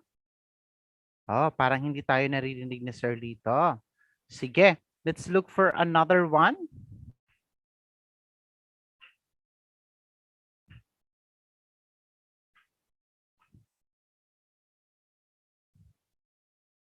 Natawag na ho yan kanina. So let's look for someone else.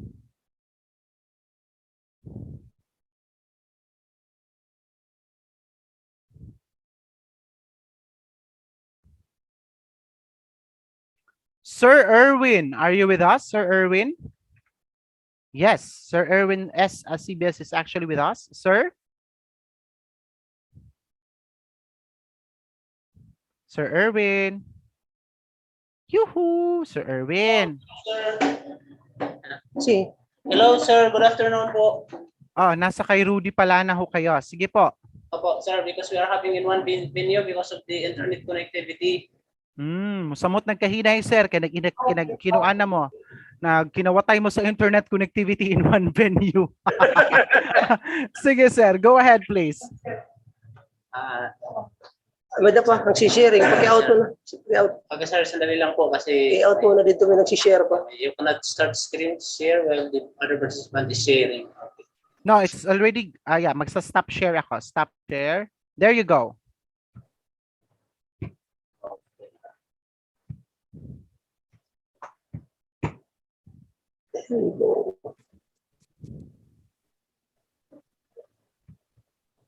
Wow. Okay. All right. Okay, sir. Okay, sir. Yun po ang data sa parallel test na ginagawa namin bi-weekly. So yun ang EPS na from first to fourth grading. Ayun po, sir. Yun ang data na nakuha. So yung pinakamababa, English, sir. Science, 80 to 28 sa first grading. So yun, sir, ang data namin. Parallel test. So parallel test na naka-anchor din sa modules. All right. So that's very interesting, no? So yan. So you're saying that it is in English and in science that medyo mababa yung performance ng mga what is this, ng mga bata across different year levels, sir? Yes. Sa consolidated. 1 to 6, sir, kasi consolidated na po ito sa school MPS na po. Okay, so yun, that's correct, no? Ngayon, ang susunod na titingnan natin dito, pag magta-targeting na tayo kung sino yung maging subject for intervention, kasi nga lumalabas, sabi nyo, sa kabuuan. It's actually the English, which is 89.71, mataas din naman, and the, saan yon yung isa pa? Science? Science, sir, yung mababa sa first grading, 82.28. First grading, sir, na well, my point here is that when you're going to look at the data, because this is already for the entire school, the first thing that you're going to detect and to determine is what learning area mababa. So sabihin natin sa first grading tayo na mag-focus, no? Okay, mababa si science. Yes, sir. Si MTB MLE? 82. Yes, sir. Ay, sir, yes, sir. MTV. Sorry, MTV pala. 22, 82.22. This is from grade 1 to grade 3, tama? Yes, sir. Yes, sir. Oo, so that is something that you need to look into. Bakit mababa si MTB MLE where in fact it is supposed to be the first language? No? This is a worthy phenomenon to be examined. So titingnan mo ngayon, saan dito, kasi sa buong school na to, for example, in MTB MLE, titingnan mo dito ngayon, anong year level ba talaga pinakamababa? Is it the grade 1? Is it the grade 2? Is it the grade 3? Kasi baka para mas matugunan natin kung saan ilalagay natin yung ating intervention dito, no? Now, for science, that's another thing. In the first grading, mababa din siya. So ang pwedeng gawin dito ngayon is tingnan kung anong year level ito. At yun ang suriin, no? Yun ang suriin para makita natin what areas there needs remediation, what areas needs intervention. So again, we need to put specificity on the data, because although the entire general data seems to be okay, we need to dissect it to understand deeper yung nitty-gritty, no? Yung different year levels para talagang target specific yung magiging intervention. Can we go to your next slide, Sir Erwin? Yes, sir. This is on the teacher attendance. Ang na-reflect ko lang, sir, dito yung step 4, yung attendance ng yung consolidated na po. Okay, can you click on slide 2, please? Slide 2, sir. Sir, medyo malabo lang, sir. Okay. Ito yung monthly, yung movement ng attendance ng mga bata.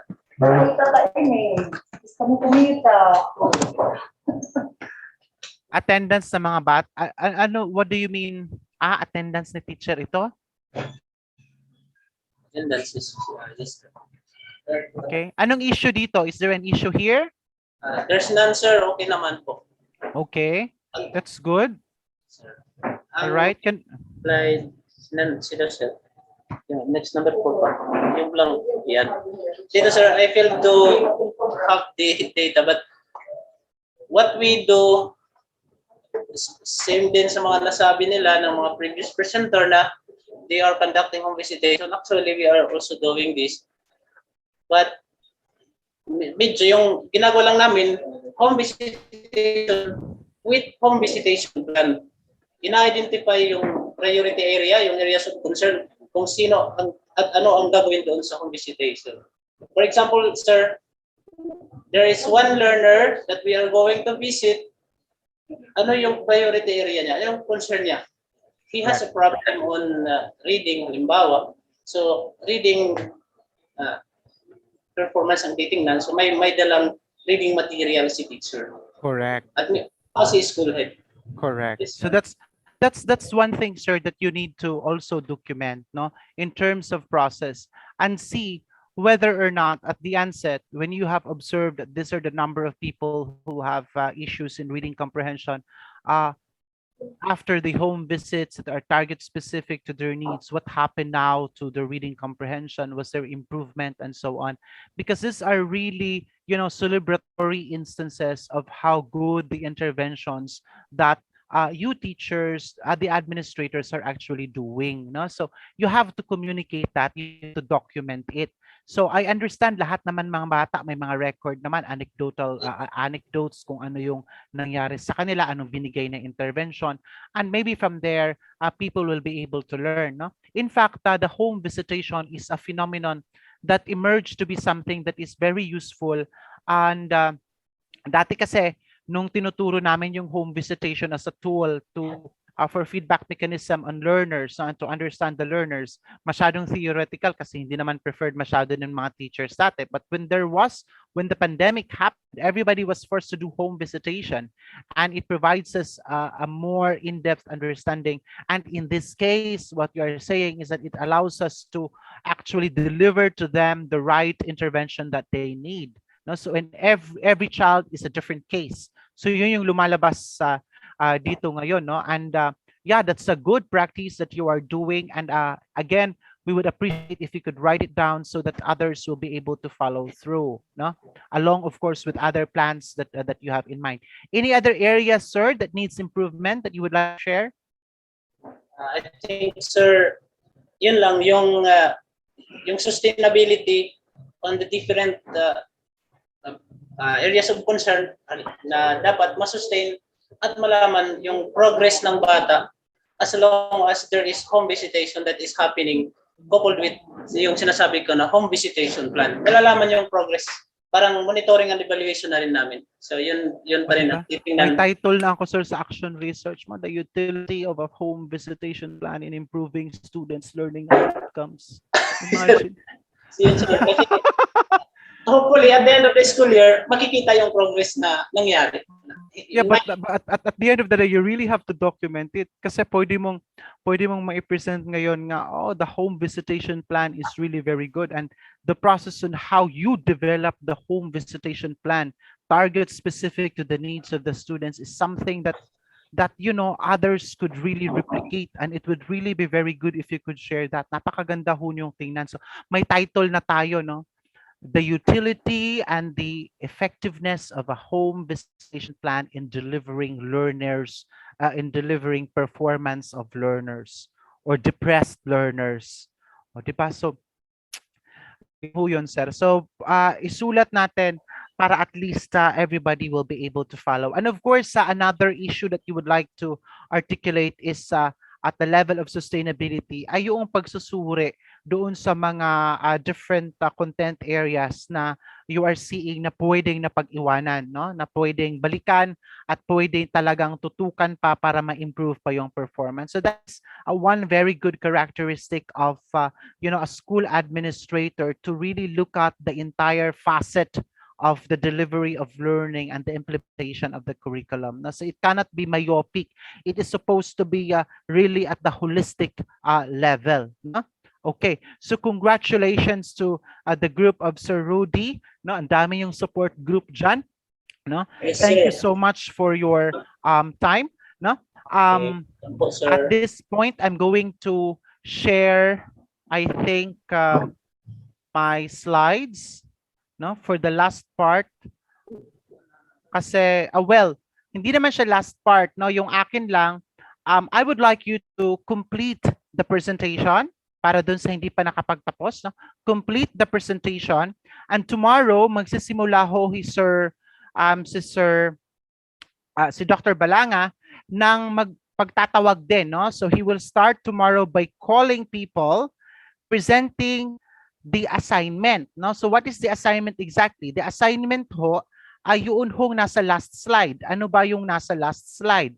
It is supposed to be your reflection. What can be improved in the current profile of your school, in the current issues or data based on the data of your school? What can be improved? Others have already answered this. Others, of course, we would like to give chance to listen to them tomorrow. So bukas ho magsisimula po si Sir Balanga with that particular reflection. Magtatawag ho siya ng magpipresent ho ng kanilang reflection. No? So our time now is 5 p.m. I really appreciate our discussion for these 2 days. I mean, for today. And I appreciate. I've learned a lot. No, I've learned a lot from your issues. I've learned that not everybody are privileged. I've learned that there are some areas that have more problems than the others. And I think our participants also, maybe you could get also some insight on, although mahirap yung mga pinagdaanan nyo ngayon, may mga ibang areas talaga na mas naghihirap pa. No? So we have to be thankful. We have to be thankful for what we have, and we have to be optimistic in moving forward on, delivering instruction, delivering learning outcomes. Like and subscribe to the L&D channel on YouTube using the link youtube.com/@learn2lead channel. For more information, visit our NAAP Region 8 official Facebook page at facebook.com/NAAPRO8.